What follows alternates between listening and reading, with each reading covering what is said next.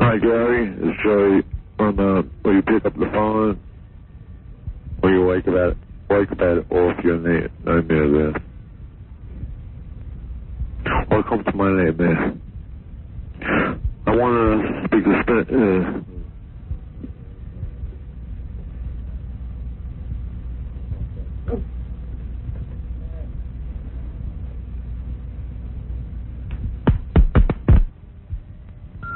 Here's Veruca Salt. Oh, yeah. From Seaver. Oh, I love this song.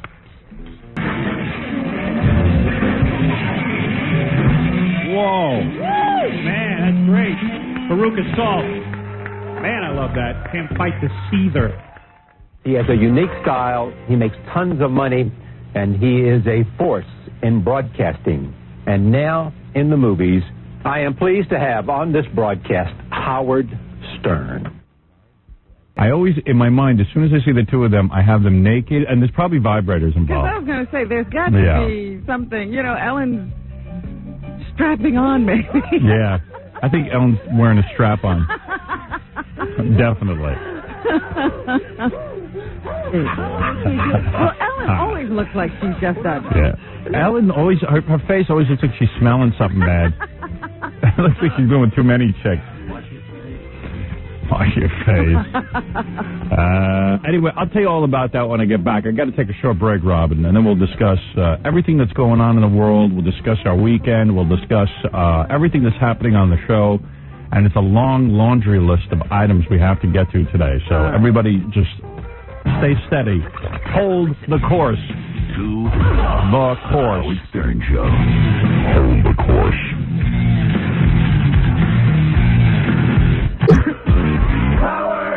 Ooh, when two girls get together and talk on the phone, you never know what they're going to talk about.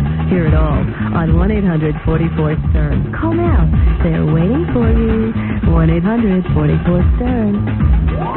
The hell is that, baby? Yeah. Very sexy.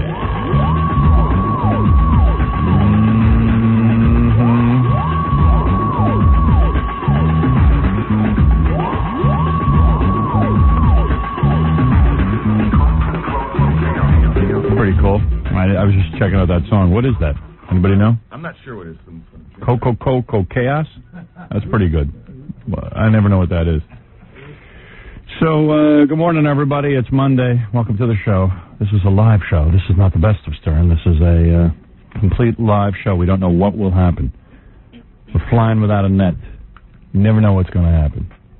Right now, nothing is happening. In a second, something might happen. So, what did I do this weekend? Let me think. Nothing. Oh, you poor dear. I didn't even get laid. It's now going on 3 weeks. Do you know what I did? My wife and I don't have sex, Robin. How could you move on to, do you know what I did? I just said I haven't gotten laid in 3 weeks. I'm a married man. I haven't had sex. That's very selfish. You flew right past it like hey, you want to know what I did? Who cares? Because I have a good time. Does my wife think that I can, I'm conducting an experiment in my house. Saturday night, I was laying in bed. I had, like, my underwear on, and she started rubbing my legs and then went downstairs, and that was the last I saw her. She rubbed your legs and then went downstairs? Yeah. Just like sort of saying, And then, I've been doing a lot of running lately, and she goes to me, you must be running a lot for sublimating. And I'm like, well, yeah, why don't you do something about it? Sublimating. Big word. Huh. Yeah, big word, no action. Why do you think she does that? I don't know. She's not interested in sex. She just doesn't want to face it. Well, she should have been with me this weekend. What did you do? Because then you would have had a great night. What did you do? I had what you have when you go to Score. What'd you have? I went to, some friends invited me to their club. A male strip club or yes, something? Oh. But it was closed down. Yeah. And the guy threw a party for all the girls. And I'm what telling guy? you, this guy, Gene, I know, who owns this club, Wild Wild West. Right. And he closed Wild the club Wild down, West. Yeah. And he had a party for the girls. Right. And they had nothing but male strippers. Right. And every woman should hang out with strippers because strippers know how to have a good time with guys. With girls? No, with guys. What? These women were attacking these men. Yeah. Like you would not believe. And I had lap dances. No, wait. You said male strippers. They were male strippers, and there were women. But you said they have a good time with guys. She went with strippers. I was with strippers Oh. who were watching guys. What is she saying? I'm just not following this. She went to a male strip club. Yeah. But No, I didn't go to a male strip club. She was hanging with. She's saying she didn't go to a male strip club. I went to I went to a men's club, but it was closed. Okay. So that nothing but the women were there. And male strippers came in to entertain them.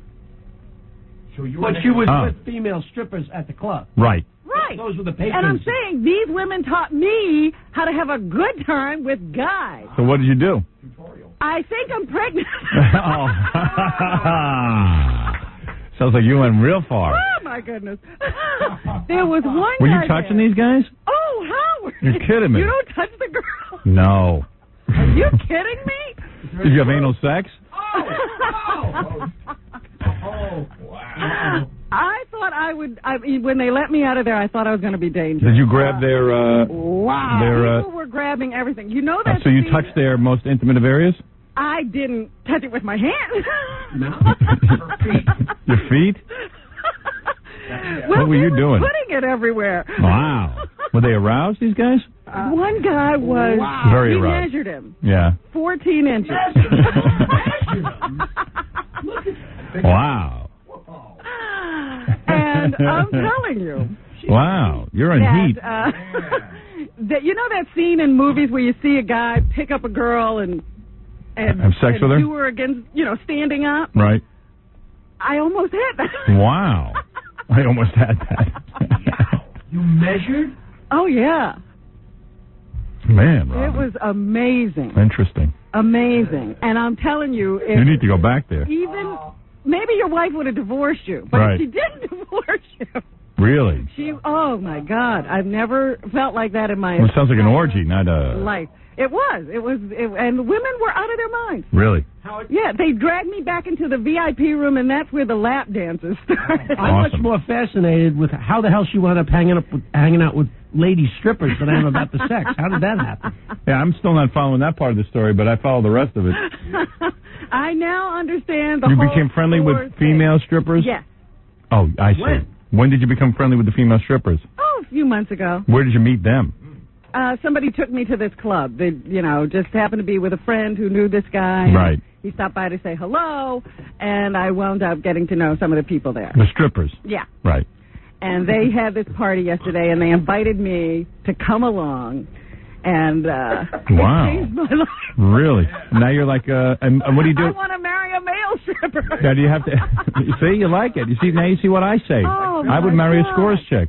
They're incredible. That's right. And it was the best time I've ever had with my clothes on. Wow. And I wasn't wearing the right thing. I know everything now. Right. It was like the wrong clothes because my pants were too tight. Right. I was amazed. You're like a guy now. Oh, my God, this is what they're talking about. Jesus, do we sound as stupid as you do right now? Never going again. Me neither. Every bit You just turned me off for the whole thing. Every bit of it. How dirty is she making it sound? Very dirty. Jeez. What? You sound like you're having a better time than I am. I never measured anybody. Right. I never got to measure anything. Measure? Yeah.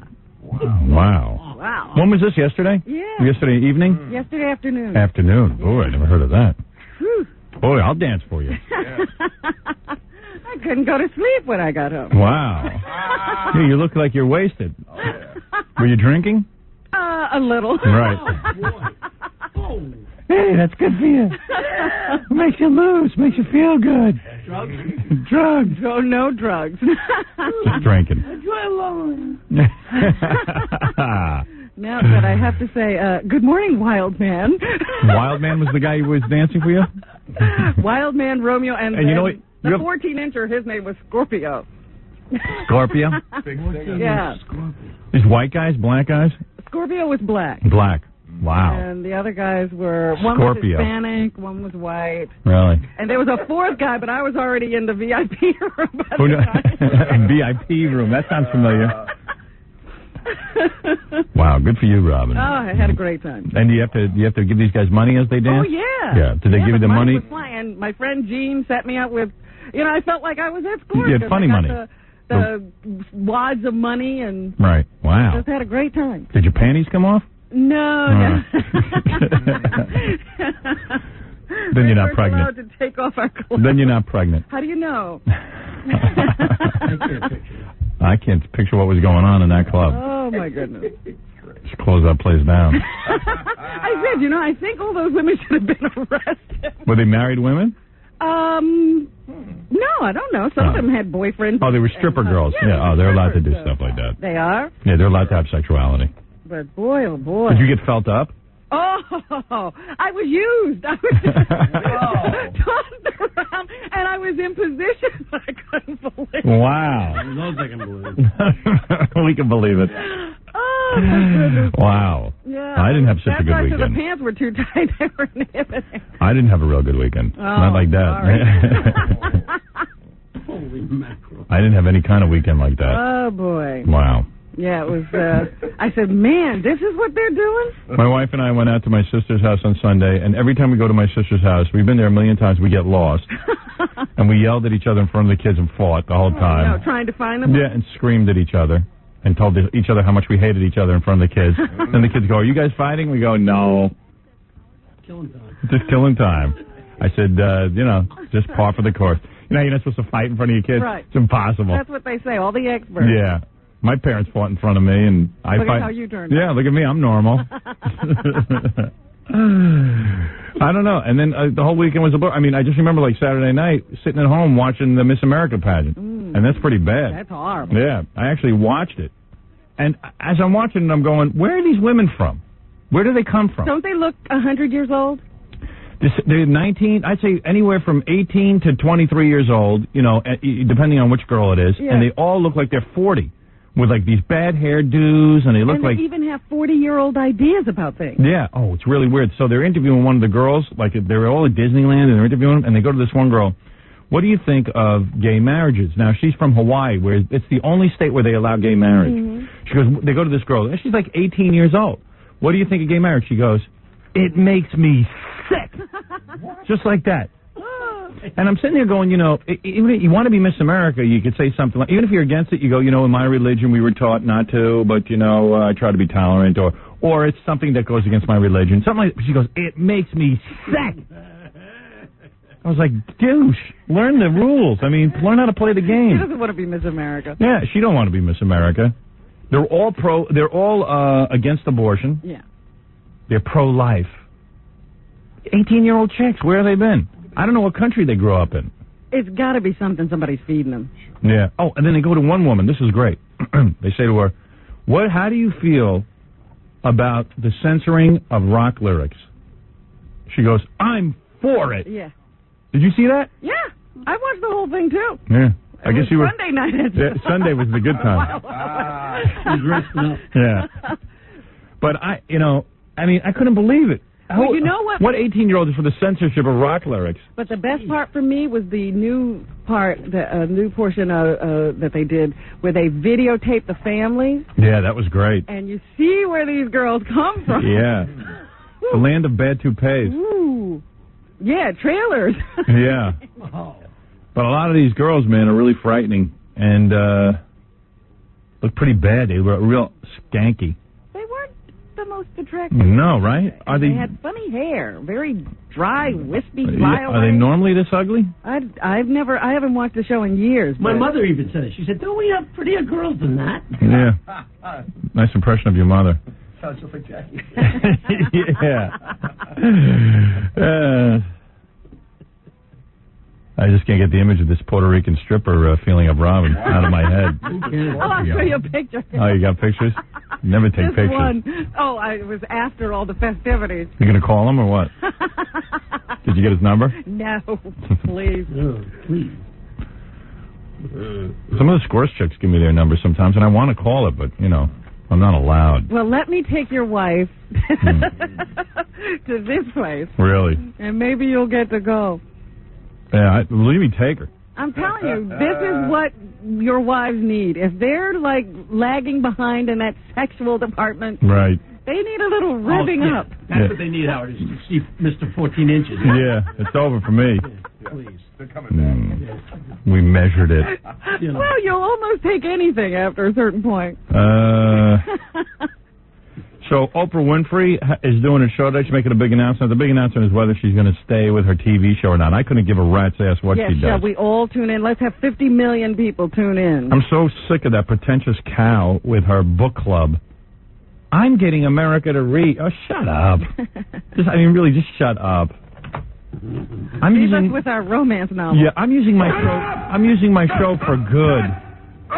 Yeah, well, we're using our show for evil. Okay? God, I'm so sick of everybody being so good. I'm going to get people to read. Just read your own goddamn book. Don't get me to read, okay? I'll read when I want to read. Yeah, even the last Miss America, her whole campaign was the literacy campaign. Yeah, she's another bitch. And, I don't know. Miss America I watched. I think he's all upset because of the Mother Teresa funeral. No, as a matter of fact, I'm not a fan of Mother Teresa. I'll be honest with you. Everyone's carrying on Mother Teresa. I'll tell you one thing. If you're going to have a big funeral for somebody, whether it's Lady Di or Mother Teresa, I would go with Mother Teresa over Lady Di. True. Lady Di, I don't know what she did for anybody, except walk around wearing expensive jewelry.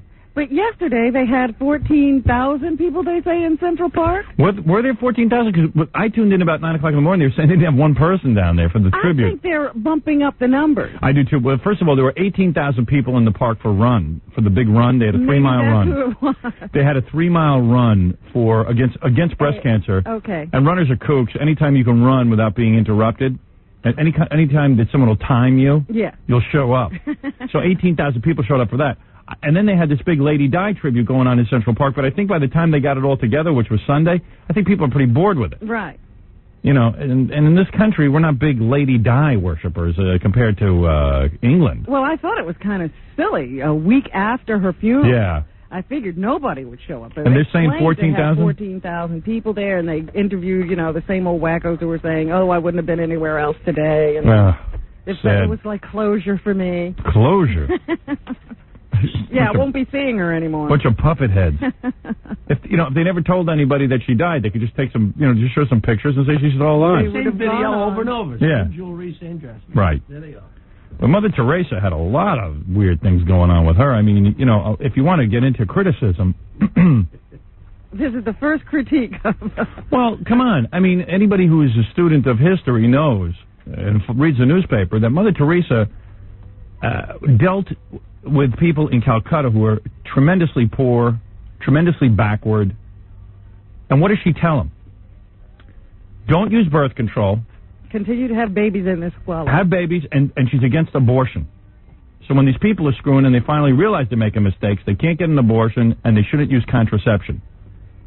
So in other words, the reason these people are poor is because they got too many kids in the country. They got too many people. It's overpopulation. There's just tremendous poverty. And she's telling people, have more children. To the point where they're just having babies and leaving them on her doorstep. She don't even know what to do. And these are children destined to grow up in poverty. I don't know. She was almost making sure she'd keep her gig. You know what I mean? There had been plenty of poor people. She needed customers. She could have stamped out poverty in Calcutta within her lifetime. Just tell people, you know what? Put a rubber on you, stupid schmo. She'd be out of work. And I know people say, well, it's her religion. You know what? Sometimes you got to go against your religion. Sometimes you got to think about modern days and what's going on. I'm pretty sure God doesn't care if we put a rubber over our Johnson. Notice she wasn't doing anything at all. So no. This wasn't affecting her. Yeah, right. She was having a perfectly fine life. And yes, I'm telling you, she sacrificed, blah, blah, blah, blah, blah. She lived in poverty. Okay, I hear that. And yeah, she stayed right there with them. Yeah, but if you want to help people, don't tell them. That's almost like going up to people who have AIDS and telling them to screw their brains out so more people will get it. And don't take medication. Right. And what's her story? Did she have a boyfriend at all? Mother Teresa? I don't think so. No? I don't think so. Never read about it. No? No scandal? She went to that Wild West club, though. Was she a fan of Ellen DeGeneres? Was she a fan of Ellen DeGeneres? I don't know if she ever saw that Ellen episode. I see. But I got a lot of problems with Mother Teresa. I got a lot of problems with her. And the way she sort of conducted her life. I don't get it. When you go down to poor people and encourage them to have children, and tons of them, there's something wrong with you. You know, shut up. Shut up! Read the situation. You know, improvise on your religion. Be a little bit different. Go up against the church and say, wait a second, we're doing something wrong here. These people are listening to me, and I'm telling them to have more kids. And I'm telling them it's against God to wear a rubber.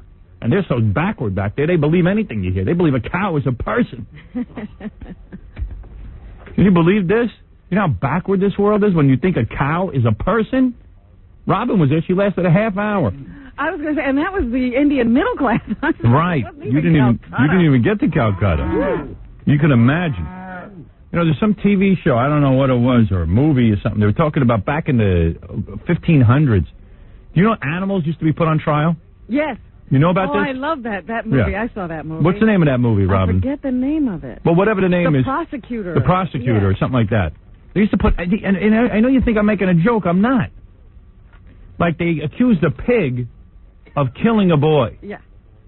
And they put the pig on trial. And they tried to get him to testify. And I think the boy was a Jewish boy, and the Egyptians wanted this pig. This pig played a big part in their lives. Am I right or am I wrong? And so what they did was they figured out a way through the legal system to substitute another pig for this pig, and they had to kill the other pig. I know you think I'm making this up. This is how backward the world is. And you say, well, that's the olden days. They're stupid back then. Stupid. In India, they think a cow is a person. And there were other stories of animals put on trial. This happened all the time. Yep. I know you think I'm kidding, but I'm not. It's unbelievable. And they would have lawyers, and they'd fight the case. It was amazing. There was one case, a dog was on trial, and the dog was barky so much they let him off. I swear to God, am I right? They didn't muzzle him in court. No, in fact, his lawyer, the dog's lawyer, was sticking him with a pin. I swear. Robin, am I lying? No, you're not. I'm telling you. His lawyer was a rooster. Amazing. It's amazing. It's amazing. It's amazing. It's amazing. Hi, you're on the air. Hey, Howard. And I only watched about an hour. Hi. I only watched about an hour of the Emmys. The best part is when Anne H. is Ellen DeGeneres' girlfriend, and them. In the newspaper today, the New York Post has a picture of the two of them with their arms around each other. Ellen has got her arms wrapped around Anne H., who is sexy as hell, with her breasts jiggling because she's wearing no bra, and it's a low-cut top, and she's got nice legs. I can't get enough of those two homos. I swear to God. I'm rubbing myself right now. Oh, dear. Hey, Howard. How about that Aunt Jillian? You'd think I was at Wild West. What about Aunt Jillian? She gets up there, she can barely get on the stage, and when she starts to talk, she starts to sweat like a pig. She fat now? Are you talking about Gillian Anderson? Oh, that's it, Gillian Anderson. Oh, Gillian Anderson. Aunt Jillian wasn't Yeah, there. that's the one-breasted girl I was thinking of. Yeah. Yeah. Aunt Jillian? Yeah. No, Gillian Anderson. Gillian Anderson, what's that, from X-Files? She isn't that hot. She's all right. She's all right. She got nice cans and knows how to display them. I'll give you that. Hey, Howard. And they're talking in the paper today, at least one girl from the New York Post, saying that Brian Gumbel was wonderful as a host. Oh. And I'm saying, boy, was he boring. was boring and dull. But, you know, he thinks he's an actor now. They're doing the Brandon Tartikoff tribute in the middle of the show, and I thought Bryant was trying to work up some tears. Oh. Really? Yeah. Wow. Hey, Howard, I got to hear that Candles in Rosie O'Donnell's head again. Oh, I could do it for you. I love that. I'll do it for you right now. What right. You know who's having the time of his life, Howard? Who? At the Emmys last night. Kelsey Grammer with his new wife. Oh, I missed that. Did you see that? Man. I saw when he and the Fraser gang got up. What's her name? Camille. Camille. We know Camille. Jumps up and wraps herself around him. And how's she looking? Good? Great. Camille's a great-looking gal. She just looks great. Yeah, I could have had her. She has stopped aging, but he hasn't. Right. You know, he looks even older now. And funnier. Standing next to her, it's very Yeah, it's really an odd-looking I don't even know why he bothered marrying her. Well, maybe he had to. I don't know. What is it, Gorilla? Well, the weird thing was when Fraser won and she got up and hugged him, and then the whole entire cast came by, she hugged and kissed everybody that came Why by. not? Like a receiving line. Yeah, she's fun. Yeah, it's practically her Emmy. She's royalty. Yeah, that Emmy's going to be sitting in her bedroom. That's right. Well, you know what? Good for her, because she's got to sit there and screw Frasier. So let her have some of the accoutrements. You're not kidding. I think she thinks she's at Scores. As each person walks by, she gives them a hug and a lap dance. She's wondering, where's the money? Yeah. Give me some funny money. You want to hear that song? I got to hear it. Everybody loves my tribute song to Rosie O'Donnell. I started by singing tribute songs to Lady Di, and it somehow morphed into O'Donnell songs. I don't know why your Lady Di songs aren't getting more attention. Everyone has a Lady Di song. We had a guy call up and said he's got a new Lady Di song. Yeah? Yeah, Dish Jockey. Where is that, Gary? Bring it in. Rosie O'Donnell's still getting... It's not ready? Rosie O'Donnell's still getting ratings for no good reason? That's right. What's wrong with... Oh, because she's nice to people. She's so nice to them, it's a bore fest. I bet she's a real bitch off stage. Oh, hey, I know people who work on that show say she really is out of control. All the niceness is that during that hour. Yeah, that's as much as she can milk out of herself. Yeah, that's about as much as she can muster. Howard, I heard that she's had like 4 directors in one season. Yeah, now let me tell you something. The directors, they all do the same thing.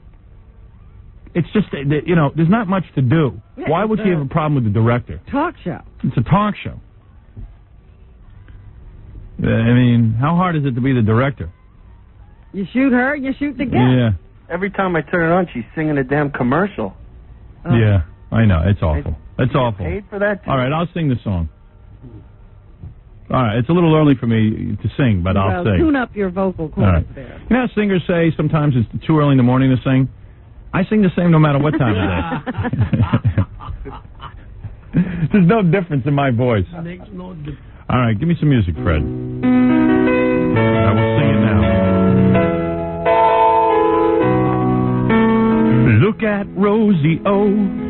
I swear it ain't a normal-sized skull. Is it bloated or is it swollen? It looks like the head of a Tyrannosaurus Rex. The first time that I saw it, I knew her head wasn't right. I'm sorry it's so disformed. It's such a hideous sight. And it seems to me there's lots of room for a candle in her head, like a gigantic and scary Halloween pumpkin. The glow would be so damn bright, it would light up a moonless night. The children would all run and hide. They'd be scared to friggin' death of Rosie's head.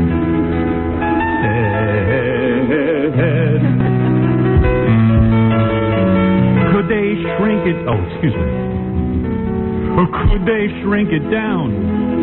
Maybe you could take a trip to deepest Africa, where the savages shrink heads. It's your only hope, so don't be a dope. Get that ugly thing sized down.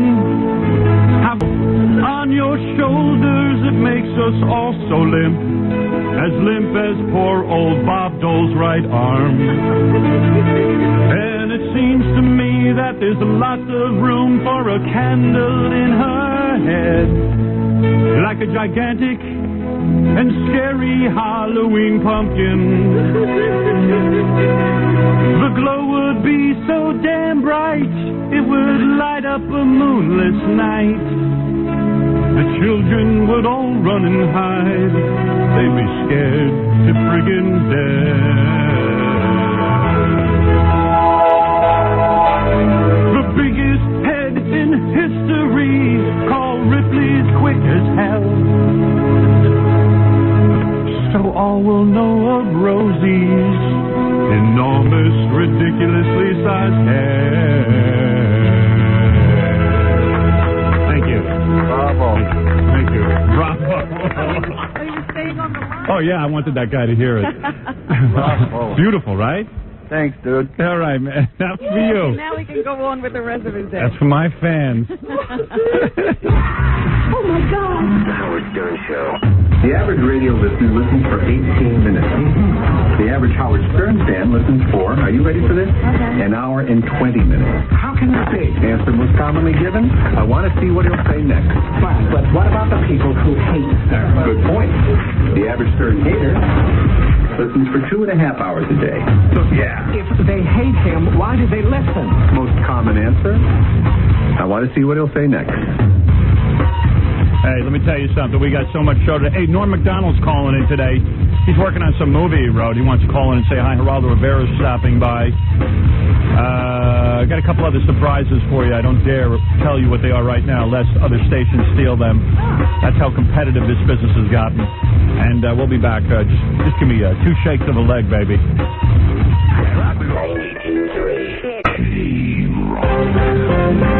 This is a special report from News Channel 4. If you're just joining us, I want to bring you up to date on an air crash off the south shore of Long Island tonight. It apparently, according to our reports, is TWA Flight 800 that departed JFK Airport for Charles de Gaulle in Paris. There were reportedly 212 passengers and 17 crew members on board. Now, the site of the crash is 10 miles off of the Atlantic Ocean, south of Mauritius Bay on the south shore of Long Island. A Coast Guard C-130 rescue plane has reported life rafts and wreckage in the water. And I have Kevin Smith of the United States Coast Guard on the telephone right now. Kevin, can you tell me exactly what's going on? Well, right now we do have a C-31 out there checking out the wreckage. There is also a problem with some fishermen and boats out there, and they refuse to get away. They keep yelling, Howard Stern, Baba Booey, Howard Stern, Robert Clements, Baba Booey, Howard Stern, Baba Booey. Hello? Well, let's cut this off here. I apologize for that. That certainly was terribly inappropriate. And then in the middle of this tragedy, when people out there are worried about their loved ones, to make that kind of an insensitive display is highly offensive, highly inappropriate, and I hope that person's friends identify him and let him know exactly what he has just done. You're listening to the always inappropriate, always insensitive Howard Stern. Right.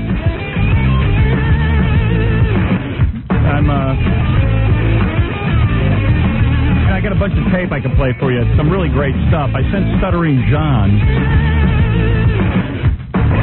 over to... I can't even describe what I sent him to. It's very difficult to figure out what it was. It was sort of a fashion show, wasn't it? Yeah, it was a fashion show, and it featured the children of celebrities. It was for Tommy Hilfiger. Hilfiger. What is his name? Tommy Hilfiger. Tommy Hilfiger suddenly became a big thing. Snuck up on us. Yeah, I don't even know who he is. Don't black people hate Tommy Hilfiger? No, they wear his clothes. I don't think so. Oh, I thought there was some controversy where they had it all wrong. There was some rumor that he once said that black people look terrible in his clothes. Oh, right, and he never said it. And he never said it. Right. He said. And so, but everybody's still wearing them. Right. Anyway, so we sent Stuttering John over to this thing where it featured the children of celebrities. Like they had Quincy Jones' daughter there. Yeah. Who they all looked really good. Yeah, well, they're rich kids and they all have great plastic surgeons. What do you think? I mean, you don't think they come out like that? They were born with plastic surgery. And most of them have good-looking parents because most celebrities are good-looking. Yeah. Even if they're not, they marry some hot-looking person. Yeah, and ugly celebrities marry good-looking chicks. So that's like Quincy Jones married to the girl from Mod Squad. How big could his daughter look? Yeah. What do you have, a daughter? Yeah, I think so. It was tough to even identify who was who because how would you know, Well, let's see. Here is Quincy Jones' daughter was there. Kate Hudson, who's Goldie Hawn's daughter, was probably real hot. No? Well, yeah, I think so. See, but they never, there was all this one little crowd. Let me tell you something. If you got a hot mother like Goldie Hawn and you're not good looking, that screws you up for life. Then they become anorexics. Or they become obese. Either way. If your mom's real good looking, like a sex symbol, and she looks better than you, then you freak out. I'm telling you. That's what happens to a lot of chicks who have hot moms who aren't hot. Could you give us examples? No. Okay. But I've seen it. You get all screwed up. All right, we'll have to take your word. You got a mom with Goldie Hawn, mom's shaking her ass in a thong, and you're like, your friends are coming over to look at her. It's kind of a drag. But okay, I'll give you an example, like Zsa Zsa Gabor's daughter. Right? Zsa Zsa Gabor was a great-looking piece of ass in her day. Okay. And her daughter, Francesca, is, she ain't a smoking babe. So it screwed her up. So she's anorexic? No, she's not anorexic, but... There's also ugly genes and good-looking people anyway, though. like look at the Swayze. Like, isn't there one good-looking one bad one? So I think the good-looking one's probably carrying some ugly genes in them, too. Rosie O'Donnell's mother was Jane Russell, very famous actress. So what do you think happened to her? The woman they invented the bra for. No, I mean, Zsa Zsa Gabor's daughter's a bad example, actually, but I don't know. I got examples somewhere. I'll think of one. All right. Then, like, Kitaro Segal was there, Steven Seagal's son. You know what I mean? So, like, all these celebrities' kids, you know, have it way too good. So John was going to interview him. So John went up to Tommy Hilfiger first. Mm-hmm. And Tommy Hilfiger was going along with it, and then he threw John out of the whole function. No. So he never got anyone. So here's Stuttering John with Tommy Hilfiger, whoever that is. Some guy who's got his name all over posters and clothes. Here we go. Tommy, can we ask you a question for CBS Radio? How are you? Hi, how are you?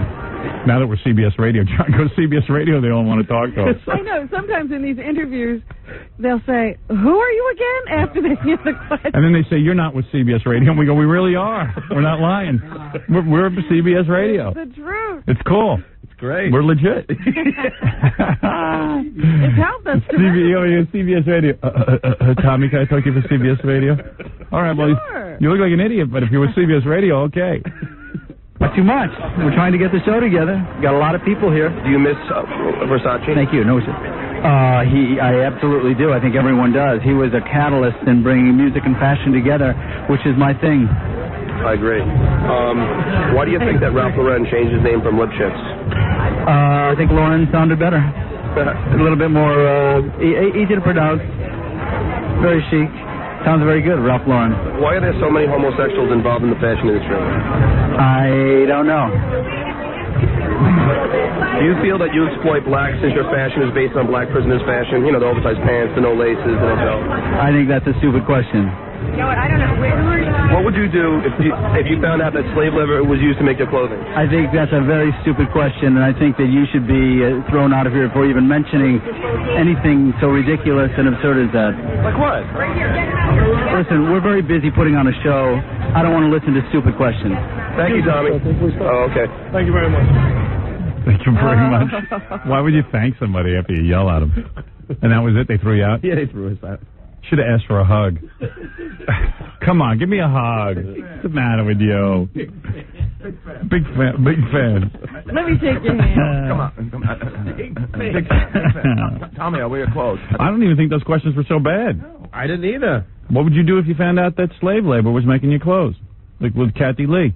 What's so bad about that? Maybe something's up. Maybe somebody should look into that. What's up with that? I mean, really, what's so bad about that? You know what happened? As soon as I did the homosexual question, yeah, he tensed up. His publicist started going, wait. Yeah, I heard that. They go, "What's radio are you with?" So then suddenly he probably was like, "All right, something's going on." Right. You know. What? What about homosexual? Everybody gets all nervous. Hear the word homosexual. Him a question. Yeah, why are there so many homosexuals in the fashion industry? Well, we're creative. Or, I don't know if he's gay. I don't know if he's gay. Right, but I'm saying they're creative and... Who cares? Yeah, what's the big deal? And the black question was legit? Did he answer that? No. That was ridiculous. Ridiculous. That's a ridiculous question. I'm not going to answer that. That's absurd. I think you should be thrown out of this event. We're all trying to work very hard here. Yeah, sorry. You were probably the only press there. There was a few. I was at about like 3 crews. Really? Yeah. I didn't see any mention of it on the news. Dickwads. No one can answer a good question. Then Robin gave me a piece of tape. You know this guy, I guess there was a big fight Saturday night between Hector Macho Camacho and Oscar De La Hoya. Oscar De La Hoya. Oh, he's changed his name. Now that he's big and famous, you have to say it the way it's pronounced in Mexico. How is that? De La Hoya or something. De La Hoya. Silent Eche. Yeah. So anyway, there's a fighter named Terrible Terry Norris who was asked about the fight. And he used to be able to speak real good. Yeah. You don't have an example of him speaking real good, do you? No, because it was, years ago that I remember him from fighting Sugar Ray Leonard. Yeah, but this is what he sounds like now. And a man who would like to fight both of these guys, or either one, is with us right now. WBC junior middleweight champion Perry Norris joins us right now. Perry, question for you. You just saw this fight. What do you think? Was Mullins robbed? Oh, he was definitely robbed. I thought Mullins won every round. I think he was robbed. Oscar De La Hoya says he's going to knock out Hector Camacho. Is that putting too much pressure on yourself as a fighter? Really? No, not really. If he truly thinks he'll knock him out, I think it could be something he's just saying, too. But it's not putting a lot of pressure. De La Hoya's a good fighter, and he's going to go out there and try to knock him out. But I don't think it'll be a knockout. I think it'll be a 12-round decision. I think Hector's going to outmove and outbox him, but outbox him, but he won't win. It'll be just a 12-round decision. For you, Felix Trinidad knocked out. What's it like to speak English but not really speak English? That's pretty funny tape. Yeah. What you said before, but that drug thing, and no one kids, I don't know why you don't put it back in that game in there. Whatever. Hey, Adam, you're on the air. Hello? Dude. Hello? Yeah, come on. Who am I talking to? Howard, you're on the air. This isn't Howard. Oh, you skivoza. What's that? I said you're a skivoza. No, I'm listening on the radio right Yeah, now. well, turn it off. Doesn't matter what's on the radio. What's that? Didn't John tell you to turn off your radio? No. John, you imbecile, tell the guy to turn off his radio. You know what, man? Your voice is like a lot higher on the phone. All right, whatever. So anyway, hello? That's because I'm squeezing myself. Yeah? I'm playing with myself. All right, okay, thanks. All right, we'll move on to the next caller. Do you have something to say or not? Yeah, I'm glad someone's finally, outing that bitch, Mother Teresa. Oh, what? Outing? Well, yeah, she's, raping the whole damn city of New York. What? Yeah, she stole, parking spaces. Oh, okay. This is absurd. What a dick. What is he talking about? I don't know.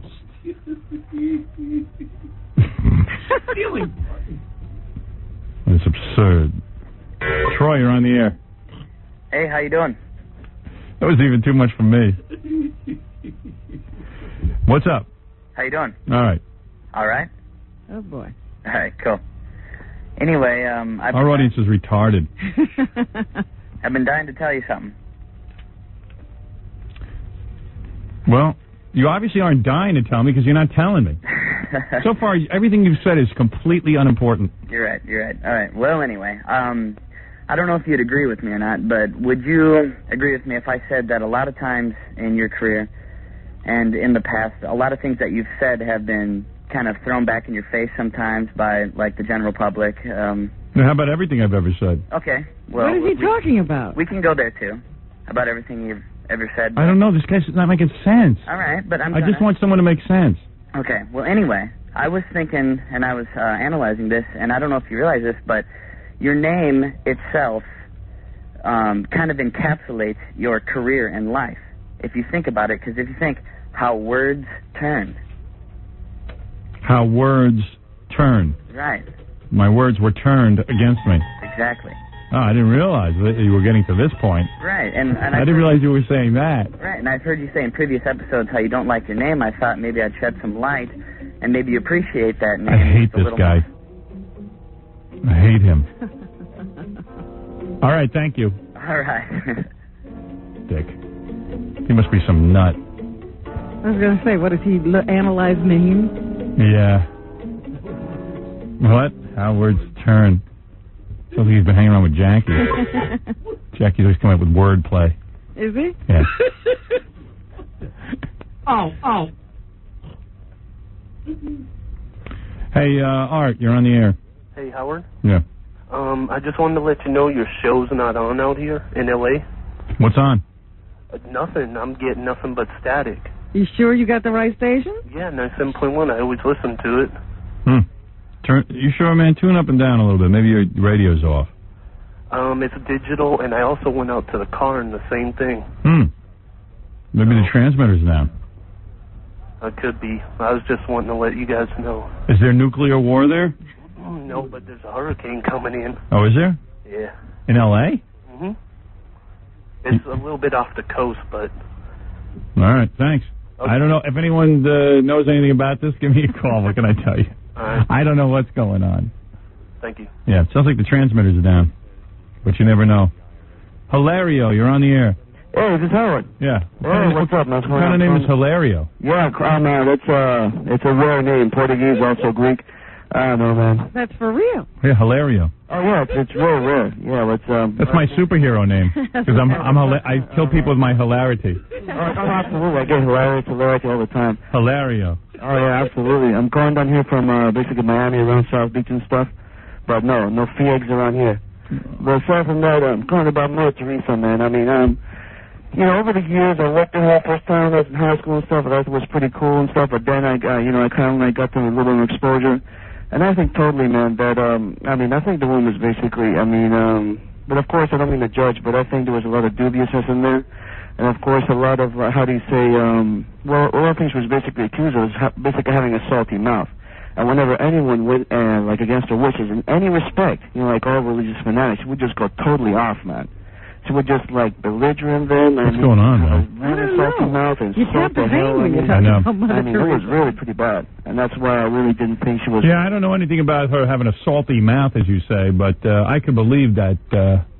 I watch this Mother Angelica show every day that it's on. Mm-hmm. I watch it religiously. Right. Not to coin a weird phrase here, or not to make a pun, but I watch the Mother Angelica show, and she's another one. Like if you challenge her, she will freak. Yeah, she'll book the devil. They're religious, the religious zealots. Anybody who has a different thought, has a different idea, she can't handle it. She freaks out. You're absolutely right, man. That's because a lot of I don't mean to judge people or anything like that, but Mother Teresa, my problem with her was, and I think a lot of people had this problem, was she's down there supposedly helping the poor, telling them to screw like rabbits, to encourage them to have more children and not to use a rubber, and was against abortion. Come on, man. What are you thinking? Absolutely, man. That's why myself, man, I'm telling you, man, as far as the Catholic Christian religion, I was brought up Catholic and stuff, but I got nothing to do with that.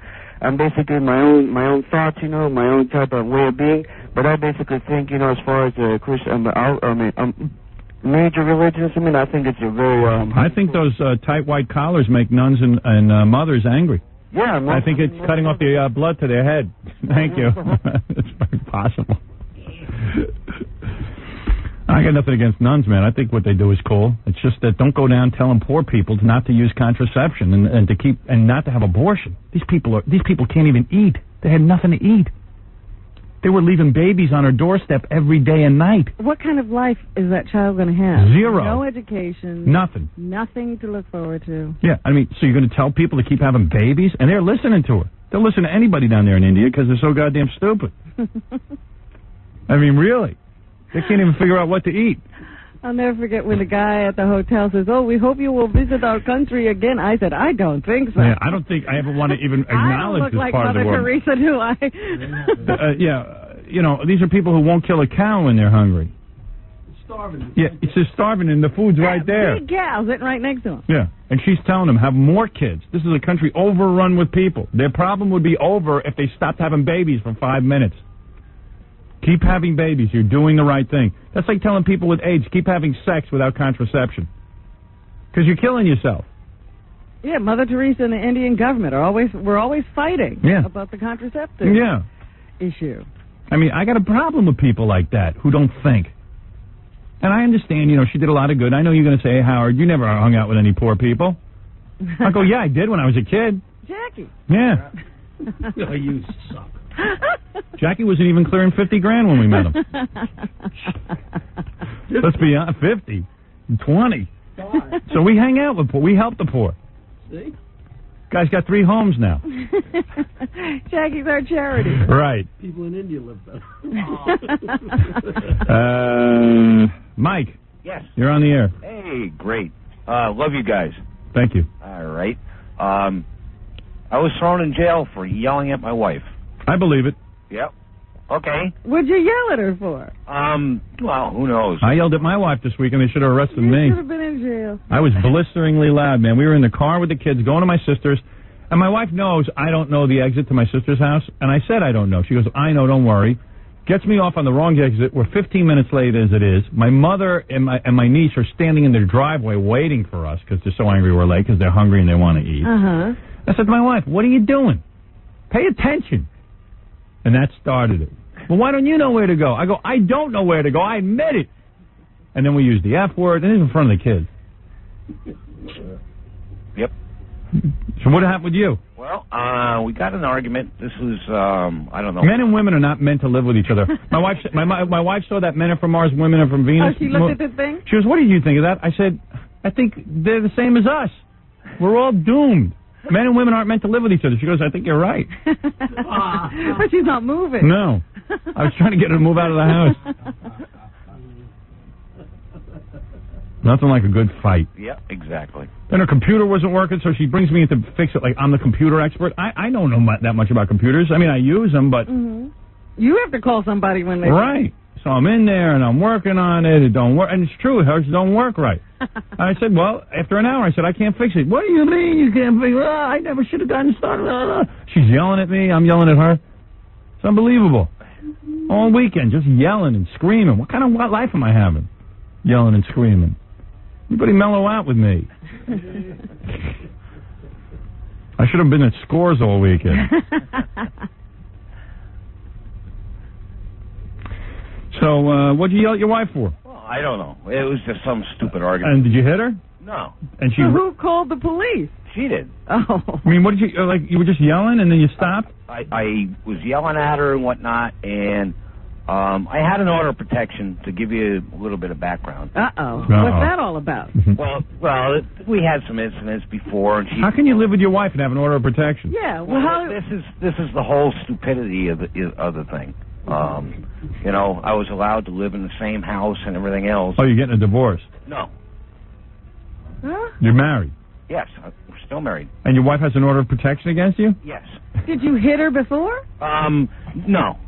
There had been some pushing and shoving. Oh, I love guys. They always reduce it. It was pushing.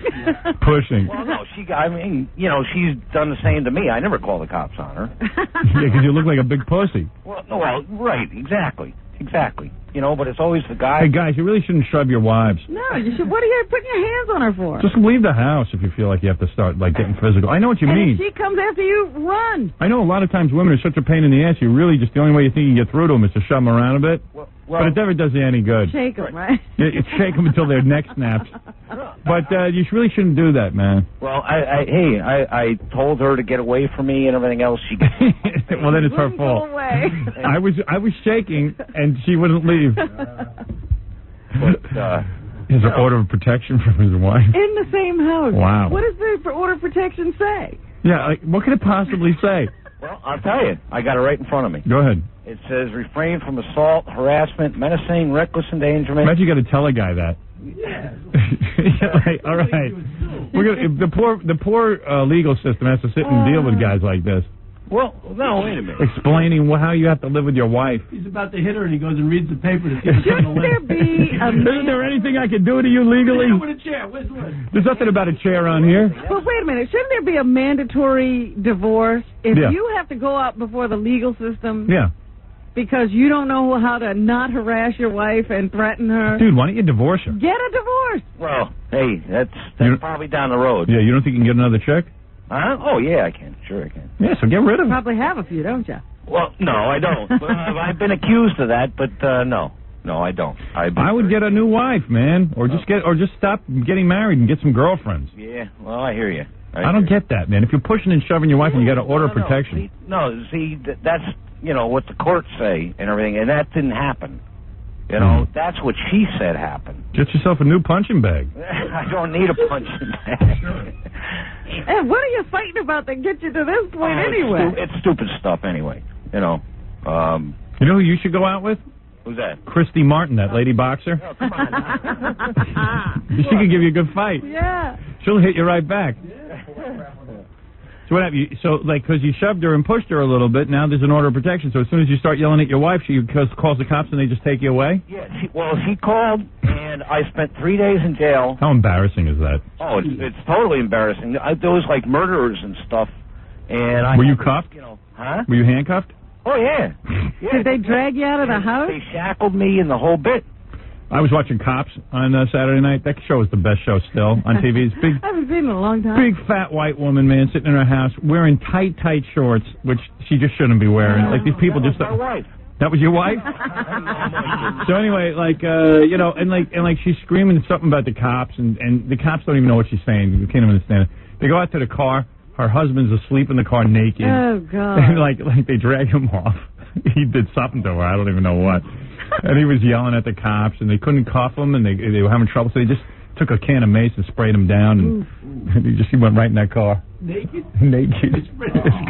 And they're wrestling with him naked? He goes, hey, man, I'm in my car. I did the right thing. I just left the house. What are you arresting me for? Arrest her. And these white guys all talk like Southern black guys. Yeah. It's really kind of funny. You can't understand a word they're saying. But in his case, was there any drinking involved when you and your wife get into this? Formally there was, but not at this incident or whatnot. Or whatnot. Or whatnot. Not at this incident. Like when guys start trying to talk like cops. Like a lawyer. During this incident or whatnot. This particular episode. Well, sounds like you're in a special hell, sir, and so is your wife. They have orders of protection in the house. Do you have kids? No. Yeah, that's good. So get out of it already. It's not going easy. How long have you been married? 4 years. Yeah, you need people skills. I don't think there's any hope. Yeah, you should just date. I hear you. You know what I mean? You know how when you first meet a girl and you romance her, there's never any yelling or pushing. Right, exactly. Yeah, and then when you start feeling the urge to push and yell, move on to the next one. Yeah, well, I don't know, but it's a long story, but it's kind of funny. Why stay married? That, I spent 3 days in jail, and it cost me, for a lawyer and whatnot, and, At the wedding, did you cold cock her in the aisle? What's that? Did you beat her at the wedding? No. See? No, see, I don't do that. All right, man, I got to go. Did you lose time at work? I mean, how do you explain all that? No, it's... What is it, John? I lost time. The part this guy's leaving out is that he flicked a lit cigarette at his wife. Yeah, so your wife gets nervous, man, because she already has an order of protection against you, and then you start flicking cigarettes For at her. no reason. I mean, all the stuff that she said in the order of protection was all made up and whatnot. So get away from her. Right. Leave her. Okay. I mean, really, it's so simple. Okay. And, I mean, what are you flicking a cigarette at her? Yeah, but like I say, Howard, just be careful when you yell at your wife. Yeah, but I'm not pushing and shoving her. Well, no, neither He's did I. not up to the order of protection yet. Yeah, I would like an order of protection against me. That'd be cool. That'd be kind of neat. Hey, Robin, over the weekend my wife took out an order of protection Let against me read to you what I can and cannot do. That sounds pretty manly. See, I can yell at her, but in a very soft tone. Yeah. Right, exactly. All right, dude, thanks. Hey. When she was calling the cops, did you tell her not to? No, I didn't care. And the cop even said, hey, she really effed you. All right. As he handcuffed you and took you away. All right, man. Later. Guy's so stupid. Didn't realize the cop's just saying that. Yeah. Yeah, he's got to drive in a car. Yeah, right. Yeah, hey, sounds like your wife really screwed you, man. You don't want to get kicked in the head. Yeah. Jerry, you're on the air. Yes, sir. Howdy, Mr. Stern. Howdy, Robin. Hello. How you folks doing today? Where are you from? Well, sir, I'm calling you from Fort Pierce, Florida, sir. Excellent. Actually, your affiliate down here is a country station. Do you find that odd? Or is that No, I find that totally cool. That's Why cool. shouldn't we be on country stations? Country folk like us. Oh, yeah. Country people like you a lot now. Right. Now, listen, I called today to ask you about E. coli. I'm deadly afraid of it. It's gotten to the point where I'm afraid to eat fruits, vegetables, burgers. Salmonella is also a big fear of mine. I want to know if you share the same fears and if you found that irrational. I absolutely do. Let me tell you something. What is he eating, though? He seems to have cut out everything. I am eating insects. I don't know what this gentleman is eating. I am absolutely afraid of E. coli. I have not eaten hamburger for, I don't know how many years, 15 years or something. You're kidding. No, I'm not kidding. I won't eat any meat. Mm-hmm. Red meat I won't eat because that's too highly evolved. And highly evolved. Now I've always eaten fruits and vegetables. You know, Americans are the only ones who eat raw salads and things. Oh, when you go overseas, they steam everything. And the reason they steam it is because they don't want to get these E. coli, as they call them. That's true. That's what they call them over there in Europe, E. coli. And we don't steam anything. We eat a lot of raw vegetables and things. Well, now, personally, I like steamed vegetables. Yeah, well, I would start steaming my stuff. Also, they tell you should even wash your fruits and vegetables with soap, if you can believe this. I've heard that. Now, see, now, the latest thing is, they say even that doesn't do it because I believe E. coli grows within the plant. That is absolutely true. And the reason for this is a lot of these countries we do business with Yes, sir. got these filthy peasants touching our food. Oh, yeah. And what they do is they make a duty and they don't wash their hands when they pick the food. Oh, Lord. That's exactly what's going on. Makes me want to vomit. Right. Well, that doesn't put it inside the plant. Oh, yes, it does, Robin. How? It crawls in there. It does. Why am I That's the E. coli. You act as if E. coli has legs. Right. It's duty you're eating. And that salmonella, I remember when you used to be able to eat the cookie batter. You can't eat that no more neither. That's right. You can't eat anything, man. That's it. Our food. Is anybody else alarmed besides me and this gentleman? Our food sources are contaminated. Our food is turning on us. Right. All right? Oh, my wife's on the line. Let me hear what she's got to say. I got to go. My wife wants to yell You at have me. a nice day now. All right. Maybe your order of protection is coming. Hello, sweetheart. Hello? Hello, my darling. This is my prize. You know, you have a very warped recollection. Of? You had a tantrum When? In the car? in the car. Yeah, I did. You had an unbelievable tantrum. The kids, it was embarrassing for your children to even hear. Oh, please. You were doing just as bad as I was. I wasn't, because you know what? I realized that I didn't even want to push your buttons and get you going. You were so obnoxious. It would have been so easy just to make a little U-turn at one point. My wife wants me to make an illegal U-turn right in front of Eisenhower Park. and she goes, I would make a U-turn here. I would have. 20 minutes out of the way, scream. My wife gives me the wrong exit to go to my sister. She says she knows the exit. I said, do me a favor, call up my sister and get the exit if you don't know. She says she knows it. Okay. I knew. So she blew it, all right? Then I get off the exit, and then she, I need an order of protection against you. You're dangerous with your directions. I know. And then all of a sudden I get off, You're such a and she goes like this, make a U-turn, make a U-turn, make a U-turn. I go, Allison, I got kids in the car. It's an illegal U-turn. It's dangerous. There were so many other places to turn around. I'm not going to make an illegal U-turn in front of my children. No, you could have. There were so many other places. It was unbelievable. And a U-turn on Old Country Road on Sunday afternoon. Unbelievable. You can't just do that. I said, Allison, I said to her, well, you're a rich woman. You can afford to pay all these tickets and go to court over all these offenses. I can't. He was having such a tantrum, Robin, for making a wrong turn. Like a baby, a big baby. No, because my family, first of all, we were late as it was. Well, I had already called to explain. Not really. You told them we'd be there at 12:30. Right, and this was now 21. And so it got into a big fight in front of the kids, and that was unfortunate. No, But it's good for them to see how a man has to take control. You had a tantrum. Even the kids said, are you guys having a fight? And I said, no. But they can hear. What are you lying? Now you're lying to them. You don't want to make an illegal turn in front of them, and then you lie to them. No, he was having. And I was being like a really good dad. I had taken them to their karate lesson, and we had. Believe how he was acting. And I was being like super dad. I took the kids to karate. In the car, I lectured them about drugs and how you shouldn't do them. Oh, what a mess you are. And then, they were asking me about drugs and drinking. What did they ask you? They were asking me about whether or not, about how they were telling me how they're never going to do drugs. And I told them how Dee Snider never did drugs. Oh, good. You didn't tell them about yourself. I said, I wouldn't bring up me. But anyway, when they ask about me, I turn up the radio. But anyway, I was being a really good dad and everything, but I was hungry. Yeah. And I wanted to get to my sister's house. Oh, he's such a baby. And all my wife had to do was just tell me the right exit. And if she didn't know the right exit... I knew the exit. I looked up. All right, so it was... People make mistakes, Howard. It was unfortunate. I guess it combined with the fact that I haven't had sex in 3 weeks. But my wife hasn't been feeling well. But, once in a while, use your hand. What's wrong with you that you're sick for 3 weeks? She wasn't feeling good. She had the flu. I had like a flu lesson. Oh. She had the flu. But she still should use her hand on me, right? Yeah, what happened this weekend? I was... This weekend, I had nothing. He said you rubbed his leg and then left? Saturday night, she cut... I'm watching Miss... You need a little bit more than somebody just laying there, Robin. Why? Because I do, Howard. I need a little bit of response. No. I'm laying there with my legs spread watching... I was on the phone with Ralph, watching the Miss America pageant. That's really you're laying on the bed with Ralph and we're discussing the pigs on the Miss America contest. And she comes over and she starts to rub my thighs. Yeah. And I was starting to get a little aroused. You don't hang up? No. No, I couldn't just hang up and say my wife's doing something to me. No, you can say, Ralph, I gotta go. What's wrong with her doing it while I'm on the phone? I wasn't interested. You can pretend it's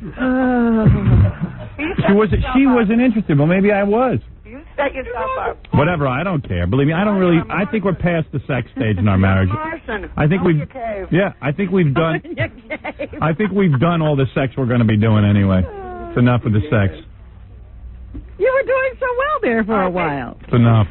Please. Please. Please. Allison, I'll take you to this place I went last Take her. night. You'll have a great time. Where was it? It was the Wild Wild West. Some naked guys. Oh, I love that. Oh, it was great. Yeah, and evidently they were Scores with you. touching Robin all over, even in the nastiest of places. Stop it. They didn't put their hands anywhere. It was all above the pants. Yeah, sure. Well, Howard, there's a way to behave if you're interested. I'm not interested. Okay. Fine. I'm not interested in learning your way of behaving. You know, I'm sick of behaving. Not my way of behaving. I'm sick of behaving. Well, Listen to my wife eating. She can't stop eating while she's on the phone to me arguing. What are you eating? some Raisin Bran. Oh, great. That'll make you be regular. You know, I tell my wife Raisin Bran's fattening. She doesn't listen to me. It's so fattening. Do you know that a quarter a cup of Raisin Bran, a quarter of a cup, is like 1 million calories? Really? Yeah. It is so many calories. It is so fattening. That's not the one they advertise to say that it helps you lose weight? And I'm telling you, I tell her, don't eat Raisin Bran. I don't want you fat. All right, Hal. Well, you don't want her. She's up there trying to get you going, and you stay on the phone with Ralph. Well, maybe if she didn't eat Raisin Bran, I'd be with her. All right. You know, that's lovely to say. Well, you look good, though. I got to admit that. All right. That you do. She was even trying to initiate, and you let her go. She was not trying to initiate. You know what she does? Here's what she does. She touches my leg for a second and goes, okay, I got to go. No. Like she gets downstairs before I could even hang up the phone. Oh, that's not true. So she goes, hey, I tried to have sex with you. It's a big game going on in my house. No. Why do you think she wouldn't want Why for the last 3 weeks haven't you just said, you know what, maybe I don't feel like having sex because I'm sick, but maybe I'll just like take care of him so that my husband... What do you think I was trying to do? Where were you? With Ralph. No, Allison, for 3 weeks now I've been home. Ralph hasn't been over. Yeah, Ralph was over last Saturday. Yeah, and what about Monday, Tuesday, Wednesday, Thursday, Friday? What do you think? Oh, sex doesn't occur in my house Monday, Tuesday, Wednesday, Thursday, Friday. It's safe for Saturdays. You're working. Gee, what a treat. You're working. What? You're working. I'm working, so you come downstairs in a really nice, sexy outfit with high heel shoes on. You get on your knees and you service me. Okay. Listen, women need romance. Yeah, well, it ain't happening. Okay. You had all the romance you had the first year you met me.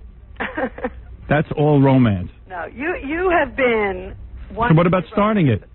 What? Women need romance. You watch Men Are From Mars, Women From Venus. You learn something to do. This. Well, it's not going to be happening here. Okay. I'm past romance. Well, I just want sex. too bad. Use your memory bank. Remember when I was romantic, and then and then pretend like it was today.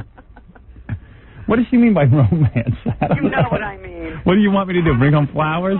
And spend some time with me. I spend time with you. All you do is yell at me with the computer. No, I didn't yell at you at all. Uh-huh. We were trying to we were trying to retrieve my information. He was trying to help me. He's got a selective memory. I like a broad who comes downstairs in sexy outfits and gets on her knees. I gotta go make breakfast over here. All right, you got stuff to do when I come home. You get busy when I get home. I'm a little busy today. Waiting at the door. Okay. I think he's saying he needs romance too. Yeah, I need romance. I want romance. What do you want to say? Deborah wants to say hi. Okay, hi. It's my daughter, Deborah. Hi. Hi, Deborah. Hi. This kid is a great kid. Straight A student. Yeah? Good at everything. Well, good. Love this kid. Well, you love all your kids. I love them all, but she's the one on the phone, so I'm telling you I love her. I have such love for this child. Oh, wonderful. What a great kid. My kid. Right? Yeah. Am I the greatest father or what? Yeah. Tell everybody. You're the greatest father. See? Except when he's yelling, right? I wasn't really yelling at Mom yesterday in the car. We were having a discussion. Remember you asked if we were having a fight? Yeah. That was not a fight. No. No. Did it sound like a fight? No. See? Who was right yesterday in the car, Daddy or Mommy? Uh-oh. Daddy, right? No, Daddy, because why? Was driving? Because I was driving and I told Mommy to look for the exit, right? Yeah, well, she looked for the wrong exit. Exactly. And then she was telling us to make an illegal U-turn, right? Mommy wanted me to tell you that you had a tantrum in the car. But I didn't, right? Did you think I did? I didn't raise my voice once. No, yes, you did. Daddy loves you so much. How could you say that? Don't try to bribe her. She's a good kid, this kid. And she doesn't want to be in radio. She's smart. Good. Did a good job. You know how some kids want to be just like their fathers and go into the same business? Mm-hmm. Not my kids. What does she want to do? She wants to be a surgeon. Really? Is that true, Deborah? What? No, I don't know what she wants to do. She's a little young to be deciding. She's 11 years old. Well, she could have some thoughts. Yeah. All right, honey. I love you. I love you, too. Bye. Bye. Great kid. Oh, are you done with having tantrums? Well, see, Allison must be a wonderful woman. She's raising great kids. I am. We know that. Thanks for telling Deborah that I had a tantrum. Oh, yes. Nice. Like I would never do that to you. You're sorry. She just said, Mommy wants me to tell you had a tantrum. Yeah, but you were trying to get her to say you were right and Mommy was wrong. Yeah. But I didn't say why. All right. Goodbye. All right. Use your hands and mouth. Oh. Use your brain. I do. Yeah, right. I'm a breadwinner. Goodbye. Goodbye. Use your brain. Yeah, I had to yell at my wife a lot yesterday. I saw her eating a piece of cake. I got really upset. I don't allow that. Life with Stern. What are you eating? Cake? It's no life of Riley. I got to take a break, all right? And then we're going to talk to Captain Jenks next. What's he up to? This is pretty funny. I'll tell you what I learned about him. We'll be back right after this. Hello, my name is Fiona Apple. I'm a sensitive singer-songwriter. I write songs about my personal pain. I write songs about what I feel in my soul. And you are listening to a man who feels nothing and has no soul, Howard Stern. So from high atop the Howard Stern building, it's Howard Stern on the Stolen Vehicle Police Recovery Network.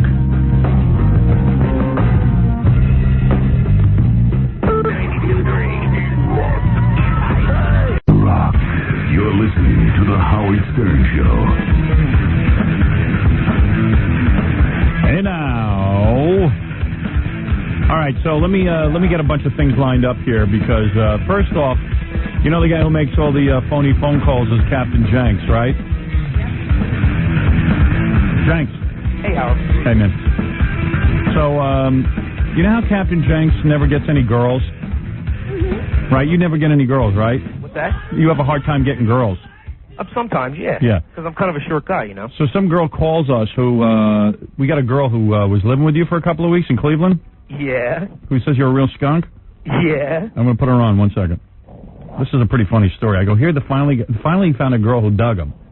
And he treats her like crap. Hey, Howard. Yeah. Once you put her on, I got some stuff to tell you about her. Okay, good. Hello? Hello? Hi. Hi, Marty. Good morning, everybody. What do you call him? What do I call him? Murdy? Murdy, that's her name, Murdy. Murdy. It's Marty. Marty. Good morning, Tom. What do you want? All right, anyway. Yeah, so, get to the here, this is kind of a funny story. I always laugh at this stuff. How did they meet? Marty, tell everyone how you met Captain Jenks. Okay, they were premiering your movie here in Cleveland, and WNCX brought the guys in, the Whack Pack, to promote it. Right. So I went to the clubs where they were going to be at, and a bunch of people there getting autographs, this and this and that. Hi, Murdy. Let her talk. Yes. Don't get all belligerent. Really. Go ahead. Go ahead. So anyhow, I go up to the table and I get my autographs and all that, and by the way, I mean, Captain Jenks is signing autographs. Right. If you can't get laid after you've signed somebody's autograph, there's something wrong with you. What I did, Howard, is I went up to him and I gave him a big kiss on the lips. So you liked him? I liked him. He was cute. Right. He was cute. Finally, Eureka, a girl who finds him cute because he's real tiny. And is she cute? What's that? Is she cute? That night, as much as I drank, she looked at the time. She's kind of actually like short and fat, and you can hear her annoying voice. Oh, boy. So she's not cute? Not really. Howard, he's going to say whatever he wants. So Marty, are you cute? Okay. I am definitely cute, Howard. I don't have any problems. Yeah, Howard, have her in the studio and check her out, Howard. How tall are you? You know what, Howard? I was afraid to. Hey, Jenks, you're the. He's calling her short? But Jenks, Yeah, really. Jenks, you're not even that good looking. I was afraid to bring her into the studio because I knew you were going to rip on me if I brought her in. Really? Howard, let me tell you about. So it was one of those girls you're embarrassed? Yes, you could say that. And when I saw her, and when I was drunk, she looked good. Let's just put it that way. Shut up, you idiot. Listen. Marty, go ahead. Listen, Go ahead, thank you, Marty. Howard. Go ahead, Marty. We'll have a big pity party for you afterwards. Anyhow. All right, go ahead. So we met, hooked up and everything. I found out what hotel room they were in, and we were partying and stuff. So, Marty, you went down there. You're a fan of the show. You met Captain Jenks. You heard his phony phone calls. You got an autograph. You were, and tell me what you look like. How tall are you? Okay, I'm 5 foot. Now, don't lie. Now, listen. Now, don't lie, Marty, because I know. Tom, I'm 5 foot. What the hell? How much do you weigh, Marty? 5 foot. I'm not super thin, Howard. What do you weigh? About 120. What? No way. 150, Howard. Easy. Oh, God. Shut up. Easy, Howard. Go ahead, Marty. So you weigh 120, I and weigh about 120. I got a 38 150, Howard. so you got a C rack. Yeah. She got a C cup, Jenks. Yeah. Howard, she's got the... You... I never could have sex with you when the lights were on. You know how bad that is? Tom, you wouldn't even take your clothes off when we had sex. Really? All right, you ready he for was this, Howard? paranoid that people were watching. He thought there was, like, cameras everywhere, and that people were taping us having sex. I swear to God. Who would want to tape of him having sex? Who was following you with a camera? Okay, Howard. All right, he was Howard. so paranoid. You wouldn't take your pants off, Jenks? Barely, down to the not knees. true. Howard, the 2 months that he... Hey, Howard. Okay, Howard, you ready for this one? Go ahead. I wouldn't have sex with this girl up until about a week before we broke up because she disgusted me. All right? Oh. Now, check this out, Howard. As soon as I left Cleveland, this girl had a foursome, and Kenneth Keith Tallenbach was one of the guys. Is that true, Marty? You know what, Marty? Wait a second. Marty, is that true? No, it's not. It is not true. That is not. And Kenneth Keith... All right, so tell me, wait a second. Everyone stop for a second.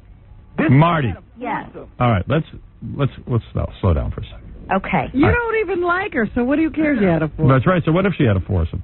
Right. Well, I just think it's funny that she's calling in to bust on me, and she. Well, you don't even know what she has to say yet. Hey, yeah, you know what, Marty? Kenneth Keith Tallenbach she had sex with, Howard. Well, that's so you say. She says she didn't. No. I swear to God. You know what? Jenks, you know what? Kenneth Keith is hotter than you. I mean, quite frankly. He's quite frankly more in demand. Howard. What? I saw him Friday night. I mean, I hate to say this. I mean, not only is he short, but now he's fat, too. Who? Captain Jenks? Yeah, he got heavy. Yeah, it's not like Jenks is any great looking guy. You're fat, too, Gary. Yeah, Gary, you're fat, too. I admit it, but, you know. Hey, Marty, I got it on videotape. I got it on videotape. What on videotape? I got it on video. You didn't even see the videotape in the bathroom with you doing that guy while sitting on the toilet, did you? What are you talking about? What am I talking? Howard's going to get a copy, and so's your father. Oh, Tom, give me a break. Marty. You lie so All right, much. wait a second. Jenks, you're really annoying now. Let me hear her. He is annoying. All right. Yeah, wait till Howard sees the tape, Marty. I can't believe Captain Jenks finally got a girl, and this is what happens. And he berates her. Horrible. He berates her. Howard, you know what, Howard? I swear to God, on the lighter side, The lighter side. When I was staying with her, I used to drive her to her freaking therapy meetings. I used to drive her to work. I used to draw her baths. I cooked meals for her. Yeah, right. All right? So why did you do that if she disgusted you? Me in return. All she did was she would get 2 feet away from my face and yell at me. Every boyfriend that this girl has ever had has beat her, Howard. I swear to God. Oh. Ask her. Ask her. There's guys listening right now that'll call in to tell Is you. that true, Marty? Did you get beaten by your boyfriend? Well, yeah, but that's not the issue. That was a long time ago. You had sex with 4 guys, and I got videotape of it, and your father. You're lying, Tom. You lie so much you didn't even know what the truth. Howard, let me. Marty, so go ahead. What happened? Tell us about. Tell you He called to something, talk about Howard. Jenks. Yeah, right. This is how it started. He was going to come to Cleveland. Shut up. He was going to come to Cleveland for 2 weeks to do some appearances, okay? All right. And I said, come stay with me, and that way you won't have to pay hotel. Well, next thing you know, 2 weeks turns into a month. A month turns into 2 months. A month, 2 months turn into 3 months. You begged me to stay. Shut up. Me to stay. Would you just listen so I can tell the story? There's people right now that are listening that know you and that know that you're lying right now. Okay? All right, let me hear her point. All right. Anyhow. Let's hear what she has to say. It was like... Marty. It was hell with him. He was always right. Marty. Shut up. He would tell me when I couldn't talk to people. He said that I wasn't... I swear to God. He said I totally wasn't allowed to making this talk to certain people. When we were practicing... this up. Would you shut up so I can talk? I wish I could hear what you have to say. I know. He won't let her talk. Let her talk. So one night, Howard, we go and we listen to this band practice, Jerks and Jeans. We go to listen to them practice. Tom's producing this show for him. Right. And we're on our way home, and I'm just giving a little bit of input on. Yeah, a lot of input, free input. A little input on what I heard, and he told me, "Shut up, you're not involved in this, and we don't need your opinion." That's not true. I got Quinn that was sitting in the car. He'll verify that. Good boy, this sounds like a couple from hell. Shut up. Get him on. All right, listen. You know what? Maybe I don't even care about you two. Yeah, exactly. Howard, this girl... No, it's just that you're not letting her talk. They had sex and they rang a bell and switched partners. Marty, is that true? Tom, you have no idea. You just like to make up stuff so people... I might hire Ed Koch to straighten this out. Marty, what's the problem, though? You said that Captain Jenks owes you money? Yes, he certainly does. Oh, how much does Captain Jenks owe you, Marty? Don't you know, Tom? You got a copy of the phone bill. How much? And I sent you a money order a month ago. Oh, you lie. Where did you send it? Sorry, Howard. All right. Your language, you can't curse on the air. I know. You lie so bad, Tom. All right. So in other words, how much money does Captain Jenks owe you? He owes me about $200 for my phone bill. You are crazy. What is it, Baba Booey? I notice every time Captain Jenks gets in one of these fights, all he does is yell. I know. And it always appears like he makes up these wild accusations that never are able to be proven. I know. Gary, call up Kenneth Keith Kallenbach. Actually, he's on the phone right now. I'm going to go talk to him. Oh, really? Yeah, we'll find out about Marty, I got tape of it. I don't really care what you got, Tom. Your dying father's going to get a copy of it. Oh, you just better cut it out. How's that, Mirty? Let's all have a pity party for Mirty.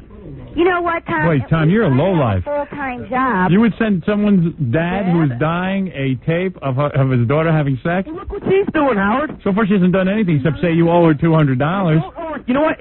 All she had to do was call me. She wanted to take this on the air. Anybody that wants to do this stuff, they want to take this on the air, then they're going to have to deal with whatever the repercussions that I say. Captain Howard, I know for a fact this girl got into a foursome, and Kenneth Keith Kallenbach was one of the people involved. Captain James. I know the other... Well, what's that got to do with the $200? How much did you send? You say you sent her a money order for the phone bill. What did you send her? The phone bill was like, I believe it was like $180. And she left a note on there saying that she thinks we should split it, and I sent her... I most certainly did not. Oh, you certainly did, and I have said, it on Tom, paper, all of Mary. these calls are yours. I don't call Hollywood, California, and New York every day. I'm looking right at it. You're on the phone with Elephant Boy every day. I know which ones are Elephant Boys. With him, too? Howard, he had sex with the whole whack pack. Oh, Tom. Now you're making stuff up. Well, he is making stuff up, Howard. But I'm telling you, Howard, she had sex with 4 guys at once. And so let's say she had sex with 80 guys at once. Who cares? What's that got to do with your... I got something to say. Yeah. I got something to say. I went with him to 2 appearances, and... he uses you to promote, and everything like that, fine and good. Well, at these promotions... Trivia questions. Right. That's at these promotions, he's got a signed copy of Miss America to give away. Right. Oh, okay. Who signs the book? A signed copy by me. No. I saw you sit there and sign Howard's name. That is... Oh, boy. Howard, that is... You signed Howard's name in a book at a giveaway. You know what, You can't deny it. Marty, you know what? I sat there and watched you do it, Tom. Hey, Marty, how was Kenneth Keith Kallenbach in bed? Changing the subject. Howard, that's the second time we've heard that accusation from... Remember that guy that lived with him? Yeah. He said he used to do the same thing. Wow. Howard, everybody's going to say what they want to say, but I'm telling you now, I would not let this girl into the show that I was producing out in Cleveland, all right? Oh, yeah, I was going to wreck your precious little show. Yeah, that's right, and it was... Wow, this is a big argument. This is bigger than I can handle, you two. Now, Howard, I'm He's telling an you, idiot, Howard. I'm telling you, Howard. He's Howard, a maniac. What is it, Gary? I drew bags for Does this Kenneth girl. Keith have anything? Yeah, Kenneth Keith is on the phone. I can't get him. I only have 2 lines, don't I? Oh, yeah. Can I take a third person? No. Hey, Howard? Yeah. Howard, I drew bags for this girl, okay? Good deal. I Give used me to... some money, honey. I drew bags I lived for her. there for 2 months, and you didn't give me a dime. The thing is that you're ugly. Jenks. You're ugly and fat, and I did this for you to keep you off my back. Jenks. Sure, Tom. I finally get you a girl. You finally get a girl. Howard, Special K was better looking than this girl. Oh, really? If I drank enough, then it was good enough to have sex with. All right. Ken Scott here. Put Kenneth Keith on. I told her that I wouldn't do it unless she got some cellophane. Really? This girl is dirty, Howard. Oh, She's got Oh, come on. That's ridiculous. Go ahead. Yeah, You go weren't ahead. saying that when we were having sex 3 times a day. How dirty was I? You know what? Don't hang up on anybody, Scott. Oblivion to have sex with you. Hello? No. Oh. Scott, hello? Kenneth Keith is on line 2. I'm sure he hung up on Right, somebody. Meardy? No, I didn't. Meardy, are you there? Yeah, you there, Meardy? We're going to throw you a I think Scott disconnected her. Oh, no. Hello? No, Marty? she hung up, Howard. I'm here. Oh, there you are. Okay. Where's Kenneth Keith? Wait till you get the. Wait till your father gets that. Oh, man. I told you, Howard. I told you. Is that true, Marty? No, it's Oh, not. no. Wait a second. Marty, did you have sex with Kenneth Keith or not? No, not on his best day. Good. Okay. That's what I wanted to know. We'll get the other guys in the gangbang to come on, too. I realize I don't care. And plus, I'm listening to these phone calls. Tom is just as useless. Howard, he's obsessed with everything he does. Let me tell you something that happened. I went to work one day and I left him my laundry key. I'm trying to hang up on Kenneth Keith and I can't even. I don't know how. Scott left me alone. How was Kenneth Keith, Meardy? I was fighting. I'm believing her. Yeah. Aren't you? She hasn't even gotten to the best accusation yet. What is it? That Jenks is an alcoholic, and he made $3,000 while he was in Cleveland for 2 months and drank every penny of it. Really? Is that true? Howard, For rent or utilities. Howard. Well, I must admit, I did drink a lot out there because I couldn't have sex with her unless I was drunk. Oh, I see. Bye. Howard, the more that you drink, the better she looks. Oh, Tom. This You was that, Jackie. You know how this is. You weren't drunk every time we had sex. What's that? You weren't drunk every time we had every sex. single time. There was the one time where I was There were a lot of times. How about sex in the I morning? was straight. Not one. Howard, can I tell a story, please? Howard, Yes. she's got a mustache. Oh, get out of here. She's got the biggest, fattest legs that you've ever seen. I'm not joking, Howard. Have her in the studio. I got a little belly on me, but I look A damn little good. belly on you? A little belly? Oh, shut up. You're not so thin yourself, you butt A little belly? All right, I got to tell this story. I left him the laundry key one day, and I was going to work. Right. And I was in training at work, and I wasn't to be disturbed at all. Well, next thing you know, this girl pulls me out. Hold on. Work which you got fired from that job. Am I right? Stop! I'm not done yet, you You got idiot. fired from that job. All right. Wait a minute. Let her tell the story. He won't let her tell the story. So they pull me out of training, and it's Tom on the phone, and he's yelling and screaming, saying that you left the wrong key to the laundry room. You did this on purpose. Would you do this, you effing... Oh, yeah, I called He you went names, on didn't and I? on and on.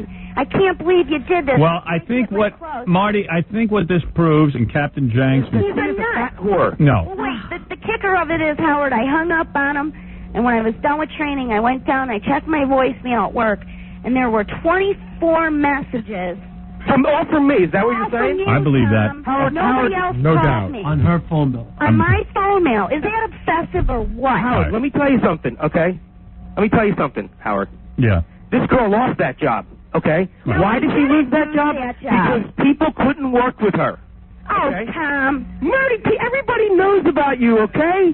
No, I didn't lose that job. Well, let's go All right. find out. Listen to me. Listen to me. Captain Jenks acts like he's got a stellar employment I know. record. Jenks, how many jobs have you lost?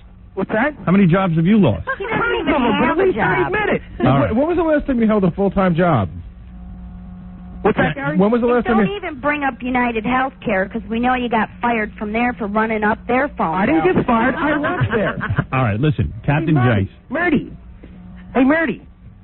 It seems to me. Your dying father's going to get a videotape of you having sex with 4 guys. Whatever, Tom. Whatever. At least How's that, I have Meardy? a life. Meardy. Useless. You're useless, Tom. I'm useless. I make That's millions right. of people laugh every now and then with some phony phone calls. You walk around and screw everybody. Yeah, I walk. Well, I guess you're both making everybody happy. All right. Listen to me. Listen to me. Marty. Marty. Yes. If I was you, It's Meardy, Howard. please, Marty. Yes. If I was you, I would stay away from Captain Jenks. I want everybody to stay away from him because he uses everybody, Howard. Oh, yeah, I He use uses people, them. Meardy, I don't have I? people sitting in this room with me right All now right. that And deal Jenks- money for phone bills. Jenks, Phone bills. when you finally, Hey, Meardy. Jenks, when you finally get a girl, I can't believe this is what happened. Howard, I swear to God, I treated this girl like a queen. I had to kick him out, Howard. He wouldn't leave. That's not true. All right, listen. I left. I wanted to leave. I've run out of time. Leave. You should have just left. Meardy. I've run out of time, you two. Who are you having sex with today, Meardy? All right, thank you. Hey, Thank Howard. You. Yeah. By the way, this coming Saturday night I'm going to be at Brownies 23 East. Nobody show up. And that's in Ardmore, Pennsylvania. Who knows? Maybe you'll meet a girl. Yes. Well, I hope it's not Meardy. All girls should keep away from him, Hey, Howard. Meardy, why don't you lose about 30 pounds, Meardy? All right. I've disconnected everybody. Wow. He is a likable guy, isn't he? And you wonder what the problem was. I don't know. I don't know. I don't know. I would say you know what? the You know good what? rule is not to pick up any of the whack pack and take them home with you. There's a reason I've called these guys the whack pack. I'm trying to tell people something. Yeah, nothing good has ever come of it. No. Then they act wacky. I mean, Captain Jenks is wacky. I mean, he makes phony that's phone what calls. cracks me up because people go, well, I took him home and then he got weird. Yeah, I mean, they're weird guys. I would tell you, by talking to the other guys in the whack pack, the thing is that Captain Jenks is so obsessed with being famous that he'll do anything to make a phony phone call. Right. So if you let him in your house, no matter what, he's going to run up that bill. He's got to make phony phone calls. It's his life. You know that going in, right? Right. It's his weakness. And he'll apologize. You know, he's got a good friend in New Jersey, that guy Kevin. Right. And, you know, he runs up the guy's bill, and then he apologizes. He just can't help it. He can't help it. He needs rich friends. Well, there it is. There's a peek into the whack pack. I'm dying to see her, aren't you? Yeah. Reunite them all. Well, that'll be on TV because we had a camera on Marty? On Marty, and we had then Captain Jenks was taping himself. Oh, wonderful. So we could see the whole argument on the television show, which will be great. Oh, I can't wait for that E episode. Yeah, that's going to be really good. I can't wait. Well, there you go. I mean, this is wild. It's wild. Better than the Miss America pageant, that's for sure. But not better than the Emmys, which had Ellen and Anne H. making out. They weren't quite making out. They were just kind of all over each other. Right. It was definitely that, you know, wife thing going on. Anne H. is the girl and Ellen's the man. No doubt. Did you see her crying? Who? Anne H. Yeah. Oh, she was tearing every time Ellen's name was She was mentioned. like Camille with Frasier. Yeah. She was the wife. Yeah. And she was dressed all sexy and her boobies hanging down. And Ellen was wearing a suit. Yeah, and Ellen was wearing a man's outfit. And like a man in Hollywood, Ellen looked a mess. And, needed a haircut. and Anne H. looked really attractive. I wonder what they're doing together. Because I know in 2 seconds I think that they use vibrators. And I think about them like kissing each other. A lot of that, huh? Kissing each other in bad places. Yeah, a lot of that. Yeah. But then they got, because after that whole experience yesterday, I was like, how do you work yourself up to this level and then not get any satisfaction ever? Yeah, they have vibrators. Vibrator must do it. All lesbians must use vibrators. Because I know girls ache for something. to I always call it cat scratch fever. Right. The woman use ear of corn or cucumber. Hold it then. Hold it. It must be so troubling to Ellen that she doesn't have a penis. It's got to be a drag. Because really, she wants Yeah, she wants to be a guy. Yeah, she wants to be a guy. I feel bad for her when I see her sometimes because she got that look on her face like she's smelling something bad all the time. And maybe that would be covered up by a mustache. And now, like, no matter what she did as a comedian, all anyone's thinking about is her doing that chick. Yeah. Can't even take it seriously. And then with this show this year, they're going to try to ignore the lesbian thing? Yeah. Now she's like, well, our show's not going to just be about lesbian. And it's like, well, then why would we tune in? Right. Wasn't funny before. Cancel it then. And now she's going to try and act like she's not a lesbian. If she got no ratings as a straight woman. Right. I wanted to see dating now. Julio Gabriel Reese is stopping by the show tomorrow. Norm Macdonald will be calling in any minute. No, I just got word Norm's not feeling good. He won't be calling in. Oh, is that right? What's wrong with him? He's sick, and he just didn't think that he was going to be funny. He called you and said, I'm sick. He had his assistant call me. Oh. All right, that's all right. Geraldo's going to stop by. Today. Yeah. I don't know what he's promoting. I guess the start of a new season. It's the new season, Yeah, he's always kind of funny. I know some chick who was interning for Geraldo, one of our interns. And she says Geraldo, when he changes, He keeps the door open so all the interns could see Geraldo parade around in his underpants. Is that right? And Yeah. what kind of underwear does he wear? Boxer shorts. Really? Yeah, because he's a boxer. Hey, there was a big thing with the... Why do they call the coach for... Why do they call Bill Parcells Tuna? I was reading this last week. It had to do something with, you know, the character Charlie the Tuna. Yeah. He, like, yelled at one of his players once, and he said, what should I do? And he said, well, go ask Charlie the Tuna. So then the nickname stuck with him. There's no really... Bill Parcells is called Charlie the Tuna. Yeah, I've heard Tuna. that before. The Tuna. And the Jets didn't do so good yesterday. They had a really primo opportunity to win their game. And Bill Parcells is now the coach of the Jets. And they were, of course, playing New England, where he used to be coach. And it was like a big deal game. And then the Jets blew it. But, Well, you know... Did it go into overtime? Yeah. Wow. Well, the Jets had a scoring opportunity, right? Right at the end. 30 seconds left. What was there, a fumble? Yeah, they scored to tie it. So Right. then the Jets kick off with 30 seconds left. You figure, New England will catch it, and then it'll just go into overtime. Right. And the guy in New England fumbled the ball. Yeah. So the Jets recover it. So now all they got to do is... On the 15-yard line. Yeah, now all the guy's got to do is kick a field goal. Yeah. And it got blocked, and you know who blocked it? This guy that was particularly pissed off at Parcells and said before the game, I am going to have the game of my life tonight because I'm playing against Parcells. And he did. I mean, it wasn't the only great thing he did. Wow. He was blocking passes and field goals and everything. Oh, your worst nightmare. a pissed off player. A motivated football player. How did Cincinnati do? Cincinnati, the football team? Yeah. I have no idea. Just curious. were you in? I know a guy who plays for Cincinnati. Oh. I was just wondering how they did. You don't know, huh? Mm-mm. Yeah, who would know? Why would we People know? in Cincinnati? Yeah, I guess. Nice guy and everything. I was just hoping he did all right. Hey, you know what? Not the quarterback for the San Francisco 49ers, but the backup quarterback, the rookie quarterback. What's his name? Jim Druckenmiller? Jim Druckenmiller. He's a big fan of our show. This guy did an interview with some newspaper, and he was like rapping about us the whole time. Oh, yeah? Yeah. They asked him, what do you listen on the way into work? What do you listen on the radio? They were asking him about music. He says, well, I listen to Howard Stern in the morning, but after that I have like Pearl Jam on, and he mentioned some other bands, And then the guy lets it drop there, the interviewer. Then the guy goes, what was the last book you read? And he goes, well, Howard Stern's Miss America. It's hilarious. I couldn't stop laughing. I've been reading it on planes because I've been doing a lot of traveling. Then the guy finally takes it up with him. He goes, yeah, it's a funny book, but I read it, and people always look at you and tend to look down at you for reading Howard Stern. Is that true? I guess if you read it on a plane, people kind of goof on you.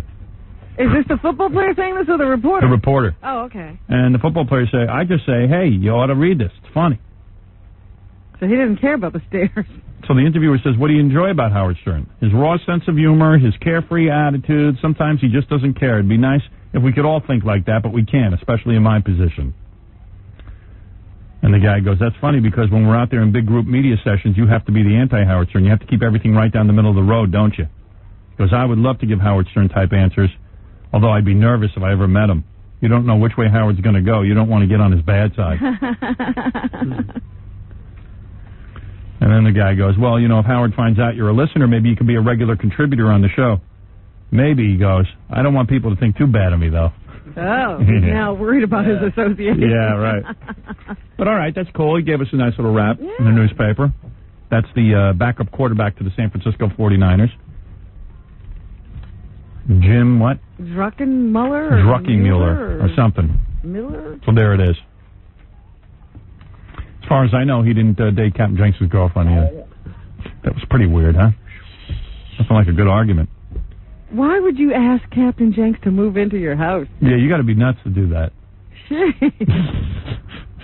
Very lonely. There's a lot of lonely people out there. Oprah's going to make some big revelation on her show today. She's trying to get ratings. What she's going to say is whether or not she is going to stay with the show. Who cares? Pretentious fat Oprah. All full of herself with her book club. I can affect books. What is it? Come here. Baba Booey. Let's sit down and then walk away. An update on something. What? Cincinnati didn't play yesterday. What'd you say? Cincinnati didn't play. Oh, it didn't? Okay, all right. I was just curious. So you didn't miss a thing. What do you know? This guy named, Jesus, isn't that funny? I saw him every day, and I can't think of his name. I know a guy there. I can't think of his name. I feel bad because it's going to get back to me. I can't think of his name, but it's just it's the pressure of being on the air and having to come up with a name. I know one of the players. His name is John Smith. Oh, chance. I can't think of the guy's name. Now he's going to be pissed because he's always like, "Hey, could you mention my name on the air?" Did he say that? Yeah. Perfect opportunity. I know, and I can't think of his name. And I can't think of his name. You choke. I had a date on Saturday. That was fun to go dating. What? I'm starting to date. I've been back in the dating. Wait a minute. Who'd you date? I dated a girl I went bicycle riding with. So, now, how did we happen? We met for a bike date, and then we went biking together. Where did you meet? We met over at a park. Was there any? No. I meant how did you meet a person to get a date with, and how did you ask for the date? Oh, I was running in the park one day, and I met her, and then I you said, running together? Yeah, then we were biking together. So wait, you just met a complete stranger in the park? Yeah, and then you made a bike date? That's right. I had a nice date. That is not very Howard Stern. No. Really? A nice little date. Hey, doesn't Jerry Seinfeld do that? Yes, but he's single, remember? Oh, that's right. Any sparks? Did you tell your wife you were doing this? Oh, yeah, sure. What'd you say? I said, I'm going on a date. I'll see you later. I got a date. Now there's an order of protection against me. Where do you think this is going to go? Oh, I don't know. I hope somewhere. I hope I get something. I mean, did you two hit it off? You had a nice we had a date? great time. Had a great time together. And what is her situation? She's single, so she's available. So now I'm dating. Did you keep a secret? Yeah, sure she could. I'm sure she could. Yeah. So you biked? Yeah. No, somebody actually knew. It wasn't much of a date, but I like to think of it. It wasn't your. She didn't know she was on the date. I was. I was on a date. How far? I didn't know you were riding again. How far did you ride? You know what? I went on this bike, and when I'm biking by myself, I'll do a half hour and be exhausted. But since I was like with a girl, I had to show off, so I ended up biking for 3 hours, and now I'm exhausted. I had to sleep the entire rest of the weekend. Oh, no. You know what I mean? Now I had to sleep the entire weekend. Always trying to impress. Right.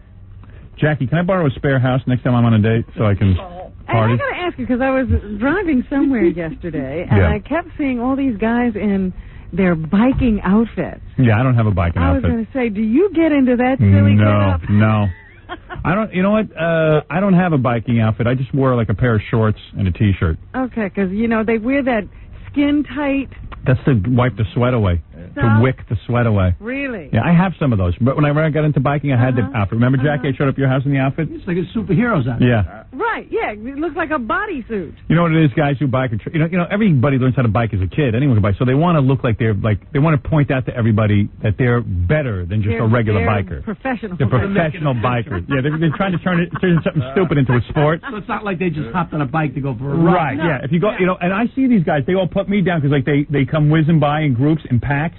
They also ride bikes together, and when they pass me, they're like all impressed with themselves because I'm just out for a stroll. Yeah, because they claim that certain things one biker does with another biker helps them bike. Yeah, well, that's called drafting. Yeah? Yeah, you even name it and stuff. Like, remember when you used to, remember you used to go biking with your friends, and you'd all be in a pack, and you have to go single file because there's cars on the road. That's right, no room. So now they figured out that if you're in the back of the line, the wind, they're blocking the wind, so that creates a tunnel for you to bike faster in. So that way you keep switching. Each guy goes to the front of the line and then passes to the back of the line, to the middle of the line, and it takes away the pedaling resistance. So they have theories on it. Oh, my God. And it's just biking. It's biking. I'm sitting there listening, and somebody said something about, because it helps when... I'm like, what are you talking about? When I had the outfit and everything, and I was like, and I had the clip-on. I would like to see you in that outfit. No, Jackie saw me. Jackie saw me. And want to see that. Wait a second. So I'm biking with these guys, right? Now they got you clipped into your bicycle. You can't get your feet off the pedal, so you fall down. This is something I was good at. Now I'm bad at it. Then they make up all these wacky things with drafting. Yeah, because and you got to change your position. Yeah. And then all of a sudden, something you enjoyed, you start to hate. Right. And you start to get bad at. So now I'm sitting there looking at a biking outfit, and I said, that's as stupid as somebody who's race walking. Now- So be in that stupid outfit Now I just get on a regular bike with my sneakers and go biking. But and these enjoy yourself. Yeah, and I love it. But these guys look down on you Because because they got the funny-looking helmet. yeah. You look like you're from Mars. Then they got the skin-tight suit with the funny colors. Because Right. it's always like lime and I got 'em all. bright neon colors. Well, when I used to go biking, then all of a sudden, when the guys heard I was into it, the president of the biking association sent me all the uniforms and stuff. So I had all kind of weird leotards. But what would happen to me is I can't wear bike pants because my penis is small and it rubs against the material. There's like a chamois inside there, and it gets caught on the outside of the chamois, and I would get irritated. Yuck. And I would just wear my regular underpants and shorts. If I had a bigger penis, perhaps I could work things out. Yeah, I just saw a bunch of these guys standing in a parking lot. I guess they were about to start or they were ending their ride. Right. And I looked at all the get-up. I said, there's a bunch of stupid-looking guys. I know. Although one time I was riding my bike to Jackie's house when I was really into it, and I had the uniform on, and some chicks pulled over and told me I had nice legs. Really? Yeah, so like maybe guys look good in uniform. I I don't know. It looked pretty funny to me standing there in a parking lot. I don't know. I was a little scared when you guys pulled up. It wasn't. Yeah. It wasn't totally obvious who it was. Right. You know, with your hair all pulled up under those little funny hats. Yeah. Because it looked like a guy who's trying to make something out of nothing. Yeah, Biking is it's very a stupid simple. sport because any little kid can do it and do it better than us. But we get grown up and we want gear. Stupid. Yeah, because there were big gloves, everything. Yeah. It's a ritual. Yeah, I guess you get into your suit and now you're ready. Well, no, I to go. respect guys who do that more than guys who go play golf for 7 hours on Sundays. Like that, I don't get. Yeah, well, I've never gotten that either. Yeah, I don't get the whole golf thing. Guys sitting around hitting a little ball, not even exercising. With a big fat ass. And talking about how they love it. Yeah. What is to love? I don't know. I love going to scores. I don't love hitting a ball. You know, love is a strange thing. It's like the absence of everything. Right. There's no phone, no wife, but what are you doing? Yeah. I mean, as soon as there's no phone and no wife, let's You do can have a something good fun. time. Yeah. What are you doing out Walk there? around on the grass. Yeah. Walk around on the grass in those dumb shoes. Put some broads in the woods. Right. Yeah, And let me go hunting for them. Give me a club. Yeah. I don't get that. Yeah, I had all those shoes and everything. Yeah, I tried I it. just looked at that and I said, wow, that's a pretty dumb outfit. Because it looked pretty cool, you know, like for a while, but And they got the goggles. It's bizarre. it messed me up. What is it, Tom? Golf is good. All right, Tom, nobody cares. Get out of here. And Tom's going to come in and defend golf. Could you pretend like you don't exist? We didn't do that to get your attention. Yeah, please. I never bother you. Don't bother me. All right. I didn't talk about golf to get Tom's attention. No. I want to come in and talk about golf. Guy's retarded. Tom's brain is the size of a golf ball. He's like staring at me. Yeah. Guy's going to talk about golf. Golf is good. Might be time to play Tom C. Yeah, maybe I should. So anyway, that was it. I watched Miss America Saturday night and the Emmys, and I don't know, the Emmys were pretty boring. You know? Yeah, they don't even have production numbers or anything. It's just straight out awards. Jerry Seinfeld was on 60 Minutes whining about how, he's got this big expensive house, but he doesn't use it because he's busy working. Who cares So about stop. that? Yeah. You could have ended the series this year. You dummy. Am I the only guy who doesn't care about Seinfeld? I know the countries. My dad loves that show. Everyone loves that show. So, yeah. I'm the only one who could take it or leave it. Well, I don't It is get to great. watch it. I don't, Yeah. it's just not something I watch. Did the Larry Sanders Show win an Emmy? That's a good show. think so. No, I think they didn't win anything. That makes a lot of sense. Most nominations, I think, too. Yeah, Really? He broke records for how many nominations? Like, I think 16 for it. That's because the idiots who vote on this stuff are morons.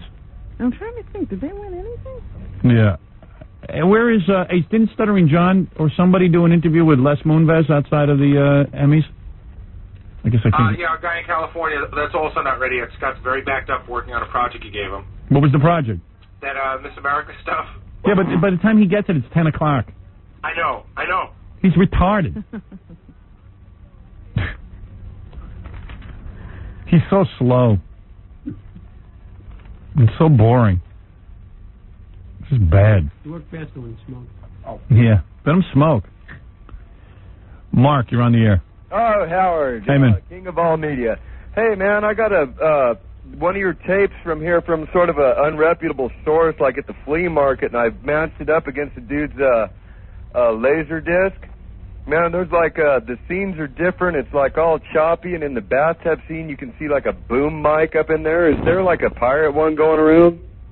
I don't know, man. I don't know. Sounds like it, doesn't it? Sounds like it to me. I don't know what you got a hold of, but I don't know. I got it from Jose down at the flea market, but hell, you know, I mean, that's what you get for buying. I mean, you know what? I've tried to watch bootleg movies. You can't. I mean, Why would you? They're so bad. If you're seeing boom mics and stuff, it's probably the guy in the movie theater trying to do stuff.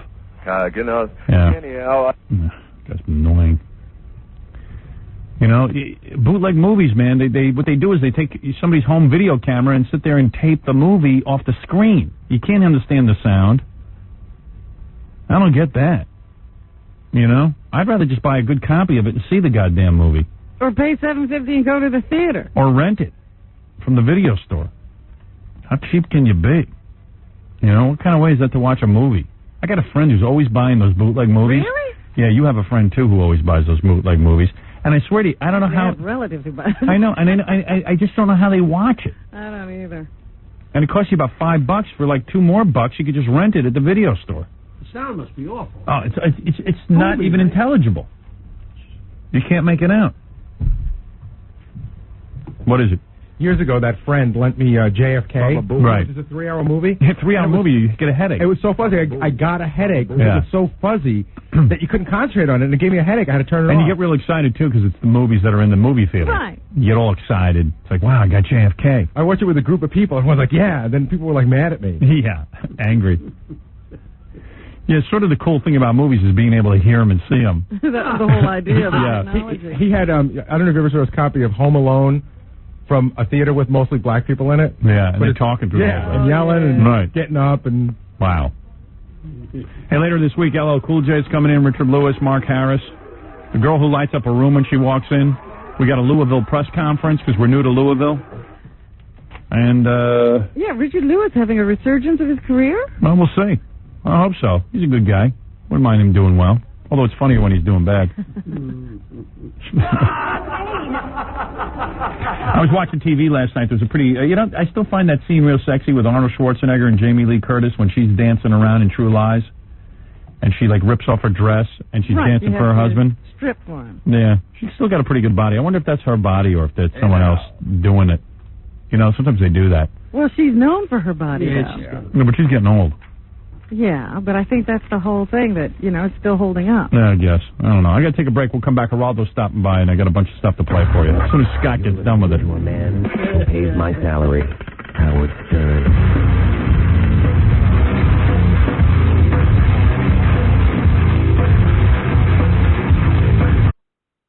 Although she's still not in the ground, I don't think. I thought in India they burn you.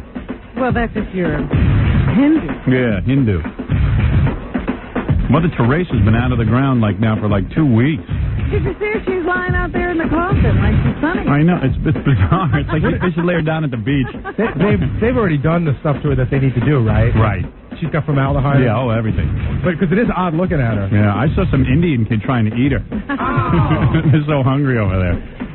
Feed her to the children. Mother Teresa. I hope she didn't have a horny mortician. That would be awful. I kept thinking that. Imagine. All that. Yeah, she saved herself her entire life. And then the mortician got her down there and he's doing stuff. He's like, hey, man, I'm having sex with Mother Teresa. Now, don't you think with a Mother Teresa, like the sisters did it? I don't think so. They're not that horny. No. I meant they did her. Oh. Preparation, I didn't know it. I thought you were really going in a dark place. I was like, wow, you got too much sex this weekend. All right, Mother Teresa. But there she is. She's laying there. Everyone's upset she's gone. Not me. I think it's kind of okay now because she was busy telling the Indians not to have, telling them not to use contraception, and she's anti-abortion. So she's encouraging them to have more and more children, which is their problem in the first place. The Indians have so many kids, they just, they would abandon them at Mother Teresa's doorstep. Mm-hmm. She'd keep having more. Out of way. Don't use birth control, remember. That's right. Keep having sex. Man. I never got her. I mean, I dig, that she sacrificed herself to the poor and all that kind of stuff, but everybody's always got a weird agenda, Yeah, there's rules. Yeah. And Lady Di, that's I don't know sad. why you have to listen to part of the Catholic philosophy when you don't listen to the other part. Right. Don't use birth control, don't use don't have abortions, but they also say don't have sex, and the people are obviously having Yeah, sex. so, what's up with that?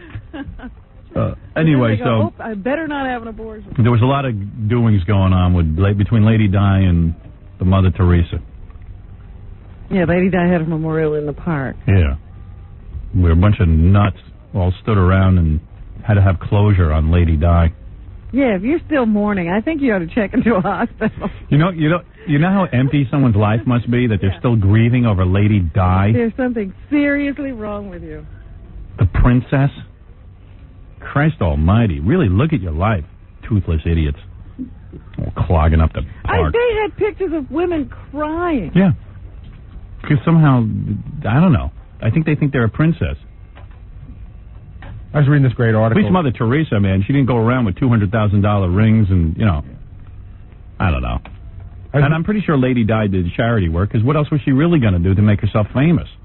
Well, that's how she got into the people's good graces. Right. Oh, she leaves her castle to go visit poor people. Yeah, I mean, and then she goes and drinks champagne on a yacht the rest of the I think it's not so summer. bad jetting into, some poor area for an hour and then jetting right back out. Right. I was reading this article, Howard, where the guy was saying how everyone's going, she was one of us, and the guy proceeded to explain how she was nothing like any of them, how she was from a wealthy family and went to boarding school. Yeah. He said she was just really nice for the royal family because they're so uptight. And she probably was because she was so guilty over having so much. She figured she'd go out and shake a few AIDS patients' hands. But she definitely was raised to marry one of those guys. Yeah, to marry a king or a prince or So somebody. they thought she was going to she'd probably marry Andrew, Right. since Charles was so much older. Right. And he was actually dating her sister. Yeah, but I heard some woman on the news today that said that Princess Diana was her nanny here in New York. She was a nanny? Mm-hmm. Yeah. Well, when she was growing up, they gave her a little job. Right. It was like, when your kids babysit. Right. So she got to be a nanny. She was groomed like a veal. Veal is prepared to be soft so that it can be eaten by us. She was prepared to be eaten by Prince Charles. Yeah. Okay, here's a couple of cool tapes to play for you. Number one, Stuttering John went out to some charity event or something. I don't know. You know that guy Tommy Hilfiger? All I do is see ads for his clothing. I don't know if I ever bought any. Tommy jeans and... Yeah, here's Stuttering John with Tommy Hilfiger. He got thrown out of the event inside of 40 seconds. Tommy, can we ask you a question for CBS Radio? How are you? Hi, how are you? Not too much. We're trying to get the show together. Got a lot of people here. Do you miss Versace? Thank you. No, sir. I absolutely do. I think everyone does. He was a catalyst in bringing music and fashion together, which is my thing. I agree. Why do you think that Ralph Lauren changed his name from Lipschitz? I think Lauren sounded better. A little bit more easy to pronounce. Very chic. Sounds very good, Ralph Lauren. Why are there so many homosexuals involved in the fashion industry? I don't know. Do you feel that you exploit blacks since your fashion is based on black prisoners' fashion? The oversized pants, the no laces, and no belt. I think that's a stupid question. You know what? I don't know. What would you do if you found out that slave liver was used to make your clothing? I think that's a very stupid question, and I think that you should be thrown out of here before even mentioning anything so ridiculous and absurd as that. Like what? Like what? Listen, we're very busy putting on a show. I don't want to listen to stupid questions. Thank you, Tommy. Oh, okay. Thank you very much. Thank you very much. He's very polite, John. As he's being tossed. John ran into Sherry Stringfield. She's the girl who left ER because she had to go do something. I don't know. Wasn't she the one who left because she was going to get married? Yeah, and then she didn't get married. And she broke up with the guy. Yeah. I don't think she thought it all out. Anyway, here's Sherry Stringfield for those who are fans of ER. Hey, Sherry. Hi. Can we ask you a question? WXRK on CBS Radio. Oh, okay. So why'd you leave ER? Oh, radio's okay. Oh. Good question. Yeah, right. Why? Is that a holiday answer? No, to be in New York. New York's in my blood. So you have something coming up here that you want to do? Oh, I have a lot of things. Lots of things I'm working on, yeah. She was getting, what, 100,000 an episode or something? I don't think she was getting that, but she was nominated for an Emmy or Yeah, like, something. why would you give that She up? was doing very well in her career. Yeah, why not? And if you want to do movies, do it during your hiatus. But All she the didn't actors leave do to that. do movies. George Clooney did 3 movies this year, and he does ER. She left to be with a guy she loved. Yeah, she was please. engaged to some dude who lived here, Yeah. and she left the show to be with him. And now they broke up. Yeah. Great. Will you be attending Lady Di's funeral? No, I won't, but it's incredibly sad. Really sad. It's incredibly sad. How about OJ, innocent or guilty? What? What kind of interview is this? Let me ask you, Sherry, do you ever allow yourself to be photographed during your period? Excuse me? You know what? I'm out of here. Are you really CBS? Yes, Radio? I swear to God. Like scumbag radio. No, come on, you know? Let me ask you one more. No more. Sherry, would you like Howard Stern? Sherry? All right, Sherry. Sorry about Scumbag Radio. Scumbag Radio. I still don't know how he can do that, Stuttering John. That is tough. And he continues. He doesn't even care. Excuse me, would you like to be photographed during your period? And after they start to throw him in, he goes, well, let me ask you one more. Yeah, please. One more. Just one more. She goes, what is this, Scumbag Radio? Let me just ask you one more. Follow up. All right. Okay. So we sent, not Stuttering John, because we don't have the budget, but the Emmy Awards occurred, and we sent one of the guys from KLSX out there. His name is Malibu Dan. And he did these interviews. This first guy is Leslie Moonves, who is the head of CBS Entertainment. He's like the guy. The programming guy. He's the programming guy. He picks all the shows for the network. He's the big cheese. So we had some questions for him. Here you go. Leslie, why wasn't Howard Stern invited to the Emmys?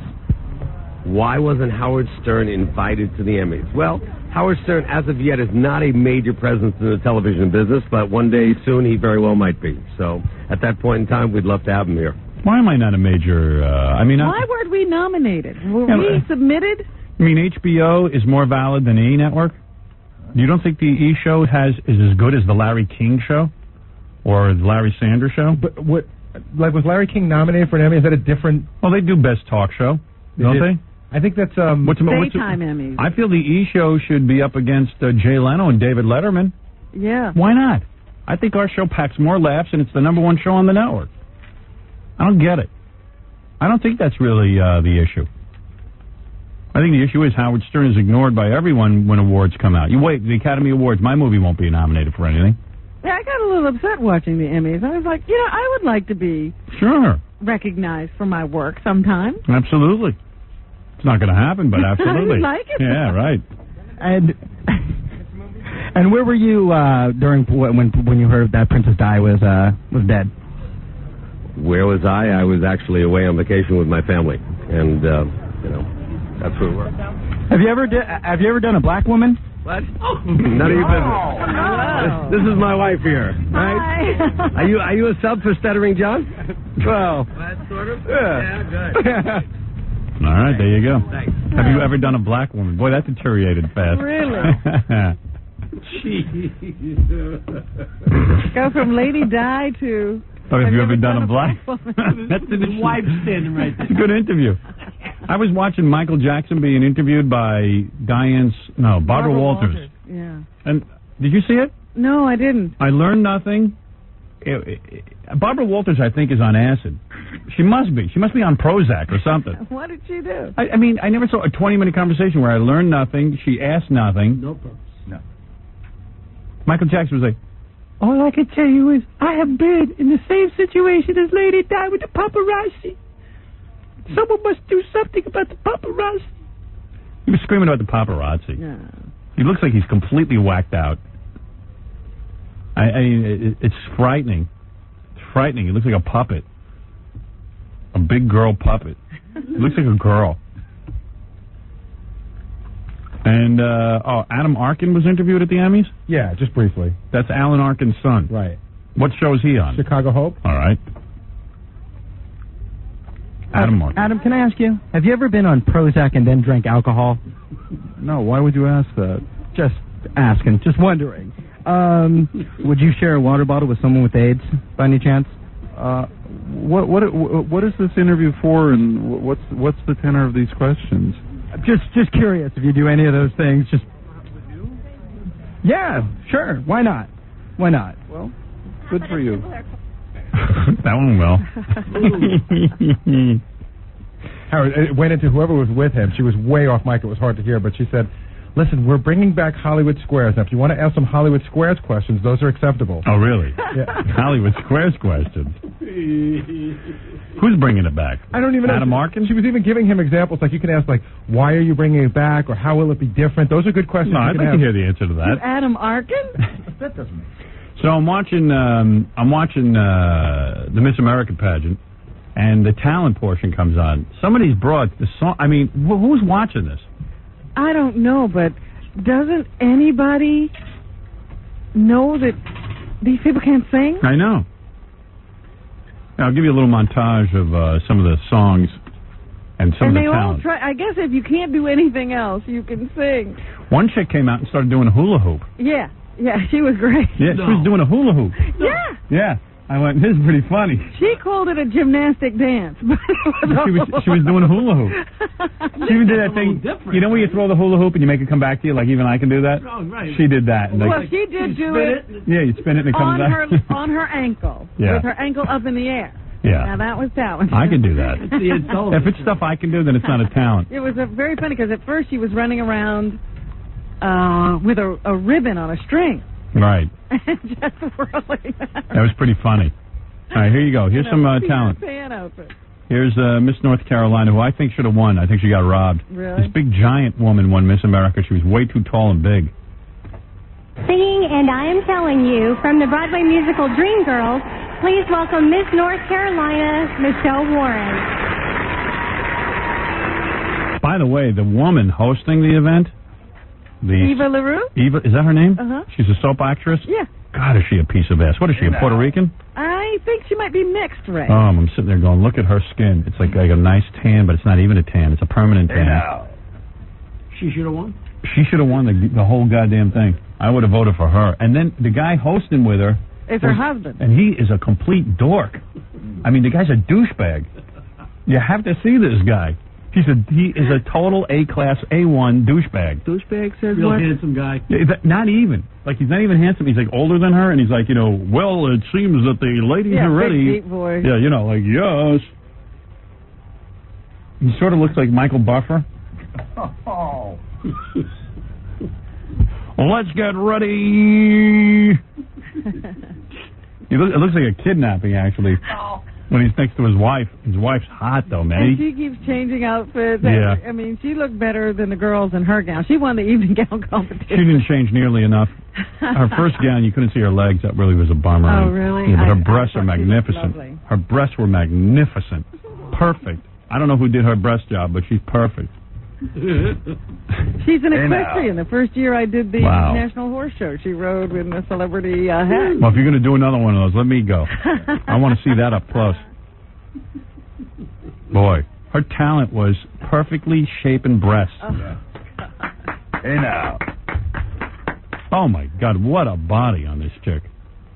And a face of a goddess. Boy, that's for me. And I am telling you that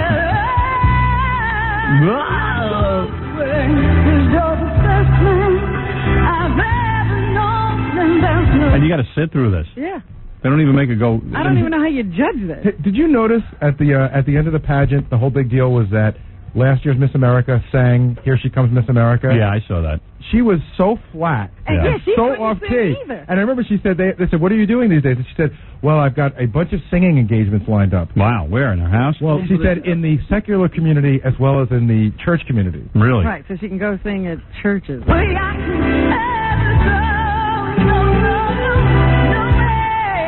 The song selection is weird. They should have done a tribute to Lady Di like I do. Let me hear some other ones. Go to Miss North maybe Dakota. if she wrote the song, it would be better. Yeah, like write them. Like how about my Rosie O'Donnell song? Because they sing these weird show tunes that are very difficult to sing anyway. Yeah. You need a professional. Is Miss North Playing Dakota. Rachmaninoff's Piano Prelude in This is D piano. minor is Miss So this Chinese-looking broad from North Dakota comes out, and she starts playing piano. North Dakota, Roxana Saberi. I don't know what race she was. I couldn't even figure it out. Where do these broads grow up? And they asked one girl, I swear to God, they said to her, what do you, she's from Hawaii where they allow gay marriages. What do you think of these gay marriages? She goes, it makes me sick. Just like that. You had to see this thing. These girls are all in a time warp. Like, get with it. I couldn't believe it. Let me hear Miss California. I mean, it's frightening. What these girls sing and they look like they're bubbleheads from the 1950s. Right, and they have those little bouffant hairdos Yeah. that pull out of somewhere. One of the girls they said to her, how do you feel about censoring rock lyrics? She goes, I'm for it. She's 19 years old. She's for censorship. You wonder, what do they listen to? It's like we're in look at the song selection. This is what they listen to. Singing the ballad, Someone Like You, from the Broadway musical Jekyll and Hyde. Oy. Please welcome Miss California, Rebecca Ann Keller. She looked like a man. I'm not kidding. I never saw a bunch of uglier girls in my life.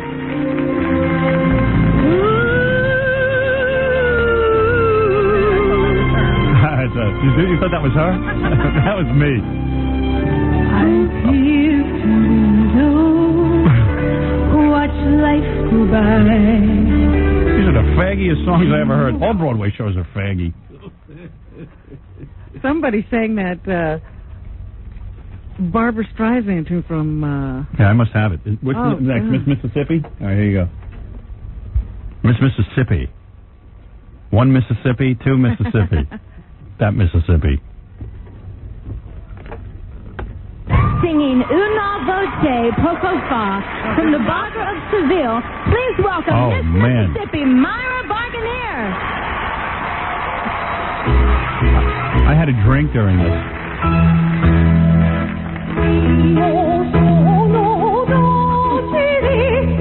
Oh, Geraldo's here? When did he just saunter in? He heard this and had to go. Yeah, he heard chicks.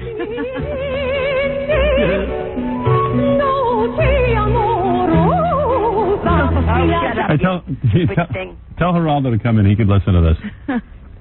Can we go to the next one? Yeah, go to the next one. John, bring in Geraldo. Can you imagine? This is the talent.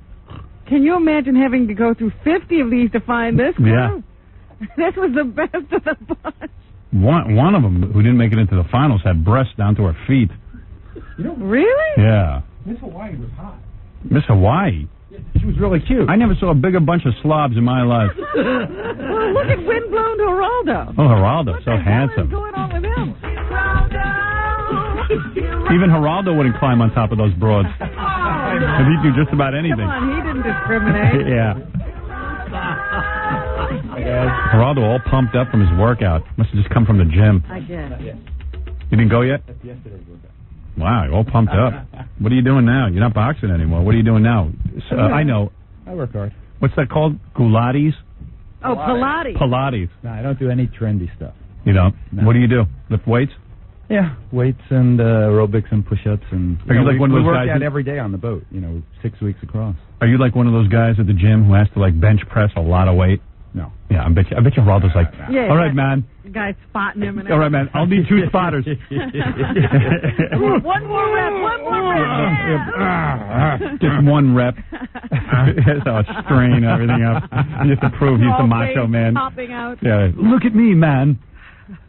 I tell you, I saw Dominic Barbara working out at the racetrack on Saturday. I heard you ran into him. Yeah. Dominic Barbara, bloated attorney, and Geraldo, and who was the third? Roger King. Yeah, Roger King from King World. Oh, my. Geraldo hobnobbing. Power group. Who's waiting for Oprah's big decision today? What does Roger King do at this track? Does he bet like $1 million a race? Yep. Yeah. The guy's got about $1 billion. He had a horse in the second race that won easily. Really? And I naturally bet on it. And how much did you I'm make? a small better. How much did you bet? $700. $700? Yeah.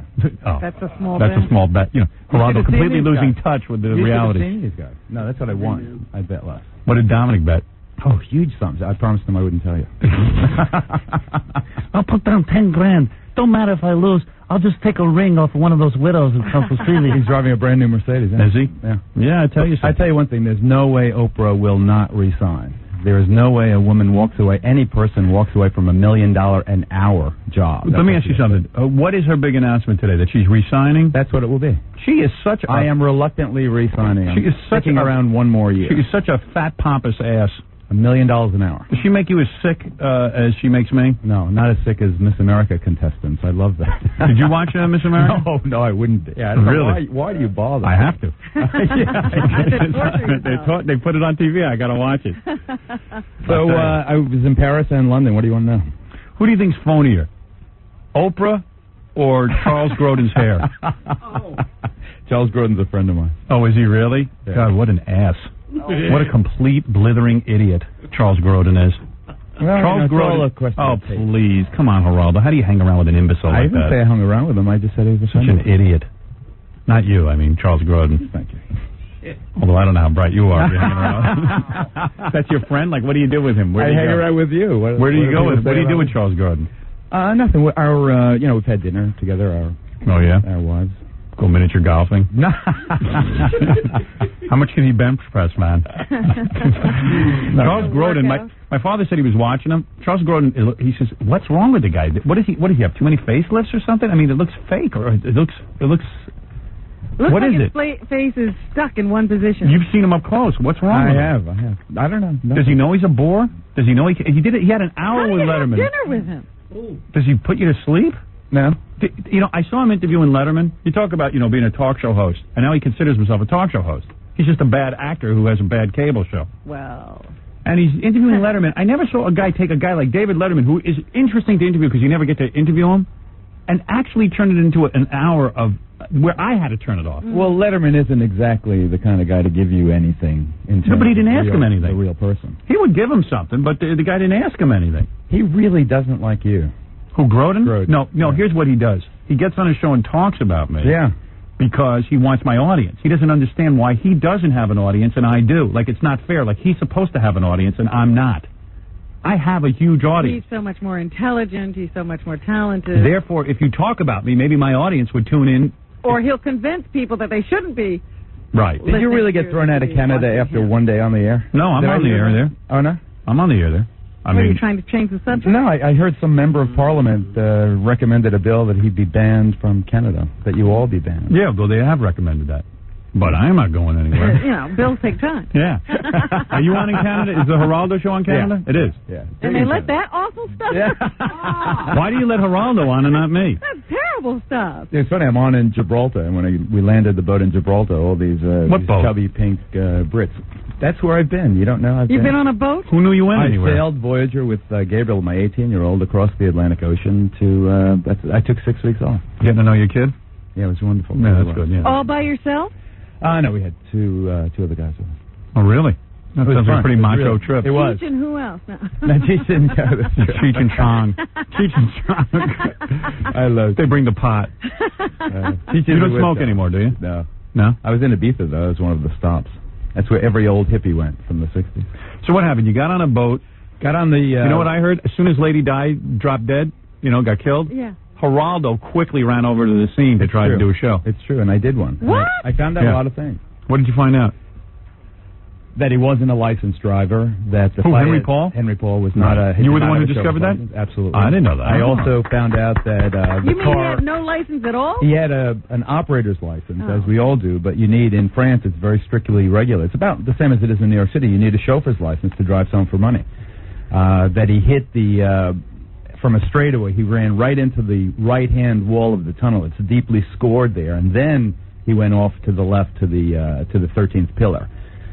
So you mean all the investigators couldn't figure this out? No, everyone was looking at the pillar, and they didn't back up 100 meters to figure out that the guy he went on a straightaway and ran right into the damn wall. Can you imagine they needed Geraldo to solve the case? Thank God. Thank God for Geraldo. Also that Trevor Rees-Jones, the bodyguard, was undergoing that massive facial reconstructive surgery, and the fact is that he's going to be a terrible witness, if a witness at all. He'll probably be in shock. And does he have a tongue?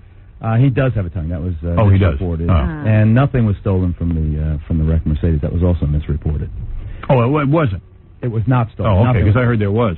Oh, so there you go. Thank God Geraldo was there. You know what I thought you meant when you said Geraldo went over there and immediately did a show? Right. I thought like meant he got people into the tunnel and... No. As a matter of fact, Geraldo... I don't understand. What do you mean? Geraldo was the one chasing Lady Di's car. That's what I found out.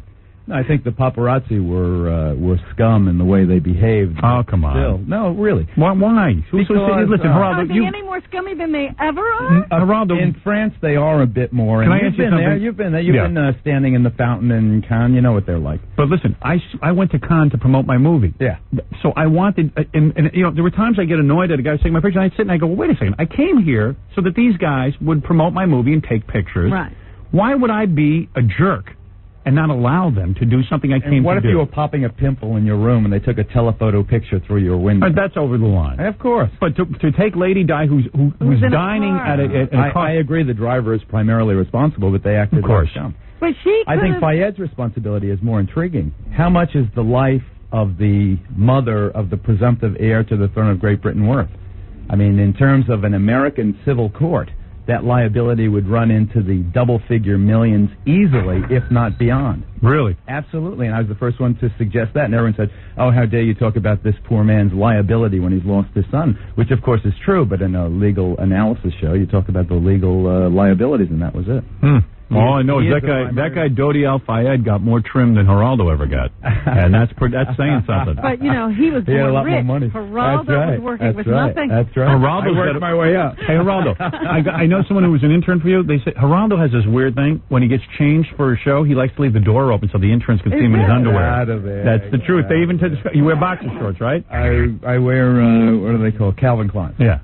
Geraldo's so impressed with his own physique. He doesn't want anybody to miss it? Yeah, he wants all the interns to see it. Why don't you close your door when Everything you get changed? is 11th hour, as you know, doing 3 live hours of television every single day, and you just don't have time when someone's running in with a script running out. You just can't say, hold on until I get dressed. You just don't have that luxury. But admit you like the interns to see your physique, right? I have never been shy about my physicality. Well, why don't you show us right now? Yeah, take off your pants. Whip it out right here, baby. Why don't you take off your shirt and pants? You know you're dying, too. The guy works out 24 hours a day. I will if you do. You don't want to see me, that's for sure. Now, so what's up? I heard you lost weight. Oh, I'm in some shape. Yeah, so I can barely walk from all this working out I've been doing. I've been working out, right? So I've been going running. Well, the first thing that happened is my arch on my left foot is now completely caved in. Yeah, running is tough. I can't even walk. Okay, Running I can run, but I can't walk. Then my wrist from lifting the weights is completely whacked out, and I can't even turn my wrist more than this. Okay. That's screwed up. Oh, you know what that's going to cut down on? What? No, I'm a righty. I'm a righty. Nothing cuts down on that. I've done that. So I did that last night. Oh, yeah? Yeah. Why? Because my wife doesn't give me sex, so I have to take care of it. I'm trying not to cheat. Is she in bed with you? No, I go to bed early. Then also my eyeball, my left eyeball hurts. Again? From working out? From working out. My eye gets dry. It does, really? Yeah. You ever get that? That's wacky. No, I never got that. Yeah, I get that. My knees started hurting from running. I gave it up. I'm starting a bicycle now and life cycle and... Oh, you are? Master, that kind of You'll have problems with that, too. I think whenever you're working out, something hurts, right? Yeah. That's the way it is. And that's what I've learned. But no pain, no gain, you know. The good ones always play hurt. Does your wife appreciate your physique? Does she... Oh, yeah. She gives you sex? She works out much more than I do. Really? Much more. Well, that's so She's in great. shape. She takes her close. She looks nice. She was the number 1 or number 2 women's tennis player at NYU, and she's still whacking. No kidding. Yeah. She's very good. So that's sexy. And what does she do? Does she walk into the bedroom with sexy outfits and... Sometimes, yeah. Really? Yeah. Oh, that's nice. That's nice. Well, I tell my wife to do that. I saw my wife yesterday eating a chocolate-covered pretzel. That's her working out. And I was furious with her. I said, what are you doing? Chocolate-covered pretzel? Yeah, I said, don't eat that. Didn't you see her with cake too? And a piece of cake. It was my sister's birthday. With that, what they eat. I get involved. Deeply involved. Oh, I'm so involved. I want to know what kind. Kids or something get involved. No, I get very involved. Very involved. I don't allow my wife to do any of that stuff. And I even tell her, go out and run 5-6 miles. She's always disobeying you, though. I know. And then I tell her, get on Stairmaster, bike, lift weights, everything. Why not? I'm doing it. And it doesn't seem to make a difference to her. I come home, I take my clothes off. I haven't gotten laid in 3 weeks. Get her on the phone. I had her on the phone this morning. It makes no difference to her. She goes, well, I want romance. I go, forget it. It's not going to happen. It's true I have Prince Valiant hair, but I'm not real romantic. I said, you know what? Think back to when I was first dating you, and there's your romance. There's your romance. Now, come on, get in the sack. Let her fantasize about someone else. When's the last time you had sex, Geraldo? Last night. Really? Yeah. How many times did you do it? Last night? Yeah. Once. Once. What? What are you going to do it more than once? And how long did you hold out? Like, did the session go? No, it's hard to. You can hold out a long time? But why do you? I mean, you at a certain point. You lose control? It's not a question of that. It's that you get to the point, then you go to bed and you hold each other, and it's a nice. Really? Thing. Yeah. That's great. Nice, warm, cuddly. Wow. But don't you have to go to bed early? Oh, no, I guess you don't. This is the only thing I had to get up for. I see.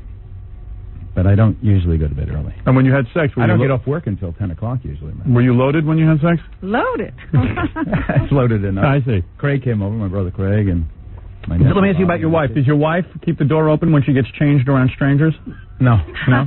Why do you? You did go topless in Mallorca, but then you go to the beach in Mallorca, and it's like going to the beach at Scores. It's amazing. Really? Sit there and watch the parade go. Your wife was topless? Yeah. Wow. She got in the parade. She got in the parade, yeah. She walked right in front of me, back and forth. Your wife has nice cans. I've seen them. They're beautiful. No, I mean, I've seen them through clothes. I see. Any photos? Did the paparazzi take pictures? Were people taking the pictures? paparazzi were very humbled.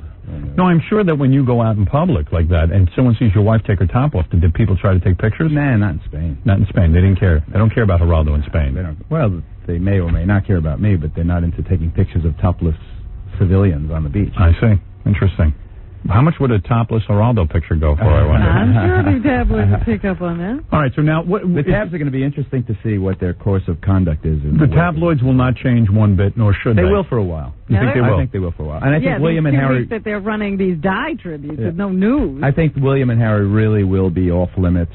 The News of the World just a couple of months ago had a front page full picture of William taking a leak in public. No kidding. And it said the Royal We. Or the Royal P, or something like that. Really? Well, look who's reading it. You're the one supporting all these circulation in Great Britain is 3 million for the News of the World. I mean, it's a huge magazine. And Imagine that's more than USA Today.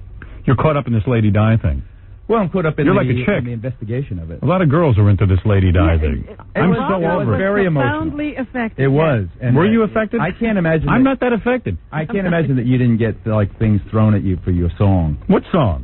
There was a tribute song. How dare you? I realized. He did about 50. I realized that, but I recalled the Selena tribute as well.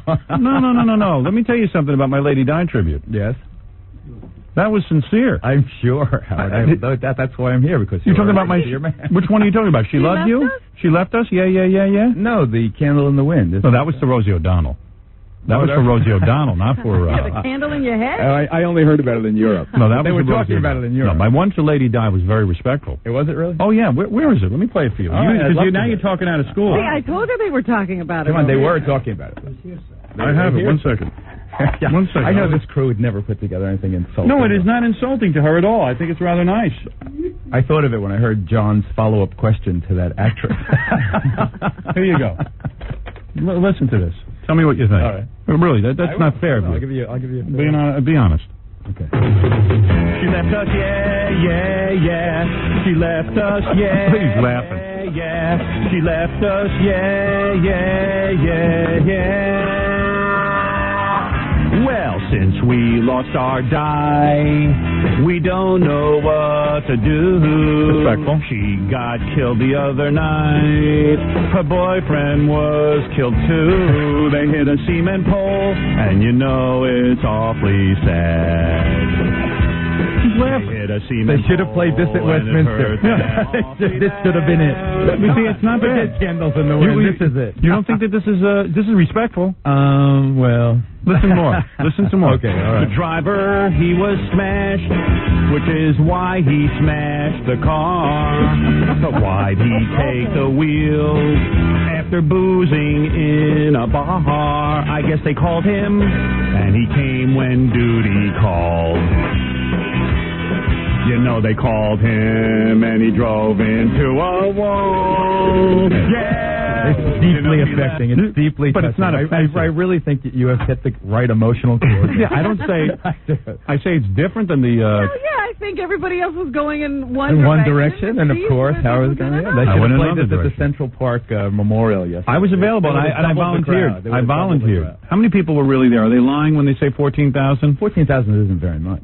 No one cared. And especially it was free and you had entertainment. It wasn't very much. No. No one was going to. It was already old news. Yeah. The one that kills me is that Mother Teresa doesn't get a tribute. Nobody somewhere. mentioned it. Although I had problems with Mother Teresa. Oh, there's a book, The Missionary Position. Did you read about that? No. Seriously. That's what the book is called, The Missionary Position, and it is a harsh look at the facts and circumstances of the last years of her life. Well, there you go. This is what I've been saying. How she ran a really tight ship, et cetera, et cetera. But I can imagine what your biographer will say, or mine. I mean, imagine if we weren't here to defend ourselves, the kinds of things. Well, yes. Mother Teresa, did you ever do her? I know before you were married, you've done so many women. What about her? No. I never. You don't think the mortician did stuff to her body, did he? Oh. Do you think? Yucky yuck. What do you mean yucky yuck? Yucky yuck. What are you, a girl? Yucky yuck. I thought you were macho. So, Geraldo, let's announce why you're here. You're here because it's the Today start is of the 11th season. Of 11 years Wow. of the daytime program. That's amazing.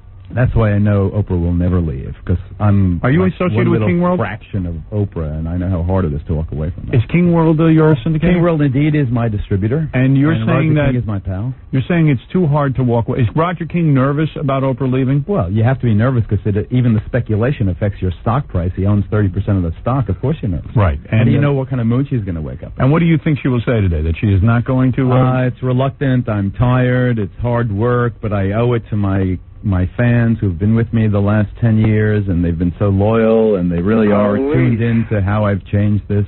Right. How I've changed this program and the whole genre. So I will stay at least another year. And that will be the big announcement. Yes. Who cares? She is so pompous. In I fact, care about. I don't know. If I'm wrong, call me back. If I'm wrong, call me back. Pompous. But you know why I say she's pompous? Why? With that book club and the. It's like, oh please, Let them read. I'm so sick of that. Let them read. They will read with or without her. Right. Maybe not. Ugh. So 11 years of doing the same show. Every day the same show. Yeah. And you're proud of that. And the same woman. Right. We don't know about that. And what is the topic today on the show? Today I'm doing William and Harry and the beginning of Die. You're not letting up on it. Oh, no, I'm not. This is a huge story. No, Geraldo will be all over this. He'll hound the children. It is Since OJ... yeah, in fact, Geraldo will sneak into William and Harry's bedroom and take pictures. This is actually tracking ahead of OJ. It is. Yeah. It's the biggest with the story. daytime audience. Wednesday I'm doing the real Dodi Fayed, who he was. Oh, my God. And, Dodi Fayed was a nice guy. Well, then you can I don't be know. a part of the I show. don't know. I know that his father, Muhammad al-Fayed, who wanted very much to be a citizen of Great Britain to the extent that he was giving bribes to Tory politicians in brown bags, to John Major's party, and that's the reason they were defeated in the election, because Muhammad al-Fayed, recognizing that these Tories had screwed him and were not going to support his citizenship, he's an Egyptian citizen of Great Britain, then revealed the fact, naming the names of the members of parliament to whom he had given cash bribes in paper bags. So that's Muhammad al-Fayed. He really has balls. He is an individual, self-made man. And he responded, in my view, far more nobly than the Windsor family did in the wake of the tragedy. Are there two people in America beside Geraldo who care about any of this? I think he's off on this one. I am Great fascinated. Britain. Why are you doing fascinated. die shows every day? Why don't you get like a two-headed woman on there or something? That's what I like. I'm over to you. Watch Jerry Springer. Oh, please. Noon on Channel You're not 11. over that. He's over I it. am over Second there's a two-headed woman, you'll have her. Trust me. Just imagine the possibilities. No? Right. So you're happy these days, huh? Depends on how big her neck is, I guess. Geraldo is happy these days. I am happy. And that's good. Happy, strong. I'm happy for you. Thanks, mate. All right. Anything else you want to tell us? Nah. That's it? How about it? Good, I had it with you. Jackie the Joke Man Martling has two filthy and funny CDs. Sergeant Pecker and the Joke Man, only $12 plus $4 shipping and handling. Did you watch Miss America at all? I did not. I don't like Ugliest girls you ever saw. Really? I love the song selection. And the bikinis. There was no bikini. There was that one pink one. What? No, that was not a bikini. That's a two-piece. That was a two-piece. I have underpants that are smaller than those girls. My mother wears smaller underpants. Your parents still alive, Geraldo? What a visual. My mom is. Your mom is alive. She doesn't wear little underpants. You ever see your mother nude?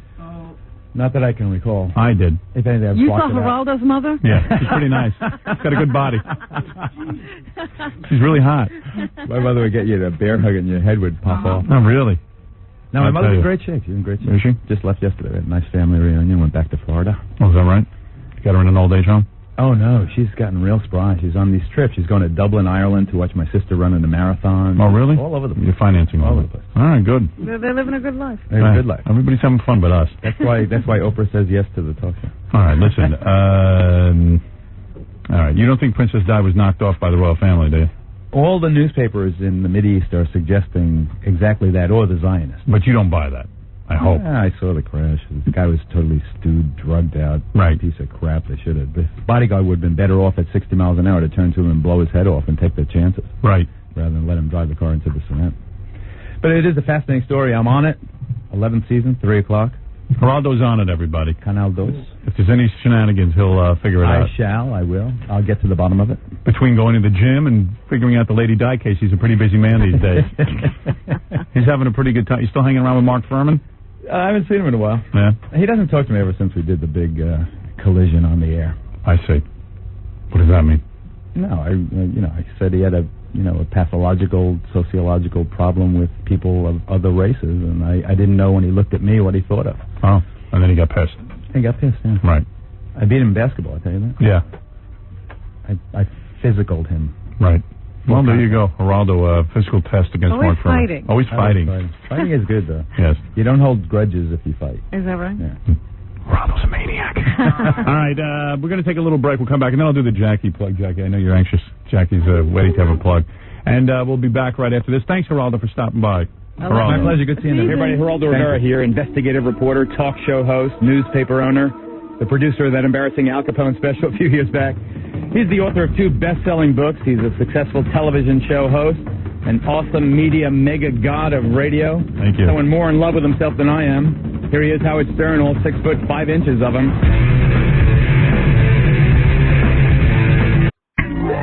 You're listening to a man who isn't afraid to use the word penis often. Howard Stern. Jackie the Jokeman Martling has 2 filthy and funny CDs. Sergeant Pecker and the Joke Man, only $12 plus $4 shipping and handling. Also on cassette, buy 2, get 1 free. Call 1-800-323-KING. Saturday night, September 20th at the Agora Theater in Cleveland, Ohio. For information and raunchy jokes, visit jokeland.com. Also Henry Hill on the E! Show tonight. Don't miss tonight's controversial episode when Henry Hill, ex-mobster and mafia turncoat of Goodfellas fame, makes a secret high-risk visit to the show. Take a ride with Henry and the E-Cameras for an exclusive death tour of Henry's old neighborhood. See Henry freak out when he suspects he's being tailed by an assassin. It's Mafiosa Monday tonight on the Great E! Show. Everybody loves that. His last appearance anywhere, as far as I can tell. Yeah, we don't know where he is. He's like off the planet. Remember that guy who called in at 6 o'clock this morning and said that his wife had him arrested? Yes. Because he yelled at her? Mm-hmm. The wife's on the phone, and he's on the phone. Mm. Hi, you two. Hello? Hi, Howard. Hi.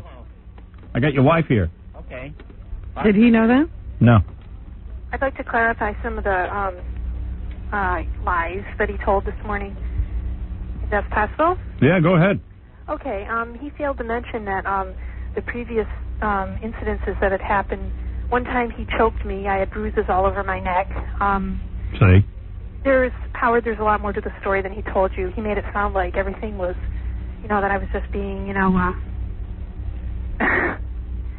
I just... You were just yelling at him. Right. There was Yeah, I suspected that, because, hey, dude. Me out of the house, and I had to run to neighbors. And, That's weird, though, when your wife has a restraining order against you and you're still living with her. Why aren't you leaving him if he's this dangerous? Well, the house is in my name. It's my house. He will not leave because he has no money. He cannot hold down a job. He gives me very little money, and he will not leave the house. Dude, you want to leave the house?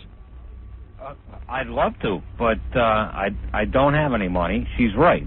There's a lot more to this story than she's even telling. Well, you implied to... This is a, very involved thing and whatnot. Why aren't you working right now, Michael? Kathleen, I'm self-employed. You know that I have money coming in. I'm working every day. Every day. 7 days a week. $35 a week since the beginning of July. Can you imagine someone that gives their wife $35 a week? How old are you? Kathleen, that's wrong. Me? Yeah. I'm 33.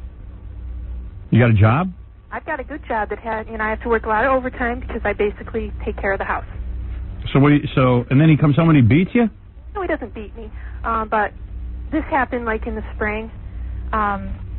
where I had the order of protection because previously last fall he had chased me out of the house again and choked me last year. Wow. And he knew if he did anything else, he was told by the judge, no screaming or anything, and he just got in one of his moods. He's an alcoholic, by the way, who likes to drink and refuses to stop drinking.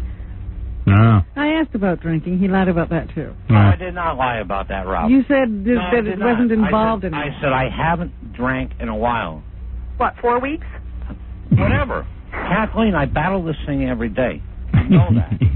And also, Howard, I found out on Saturday that he put my name on a credit card and ran up that's ran wrong, up too. to $1,600. She's and I lying didn't even know this. also. So you told him to leave the house and he won't go? I tell him to leave all the time and he won't go because he has no money, but the house is in my name. So Are you two sleeping together? They're not the past 2 nights. Oh, if you're sleeping Wait together. a minute. If you're sleeping together, you must dig him. He loves me. Do you love him? Yes. All right, then. So you guys are still basically married. Well, yeah. Here's how I would settle it. Why don't you just become like the chick? And be a house husband? Yeah. You're just not good at making money. That's right. Take care of the house. I'm not, but I work every day, and I bring in some money. What kind of work do you do? I'm self-employed carpenter. I went to nursing school, and she didn't like that. He went to nursing school. You should be the chick in the he has a relationship. nursing degree and he refuses to get a nursing job. No, He's got a that's $6,000 wrong. loan That's to wrong. put on this. Because Well, it's a lady's job. You don't want that. Well, where'd he go to school? I don't know. Pardon me? It's hard to be a nurse, right? Well, it's tough to be a nurse. Yeah, I mean, you're a guy. Right. Exactly. It's hard for me to find a decent job, and I've had jobs before. You know the problem with women is sometimes. I mean, this guy's beating his wife, so that ain't right. No, that's. But you know what it is? I have to correct you on That's that. But wrong. there has been incidences where he has, yes, physically abused me. Yeah. That's why there was the order of protection. Well, no. Are you hot? No, the reason for the order of protection is because she brought up stuff that happened long before this and whatnot, and they're half truths. I don't. Listen. You and your whatnot. Listen, dude. Let's face it. Okay. You're a mess. You're a mess. But you're lucky this woman loves you. Yeah, she keeps sleeping with you. She doesn't want you to I leave. love her more than she loves me. Really? Yes. Yes. Is that true? He loves you more than you love him? I don't know. Something's wrong with his mind because he thinks that... Are you good looking? Yes, I am. What about your wife? No. She's not? No. She doesn't think so. I think she is, but she doesn't think so. You're not good looking? Insecure or a inferiority complex. Are you fat? No, I'm a size 3. Not at all. You got a good body? Yes, she does. I have a small chest. We can fix that. Yeah. That's what I think. wish I could. Well, I told her she could. Yeah, then you'll work. Well, no. Hey, I love her. And then how's the face? Pardon me? How's her face? No, it's great. No, she's a very nice looking woman. Very nice looking woman, and I love her very much. Are we sure we haven't been drinking already today? You sound like you've been having a couple of pops. No, No, he doesn't. believe me, I'm real nervous. Oh, okay. All right. But I'm trying to think, like, she loves him, and the only thing wrong with him is he can't make any money. I've told him to leave. I thought they were at the point of getting a divorce, but Well, they're still... that's real close. yeah, she's probably got an appointment with the attorney today. Really? Yeah, probably. So what happened? He started yelling at you, and you called the cops? Well, it wasn't only yelling. He did throw the cigarette at me, like you Yeah. told you. And he was told in the order of protection he was not supposed to be yelling or harassing me. And I told him, I said, stop it or I'm calling. And he Yeah, what is he yelling about? What is he yelling at you for? back in March. I don't remember. I don't even know. What are you yelling about? Well, because she puts me back in a corner where you're not making enough money, this and that and the other thing. And I say, yeah, what am I going to do? I want him to get a regular job, and he won't. Right, so. right, exactly. And I told her, look, I'll go work at McDonald's or what. So go ahead. Right, exactly. And I will if she'll stop this. Stop what? You know? Stop hassling him. Right, exactly. I told you, men and women aren't meant to live Wait a together. minute. Right, they're not. If she never said anything, you never do anything. But if she says it more than once, you won't do anything anyway. I'll tell you one thing, man. This situation ain't going to get any better. No. How long you guys been married? 3.5 years. Yeah, I'd give up now. You guys are a mess. Well, we lived together for, not... Man, what do you need it for, though? You don't have any kids. You're not Just split the up. marrying kind. Split up. Okay. Good to me. Yeah. All right? Pay for the divorce and everything, but that's, you know. Yeah, so you pay for the divorce. Big deal. You got to pay for everything anyway. I do. You're right, Robin. But it costs you less money in the long run. At least there's an end to the pain. Mm-hmm. Yeah. Exactly. Yeah, he'll clean you out, but so what? No, he will not. He will not. Yes, I will. Sure he will. You're vindictive, aren't you? He needs money, man. That's right. He's going to get all this stuff from me. He's not getting anything. You're going to sell the house, and he's going to take 50%. It was premarital property. He's not getting my house. I already. You're like a guy now. Now you know what we go through. That's right. This is why she can't get rid of him. Right. Once you get married, man, you're locked, baby. Now you know what guys go through. Now, you see, you married a guy who didn't have any dough. Now he's going to clean you out. See, when I married him, though, there was a little prospect of No, there was nothing. And he stopped Kathleen, I haven't changed a bit. How much you got in the bank? Changed a bit Yeah. since we met. You've been saving some dough? Listen to this, Howard. Howard, listen to You better go hide that money like a guy. Really? Howard. You better go get that book we were talking about a couple of weeks Listen to ago. this, Howard. I screwed her when she was still married to her ex-husband, who was one of my best friends. No, that's something nice to brag about. Well, hey, I mean, that's the type of woman she is. Oh. It doesn't make you anything, but that's the type of woman she is. It doesn't make me anything. You're right. You're right. See this guy 2 seconds ago, he loved her, and now he's like bad mouthing No, I do love her. I do love her, but she hasn't changed a bit. You know, I mean, you know, nah, it's ridiculous. It's a screwed up situation. Hey, Kathleen, I'm telling you, he's going to clean you out. No, he won't. Oh, yeah. He says he's going to try. He's going to try. Robin, he's got no money even for a lawyer. He doesn't even have 2 nickels to rub together. They'll have you paying for the lawyer. Yeah, you're going to have to get him a lawyer. I've already taken legal action against things, and I'm taking... See, do you see what the legal system does to like women like this? She's going to get cleaned out. Right. But that's what they do to guys. It traps you. Yeah. They like to make you suffer. Oh, well. If you really loved her, dude, you'd get out of her life. This show is a great show. You know why? Because like anybody who's not married should really think hard before they do it. No, see, it's a heavy decision, man. I know, I went by a church on Saturday, I said, 2 more suckers. Yeah. Yeah, me too. Every time I see it. Just like you. Yeah, I remember Robin went to a wedding with me the other day, and I sit there and I mumble under my breath the whole Oh, time. he's like a crazy man. And everyone yells at me. Well, the thing You is, can't hear the ceremony. Yeah, people yell, you're ruining. People go, shh, you're ruining the ceremony for us. I go, hey, I can't help it. Don't invite me then. This is what I have to do. No, the thing is, I was at, where was I? At my You should have agent's. been at this wedding. I was at my agent's daughter's wedding. I was sitting there going, Yeah, they're saying you Yeah, two have been heckling. brought together. You know, it's a beautiful thing, and you hear this guffaw. you hear like this. And then the young groom walks down off the altar, and he's all happy, and I was like, you idiot. Don't invite me to a wedding. something she's not telling you is that she's been on steroids. Oh, here we go with that. Well, she's on steroids. What is she, a guy? What is she on steroids for? She's got to build muscle to protect herself from this guy. What? For ulcerative colitis. Colitis. It's not a normal steroid like he's... All right, I know. It's prednisone, okay? Colitis means she's all nervous, man. Right, you've made her crazy. Well, She can't even hold on to her duty. Way before we went out. You don't do it in a bag, do you? No. No. No. But That's a big turnoff. she's going to have to. Eventually. How come you guys sleep together? Well, what do you mean? I mean, I thought she don't like you. No, she loves me. She can't take it. What's the love? He's yelling, screaming. Telling her she's going to be doing it in a won't bag? work. That's wrong. I mean, yeah, she yells and screams at me. I just pass that off because I do love her. You're so innocent. Oh, no, that's wrong, Kathleen. You know it's wrong. You know, it reminds me of that special I showed you last week. We got our own special going here with these two. I love when married people can't, like, and you can tell the guy, like, she's probably a little brighter than him, and she Yeah. can't even get through to him. Yeah. I love He that. doesn't understand what the Yeah, he problem. doesn't even know what she's talking about. That's right, I don't. I don't, because I can't understand, you know, what the hell she is talking about. Because her priorities are so convoluted and whatnot.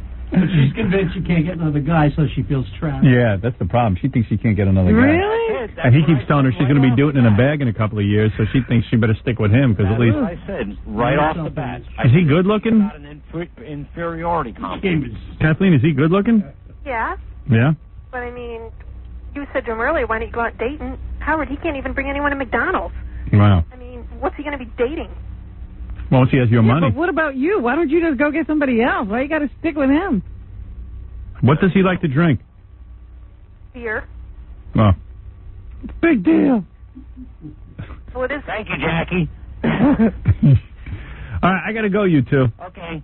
Hey, Howard. I would get a divorce if I was you two. Yeah, I think that's going to... Yeah, I think that'll happen. Yeah. Sounds good to me. Yeah. Hey, love you, Howard. How much money do you think your wife has? What? How much money do you think your wife has? Not a lot. But the house is worth something. No, it's not worth anything until I It's a very till small I house, worked on number it. one, and besides, I bought it before we got married, so... No, yeah, but we were living together 4 years before that, and I put like $10,000 worth of labor into it.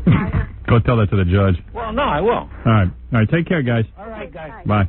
A You little know, bit. he's going to try to take the house because he worked on it a little Yeah, bit. you can imagine that work. Oh, boy. It's a hell. It's a hell.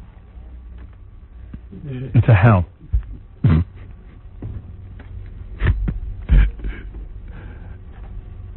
I always laugh when I see these weddings, and they got like. And I bet you those two had a big wedding, white gown. Oh, sure, and everybody had a big party. Yeah.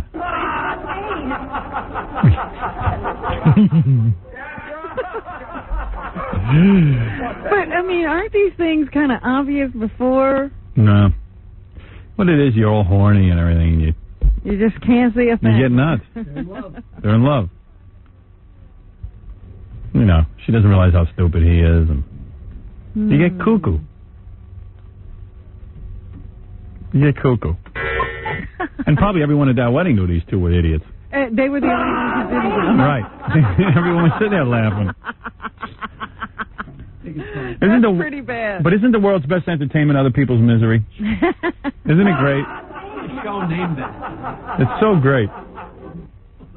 Other people's misery. We should just put on a TV show. Other people's misery. So you can feel good. Who wouldn't turn it?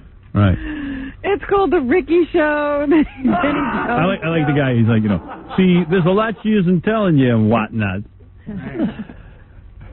She's got a feeling for you. I'm self-employed. You know, I'm making a little bit of money every day. I'm working really hard. We're not going to go today, I don't think.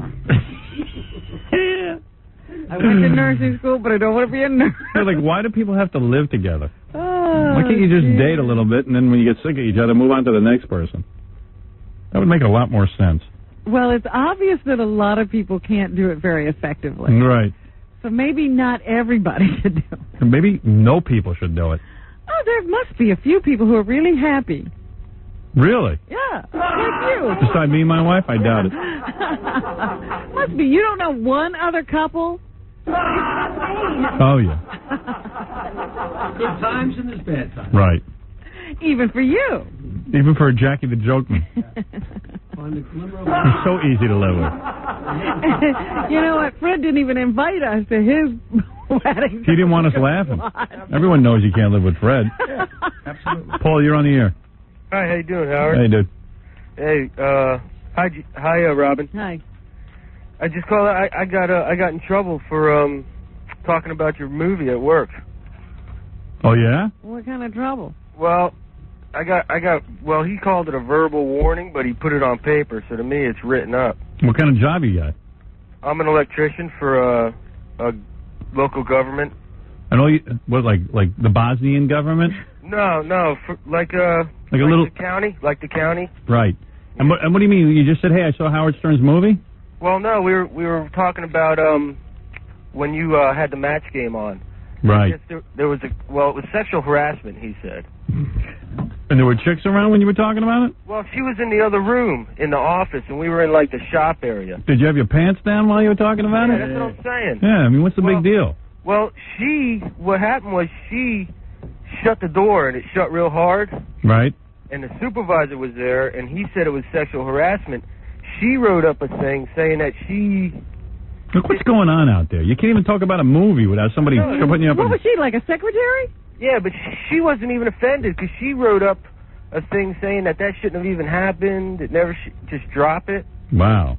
And he's the one who got offended, I guess. And so you were just recounting the match game scene. Yeah, that's all. That's crazy. Me and another guy. That's crazy. It is. I mean, it's sick. It is sick.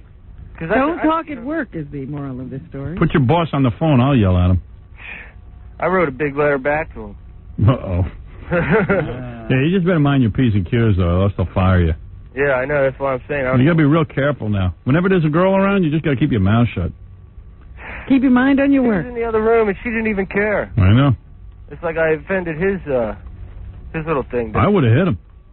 You should have just beaten the guy. Then I would've really get rid of your job. Can you imagine? Yeah, so I punched him. All right, man.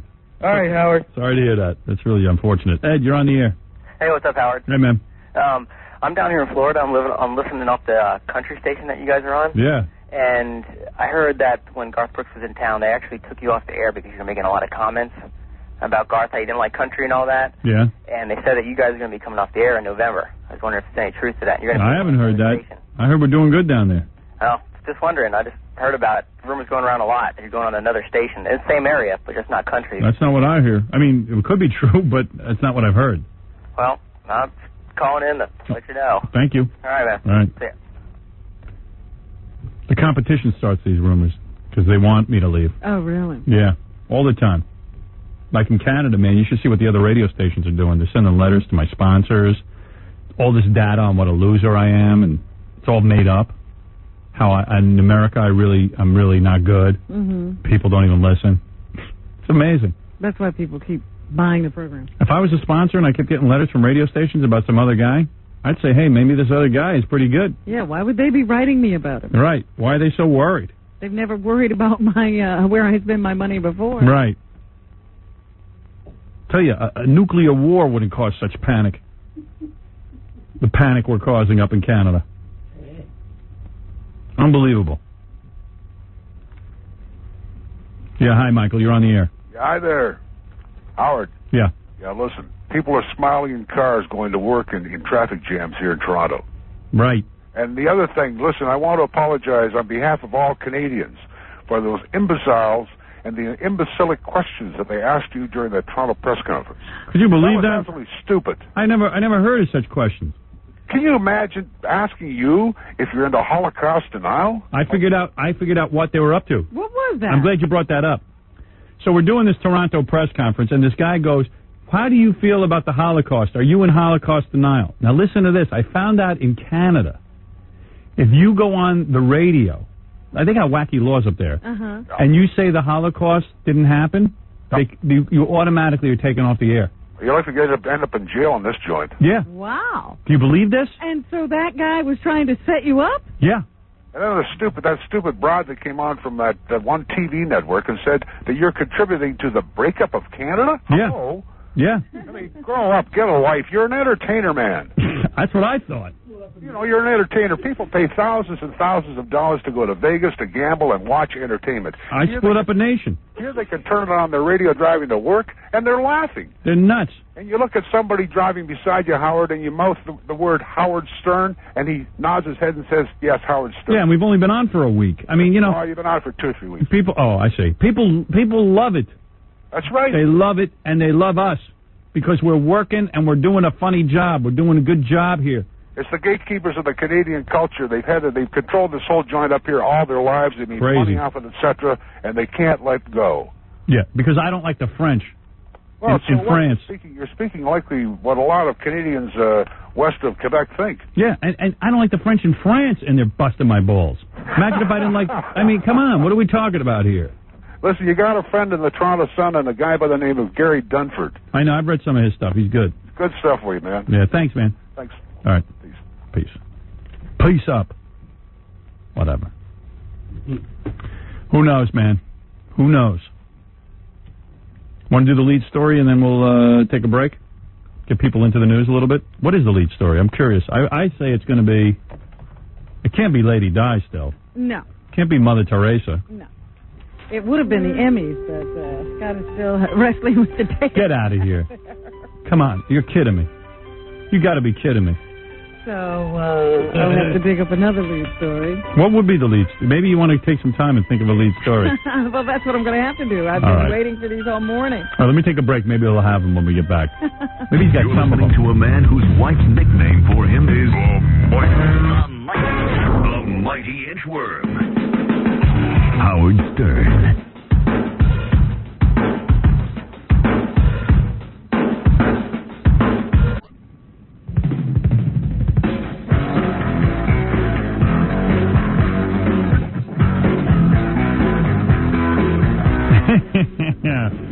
The Seiko message watch is great.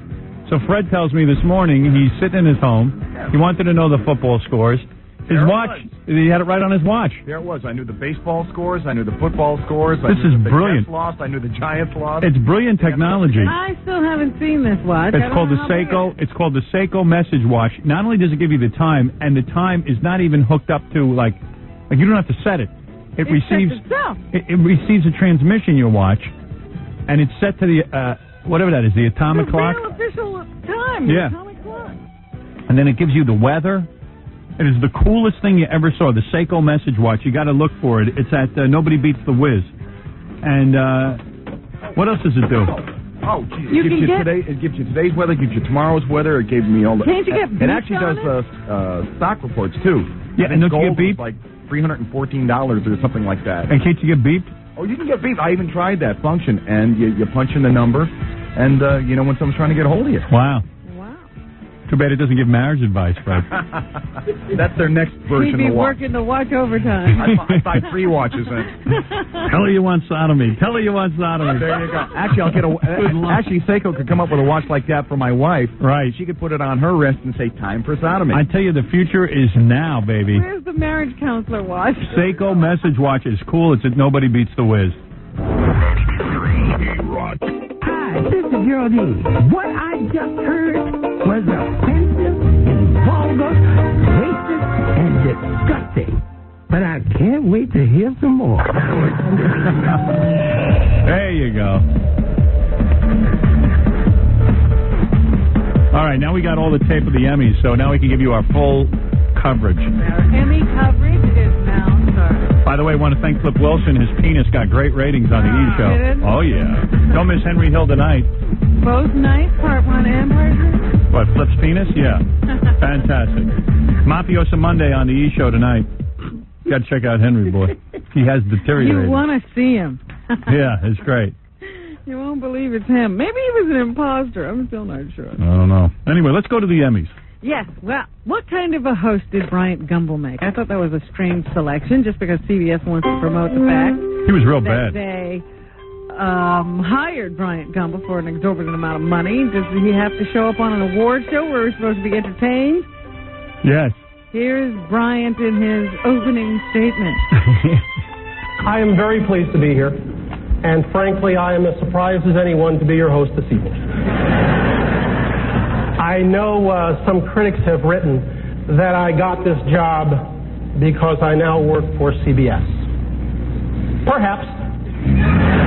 There's a laugh. But this year it's more likely that I'm here because I also have a show on HBO. There's another big laugh.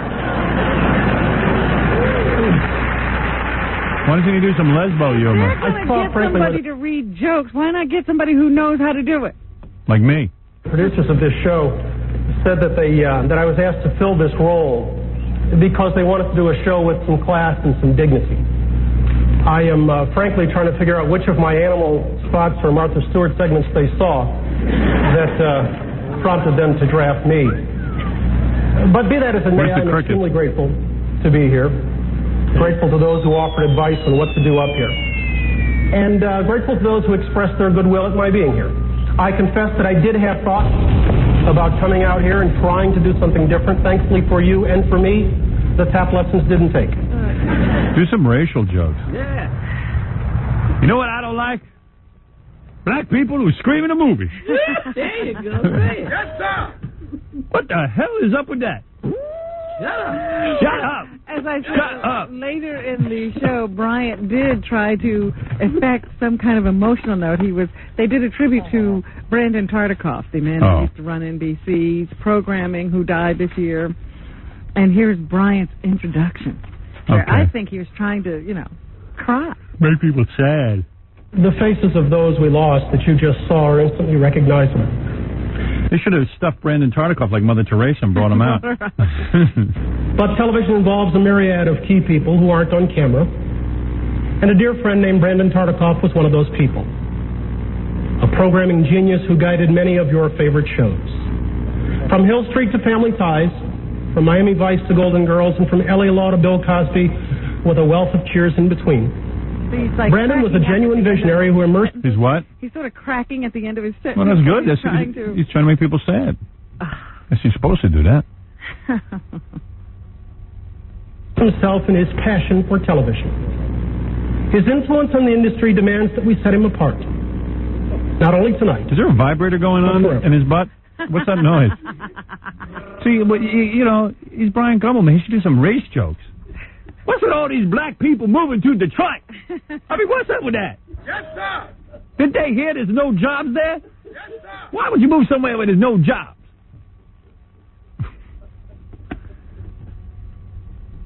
What's with all these prisoners wearing them rags on their head? Goddamn, Aunt your mama.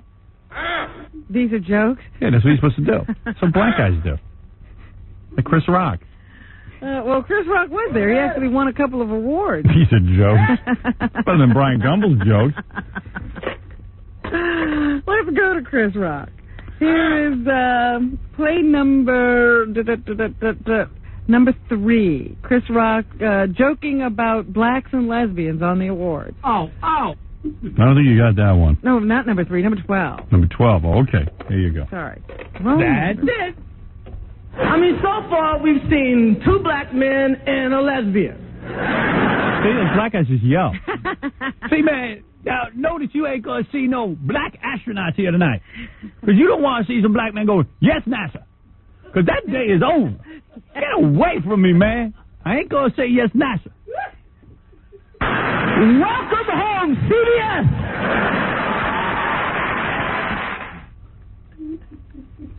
Gotta just yell. Well, here's Chris accepting one of his awards. He won for his... What number is this? Let me see. Where You don't have that. Oh, yes, you do. 9. Okay. Number 9. Okay. Jesus. Yes, Chris accepting his award for the HBO comedy special, Bring the Pain. Thank you. Wow. I just want to thank anybody who voted for me that recognizes stand-up comedy as a real art. You know what I mean?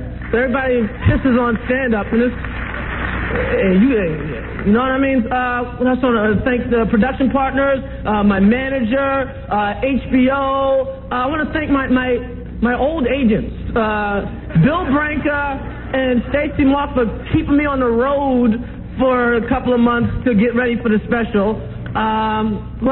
Just everybody's ever in. I'm just going to go until they give me the light to start the club. Richard Pryor, Eddie Murphy, George Carlin, Bill Cosby, Sam Kinison, everybody else. Thank you. Good night. Thank you so much.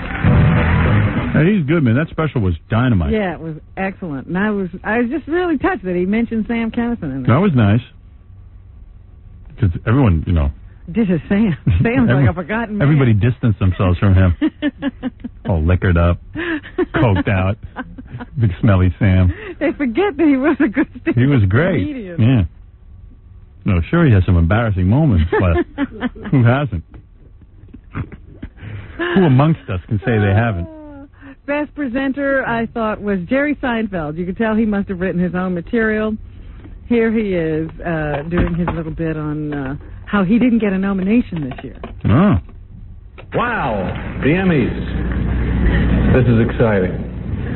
And how great for all the nominees. Now, this year, in the Best Actor in a Comedy Series category, we have a new nominee, Michael J. Fox. He's great. And I think everyone's happy about it. However, to make room for a new nominee, sadly, tragically, someone else must be left off. Maybe a very talented actor, maybe the highest paid actor in the entire world, Forbes magazine, September 1997. Nevertheless, I certainly didn't come up here to use this forum to promote my own personal agenda, which is the following. We all love Michael J. Fox. I'm a big fan of Michael J. Fox. I'm a big fan of Spin City. He plays the mayor or something. I, on the other hand, play myself. And I guess last year you people didn't quite buy me as me. I admit, I didn't feel quite myself last year. But even so, perhaps we should compare. Right here, right now. Acting to acting. Take a look at these clips I happen to have with me today. Well, that's enough. You don't need to go. I don't need to hear the whole goddamn show. Because, Jerry being cute. but it was funny. At That's least funny. it was entertaining. That was good. Most of those people get up there and have nothing to say. But your Michael J. Fox was squirming like he had a seat full in his pants. All right? I'm glad Seinfeld didn't win anything. Yeah, they didn't even win Best Comedy Series. Yeah, good. Who cares? He's got enough money. Why should he be happy? Well, so he go and get laid by more girls? Screw that guy. So anyway, to the winners. Ellen DeGeneres. She was a presenter and a winner. Number 13, here's Ellen as a presenter joking about ratings and her coming out. Oh, she a bore already. I just like watching her squeeze that chick. Some people claim that we did it in an attempt to win better ratings, and that really felt bad. But it didn't feel bad enough to stop me from making another announcement right now, which is just a blatant attempt for better ratings, and that is this. Sometime during this year, my character will come out as a nudist. Is she unfunny or what? I don't know. Anyway. I mean, she should just be making out with girls on that show. Boy, that Anne H. boy, she's acting like quite the wife. You wouldn't know that they'd just gotten together. She looked pretty good, too. She dressed herself up. She had been dogging herself down for a while. Yeah, because she's trying to look like a dyke. Yeah, but now she's gotten into that lipstick lesbian thing, I think. Mm-hmm. And here's Ellen's speech as she won. I want to thank my wife. Writing.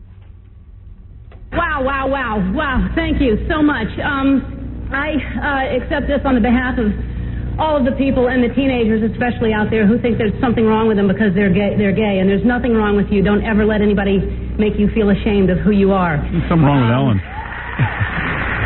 Please hold this. There are so many people that went into doing this, and I'm real sure important, all important message. She has to have so important. She did a gay show, and now she's like all important, very important. I get this information out. Please, I'm so sick of them all. This business sucks. The whole world sucks. I must please hold my statue. I need two hands to thank everybody. I have to talk to everyone who's gay. I did a gay show. I'm so important. Of course, Ellen was the most interviewed person, I'm sure, backstage as well. Well, she's making out with her girlfriend the whole time. That's a great photo op. It's all over the newspaper today. Number 16 is Ellen DeGeneres saying that winning an Emmy now makes her feel that she belongs. I've never felt like I've been a member of this club. I've always felt like an outsider because I'm gay. And even before I announced that I was gay, I knew that people in the industry knew that I was, and I felt like I was not really fully accepted. And everyone in the goddamn industry is gay. I didn't have anything to lose, really. When I risked this, I thought... I wonder how she used the statue last night on Anne H. Don't you think they had a little fun with that? Finish her off? A little foreplay. Yeah, foreplay. How about end play? Wash it. I already know that there are people that don't approve of who I am, but what's more important is... I don't approve of you because you're not funny. That I'm happy and that I'm free, and I'm proud of myself. I don't have a sense of shame anymore that I lived with for all of my life. That I can love who I want and I can get be a off good it person. already. Oh, please. All right, we all know you're gay and you had shame. Jesus, do you have another topic? This is who I am, and not have to worry about someone exposing me. So excited about it. Jesus Christ. And I just love watching the two of them kiss and hold each other. Well, that must be what gives her that feeling of being accepted. Yeah. Number 17. And I can't even listen to what she's saying without thinking about what they're doing to each other. Hey now. it means that people are accepting me into this to this elite club of talent, and it's extremely respectful, I think, to give us this award. And for someone growing up the way I did, that cares about what people think, and Boy, she's cares really- way too much about what people think. She's really excited about it. It means a lot. The happiest gay woman. I swear. She is so gay. Gay, happy gay. Helen Hunt, who won for Best Actress in a Comedy, actually complimented Ellen DeGeneres on her episode. Okay, 30 seconds. I'm so proud to be nominated with these women, and I was so blown away by Ellen DeGeneres' work in that episode. I just want to say I'm proud to be in the same list. Really, really, really. I feel so fortunate to be part of this creative collaboration. I wish it for every actor in the room. Paul Reiser, you deserve to be showered with awards. You're my trusted, treasured friend. A cast you would kill to work with. Think those two get it on in private? Get it on? No. No? John Pankow, Cynthia I heard Harris, that they don't even get along. Oh, really? She says he's a trusted friend. Who knows? George Leela Kinsel, The dude writes all these funny lines for her. She should like him. Robin Bartlett, Susie Paxton, Carol Burnett, and Mel Brooks, by the way. Larry Charles, Mary Connolly, Craig Nizick, and Bob Hughes. Yeah, who cares? Cares about any of them. Another person who got off a pretty good joke at the award show was Alan Arkin. I wrote the joke for him. He and his son Adam came up as presenters, and here's what Alan had to say to his son. Son, I am so proud of you and your nomination, and regardless of whether you win or lose tonight, no one can take away your superb performance as Batman.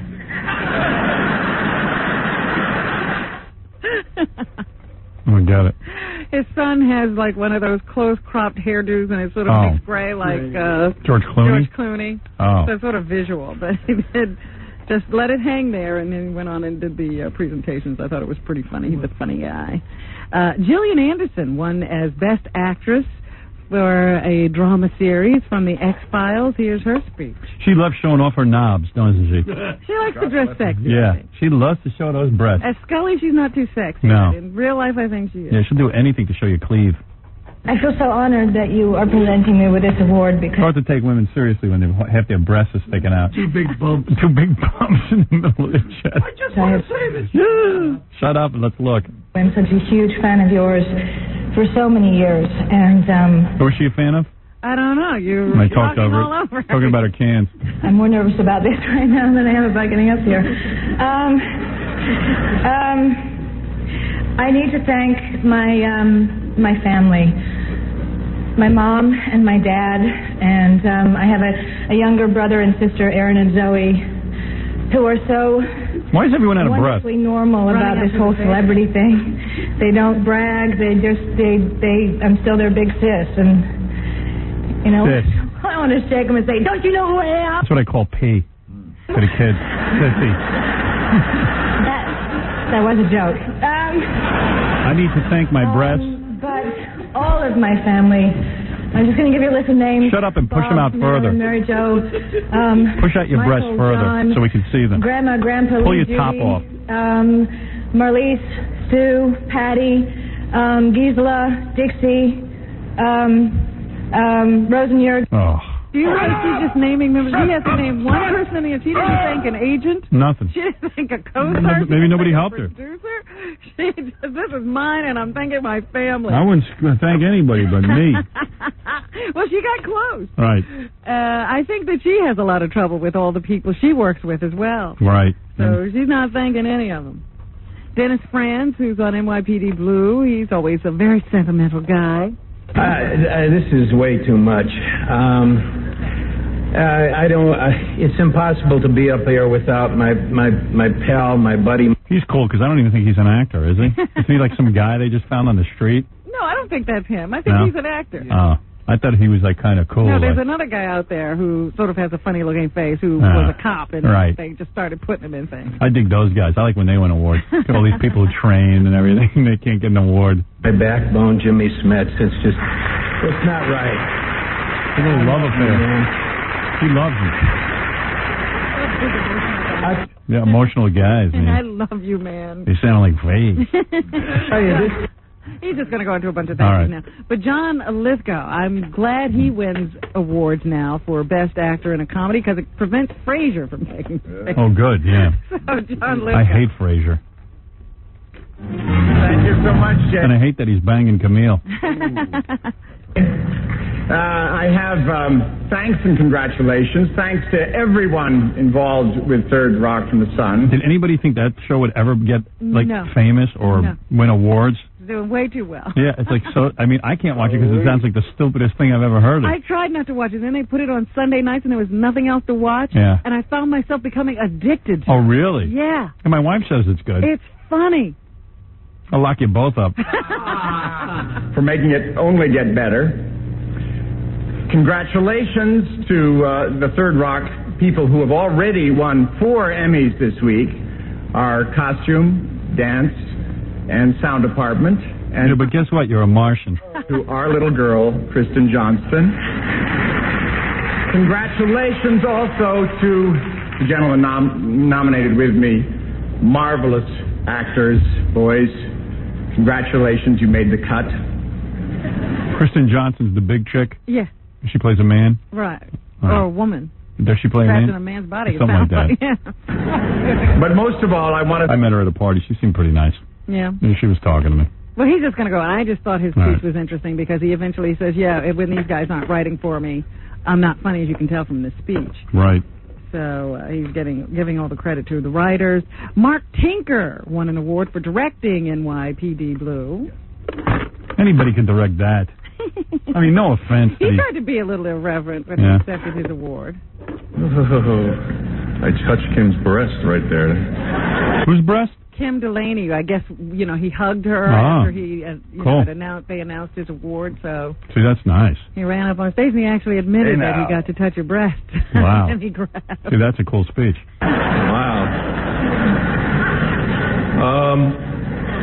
But I don't know if his father would approve. His father's very, very worried about political correctness. Mark Tinker's father's Grant Tinker, the biggest scumbag on the planet. I hope Grant isn't listening.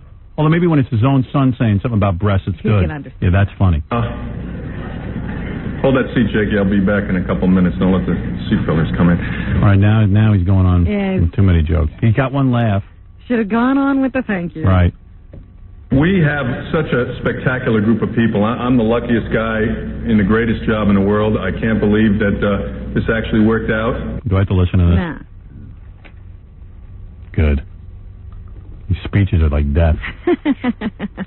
And finally, Bette Midler, who always gives a good speech, so I give her the Best Acceptance Speech Award. Boy, she let herself go, huh? She used to at least have a nice body. Well, she gets it back periodically. Man, she's a big girl. That's like a linebacker, man. I had it lent out to somebody last night. Yeah. Doesn't she play football? Buddy Midler. Thank you. I'm really, really surprised. I last time I came, I didn't win a thing, and I had a new dress for it, and I was extremely pissed. And I even sang, so I was really pissed that I didn't win. And I wasn't going to come tonight, but I guess they thought it was a good show, and I have to tell you that I thought She's married, too, man. Her husband must be pissed. You must be blind. You guys. He must be blind. She wasn't cute last Look night. at you, Jackie. You man. let yourself go. Oh, come on. Jackie's a handsome guy. Very doughboy last night. She did. Oh, short hair. the best show I ever did, and I. Who cares? She gives me a headache. Just sing. Sing something you know. Sing a good song. So anyway, that's the Emmys. That's what happened last night. You got one leftover Helen Hunt tape. Do we want to hear it? It's sort of in the other one. Did you see Tracy Ullman? Oh, yeah. She thanked her grandfather. She's an idiot. That was her husband. Did you see that, Gilly? Yeah, I know. She pulled her husband up on stage and said, "Say something, honey." And I was like, "Oh my God, Dude, she's married to an old man." Who do you know wants to have sex with Tracy Ullman? She's a pig. Oh, Oh, please. How dare And she's you? talentless. I've never been able to watch one thing she does without falling asleep. You know what? I think she's really talented, and I can't sit through any of it. I mean, yeah. You know, it's that great. is It's so great. talented, and you say, well, I guess this isn't one of It's the... great that you could dress up like a guy and do a voice and stuff, but you got to do something that's funny once you're dressed up as a guy. It's not That enough is to be a guy. exactly it. I always say to myself, she does great accents, she does great characters. But she's a bore. What is the problem? Her biggest talent is making herself look absolutely nothing like her. Right. You know what? Big deal. That's the makeup guy deserves an award. I mean, what is that? She wears it well. I mean, I don't get the scam here, man. There's like 5 guys behind her, and she says, I got to thank my husband. There isn't- And it's the oldest guy. There isn't one thing she's ever done that's made any money. People are still waiting to make money. There are guys running around Hollywood bankrupt from her.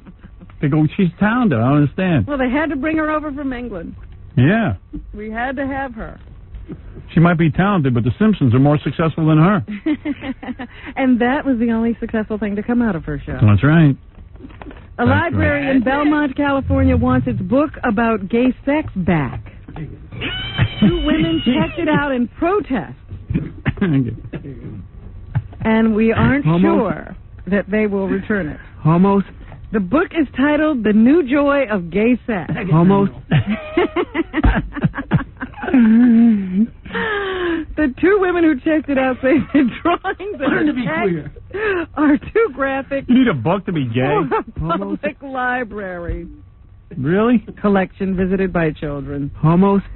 Well, what if you're a little kid and you want to be a homo and you can't figure out what to do? You need a book. Homos. I'd like to get that book. The manager at the library says if the book doesn't come back soon, she'll have to send a bill for its replacement cost. Wow. Please bring back their book on gay sex. Yeah. I got to take a break, Robin. Let's do some more news when we get back. Okay. All right. You're listening to the Howard Stern Show. Hey, breath assured. Hey, guys, can you think of anything worse than bad breath? Can you? Must be Not when something. you're trying to talk to the person. Especially, I get a headache from people with bad breath. You know, I can't think of a thing worse than bad breath. Except for Bette Midler. Now stop. Well, the only thing worse than bad breath, seriously, is on a woman or when her, has a special odor. When she, My brother's do you think he can breath assured down there? Why not? Sure. It's parsley. Boy, that'd be great. What? You all are just too sick. That might be the funniest thing he ever said. Words. Stink. I hope all of you get sex very soon. One thing about breath assured is all natural. So you could probably take it down there. It's chamomile and little parsley, sunflower oil, and it gets rid of bad breath. Breath Assure is now available at fine stores everywhere. Breath Assure, it's the best. And they got Breath Assure D now also. Breath Assure D for dual action. That's the one for down there. That's the one for your stomach. Makes your stomach feel better, too. It's digestate they put in there, which is chamomile, ginger, and true licorice. All this stuff is all natural, and it's great, and that's why they're the #1 breath freshener, Breath Assure. You like to You're back on the Howard Stern Show. Let me help this woman out real quick. She left her passport in a cab. I can empathize with that. From here? I don't know. What happened? You left your passport in a cab, Yes, hello? and the driver's listening to the show? He was listening to the show at 9 o'clock when I got into the cab. Yes, he had it on low, and I asked him to turn it up. He was surprised, but unfortunately I didn't get a receipt because it was such a cheap fare.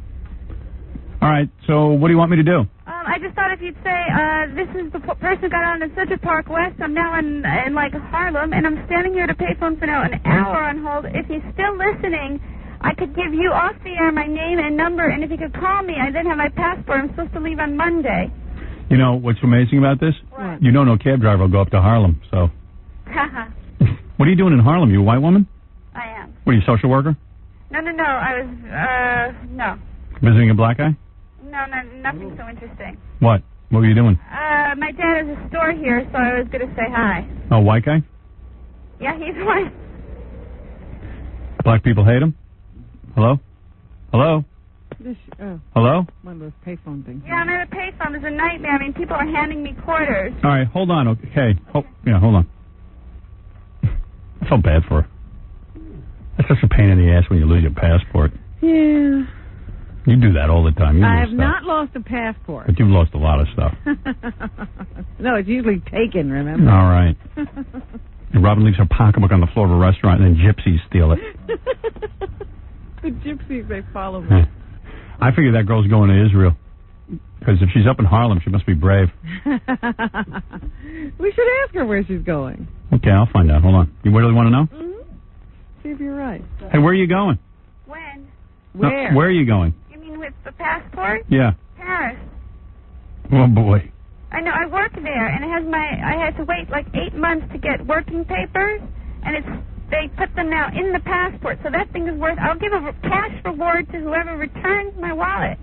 All right, don't cry. Oh, wait. All right, mellow out. Hold on. If that cab driver's listening, give us a call. Thank you. Hold on. Wow. Poor thing. I'm trying to help her. Yeah. Are you hot? Are you good looking? Yeah. But come on. I mean, this is serious. Yeah, I know, but I'm serious too. You know what? The girl's in crisis. She doesn't need that. I just want to know if she's good so the cab driver can identify her. Yeah, I live right near where you work out. I've seen you. You looked at me because I look cute. What cup? See? Really? Yeah. Now, look, this is desperate, the fact that I'm even answering these questions when I'm, it's going to cost me like a fortune to get those. Would you ever do a girl?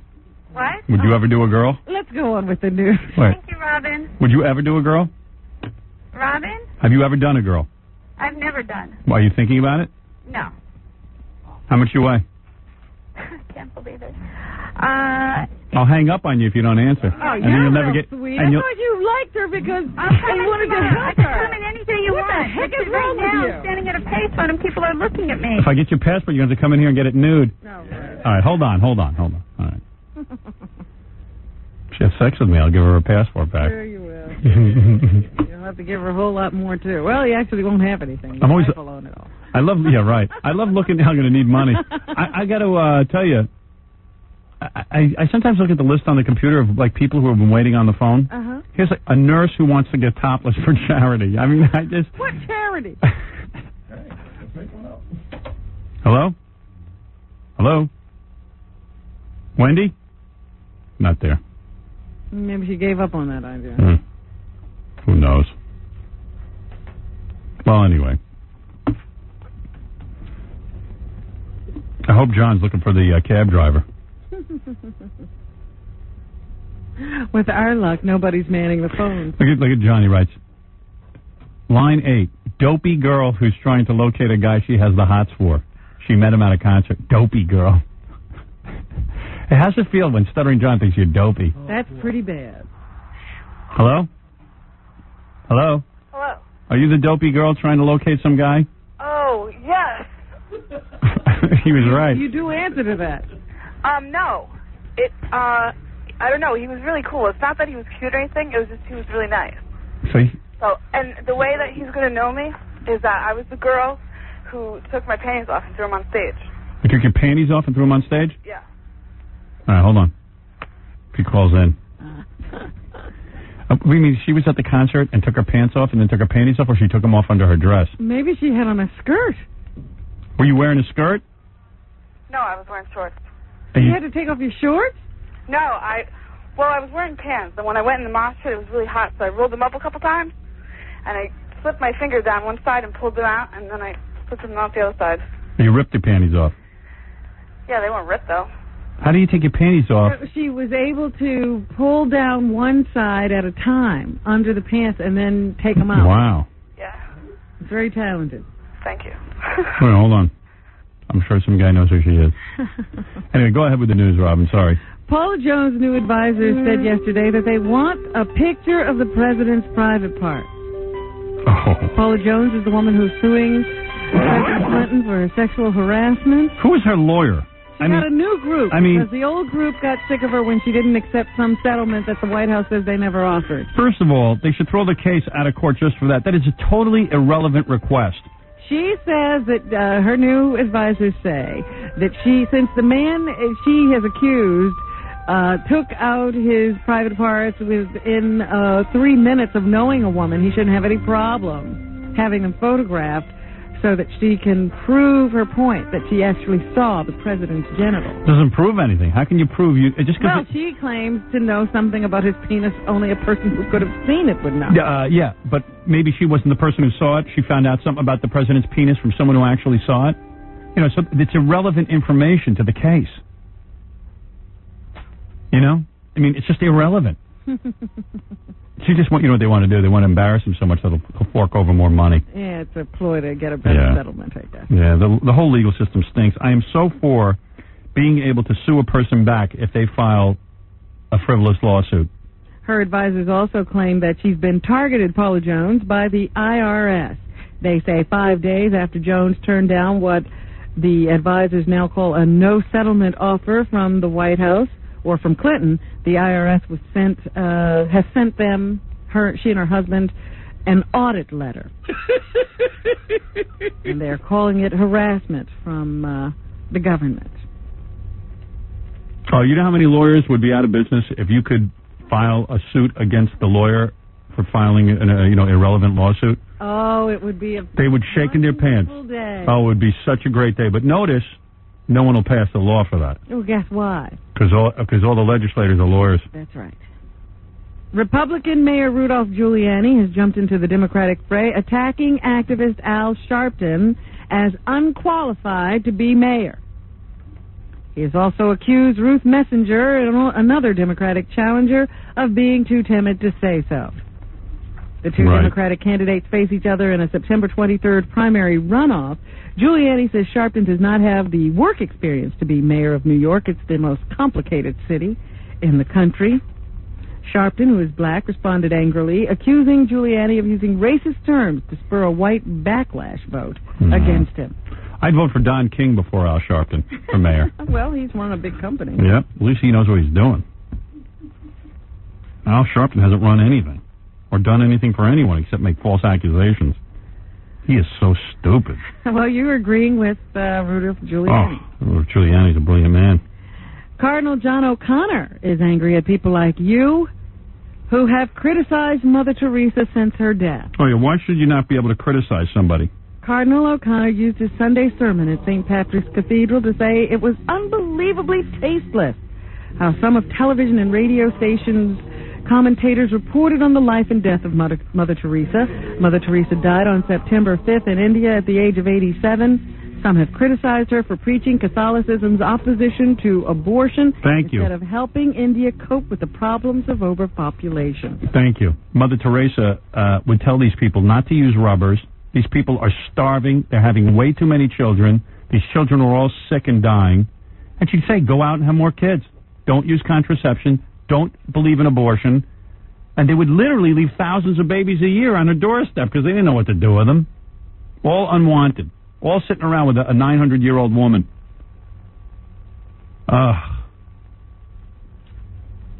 I mean, and Cardinal O'Connor, I'm sorry, pal. Sometimes you got to point stuff out. I mean, it might not be politically correct to say some of this stuff, but it's true. Hey, I'm angry at guys who wear dresses. The Air Force is still trying to figure out why a stealth fighter plane crashed in a Baltimore suburb during an air show this weekend. Investigators are using the flight data recorder and looking at the debris left by the F-117A fighter. Jackie. It broke apart and crashed yesterday afternoon, hitting two houses. Luckily, no one was badly injured. A man and 3 women, I think, suffered some minor injuries, and the pilot ejected from the plane. Was it an air show? Yeah. Anybody getting the idea that we shouldn't watch air shows? That the only time you should really go up in a plane is when it's absolutely necessary? They say something happened to this plane and it blew up. Today they are saying that fighters like the one that crashed yesterday in the area of Baltimore have been grounded for today. Right. To see if it's some kind of a structural problem. Of course. A woman who helped give life to Howdy Doody has died. Well, you ever try to pass wood?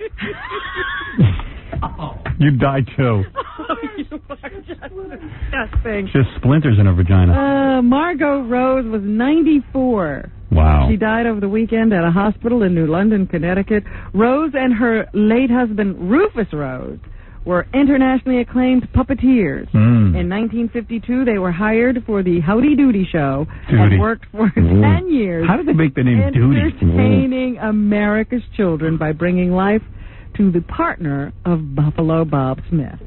By the way, let's point out they were the world's worst puppeteers. Howdy Doody. I mean, really bad. And why would you, like, can you believe duty? I can't believe they used the word duty. Maybe it meant something else. I don't know. I used to be blown out as a kid that it was called Howdy Doody. Was duty back then? Yeah, duty was duty. And it was even spelled like duty. D-O-O-D-Y. That's duty. That ain't Howdy Doody. Howdy Doody. Howdy Doody. Oh, boy. Britain's Prince Charles is reported to be angry at calls for his son William and not him to be the next king. Good to be jealous of your son. Well, that's what royalty is known for. A London newspaper reports Charles believes the pressures are upsetting to his son as he mourns the loss of his mother, Princess Diana. Don't you think Charles was a little bit peeved at his mother for hanging on for so long? Yeah. According to the Mirror, an aide to Charles says the prince is enraged by opinion polls on the subject commissioned by the media after Diana's death. Duty. Huh? I'm talking about Prince William. I was back on Howdy Doody. A Gallup poll released Thursday showed 51% of those questioned wish Charles would step aside as heir to the throne in favor of his 15-year-old son. Charles says there's little chance of his abdicating through an aide. So you might as well just sit back and cool your heels. He doesn't care how many. Because Prince Charles has been training for this his whole life, man. He was And, you know, his mother looks healthy. I know. And look at the Queen Mother. Andy Rooney said last night, what's she doing with a pocketbook? Walking. Did you see that picture Well, of I her? always wonder, what's in the Queen's purse? Nothing. It's not like she needs money. Maybe she keeps tissues in there. I don't know. Vibrator? Okay. I got Chico working here. Harpo. Anything else, Robin? Yes, there's a new list out that lists the top restaurants in North America. What is the top restaurant? It's called the French Laundry. It's a restaurant in Northern California's wine country. I hate French food.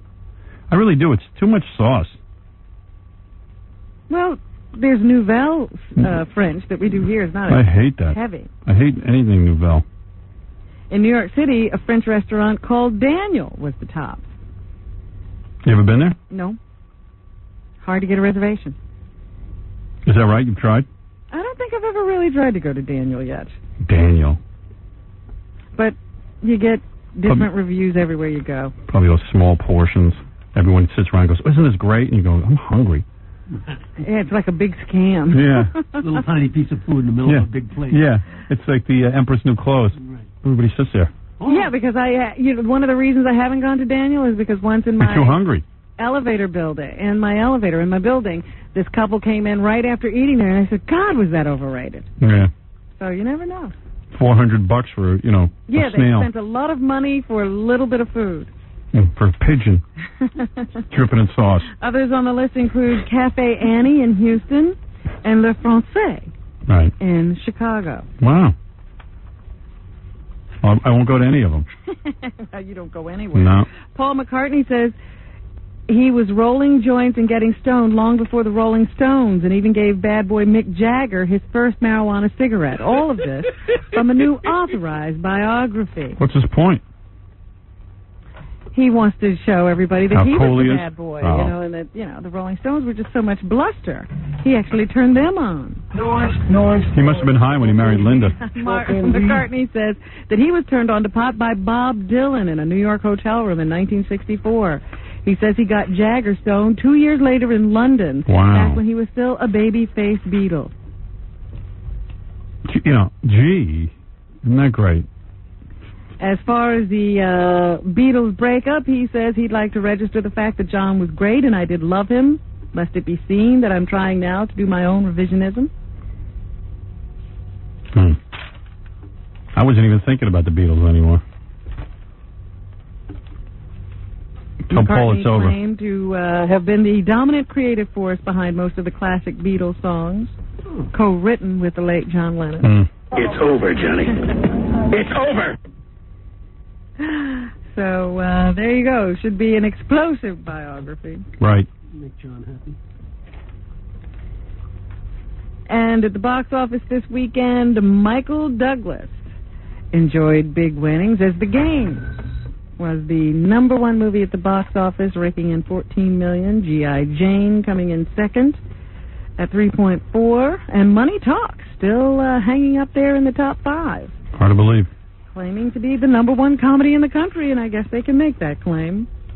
Fire Down Below was #3. That's Steven Seagal movie, and Air Force One still hanging around making money. I haven't seen any of them. Well, they're not out on video yet. Right. That's when you'll see them. And that's what's happening. I got to go. There's some guy on the phone who wants to know if he should marry his girlfriend. He's 19 years old. Has he been listening to this show? I mean, dude, haven't you learned anything from the show? Hello? Hello? Haven't you learned anything from this show? Yeah. Dude, you're 19. You know, they should make a... What are you getting married at 19 for? They should make a law in this country and in Canada that says you cannot get married until you're 30. You cannot.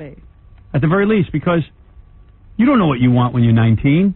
You just want it. You're just. It's just you so don't hard. know anything. It's so hard to get girls that you're afraid you're going to lose the one you have, so you marry her. No, that's not right. Oh, come on, dude. There's so many chicks out there. You don't know what you want when you're 19. I'm telling you. I was 19 when I met my wife.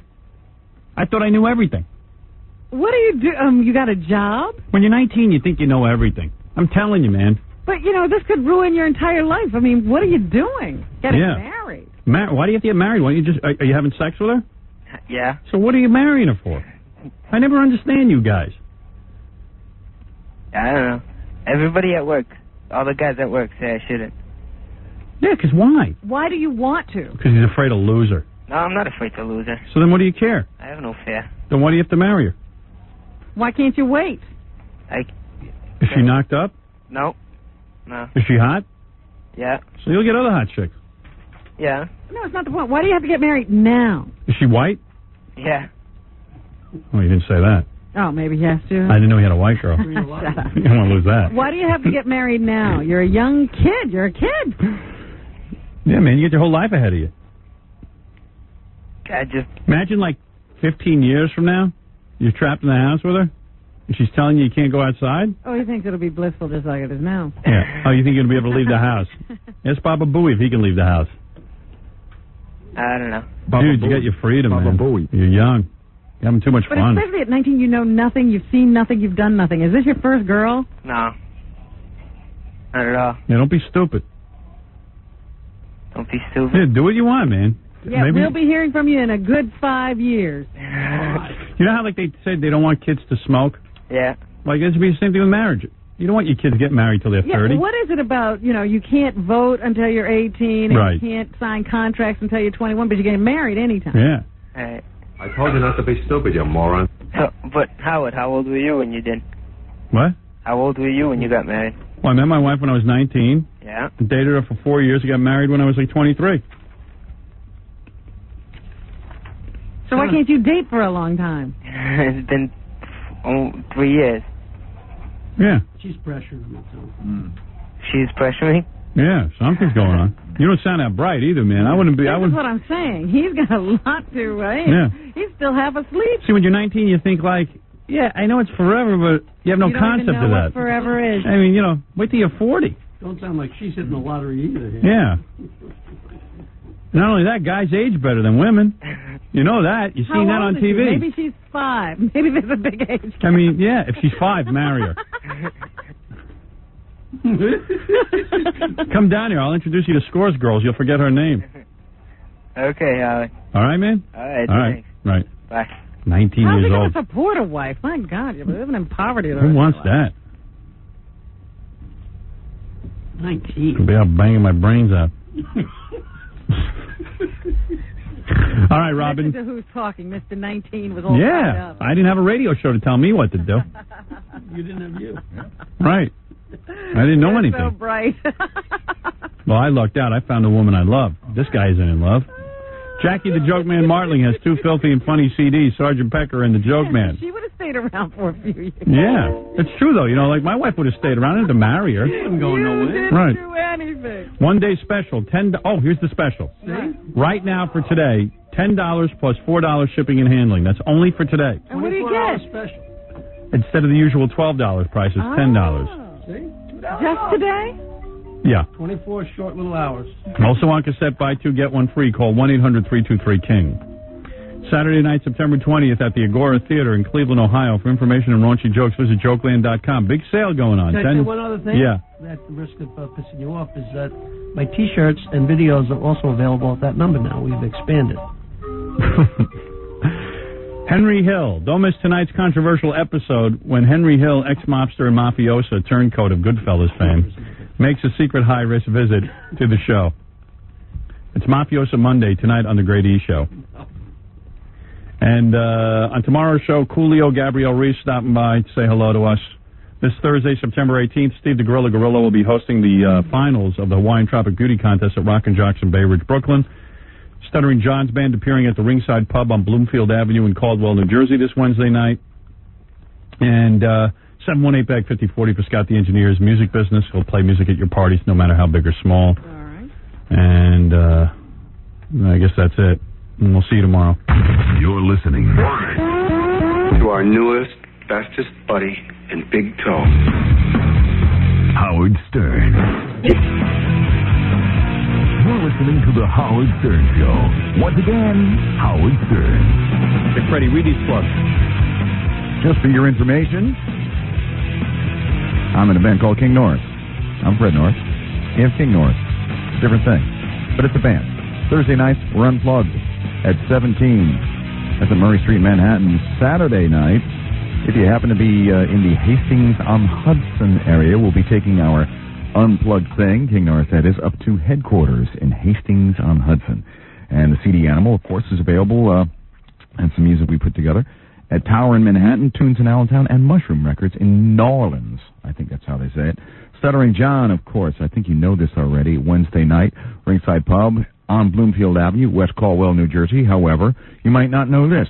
Stuttering John and Baba Booey, guest bartenders at Smirnoff Citrus Twist Night. That's at Heffron's and Hop Hog, Long Island, Friday night, September 19th. And Gary himself will be appearing at the grand opening of New England Car Stereo on Route 9 in Natick, Massachusetts. That's Saturday, September 20th from 10:30 a.m. to 12:30. And is it too early for a Christmas party? Scott the Engineer doesn't seem to think so. As a matter of fact, they're advertising the Rockettes and all those other Christmas shows already. So Scott is right in step, as always, for those Christmas parties. I don't know, maybe even Halloween parties, Thanksgiving parties, weddings, any kind of thing. He is the man you want to call. Scott the Engineer, Rocket Entertainment, 718-BAG-5040. All right, everybody. Thank you, and we'll see you tomorrow. At this time, the Howard Stern Radio Network leaves the airwaves for technical adjustment.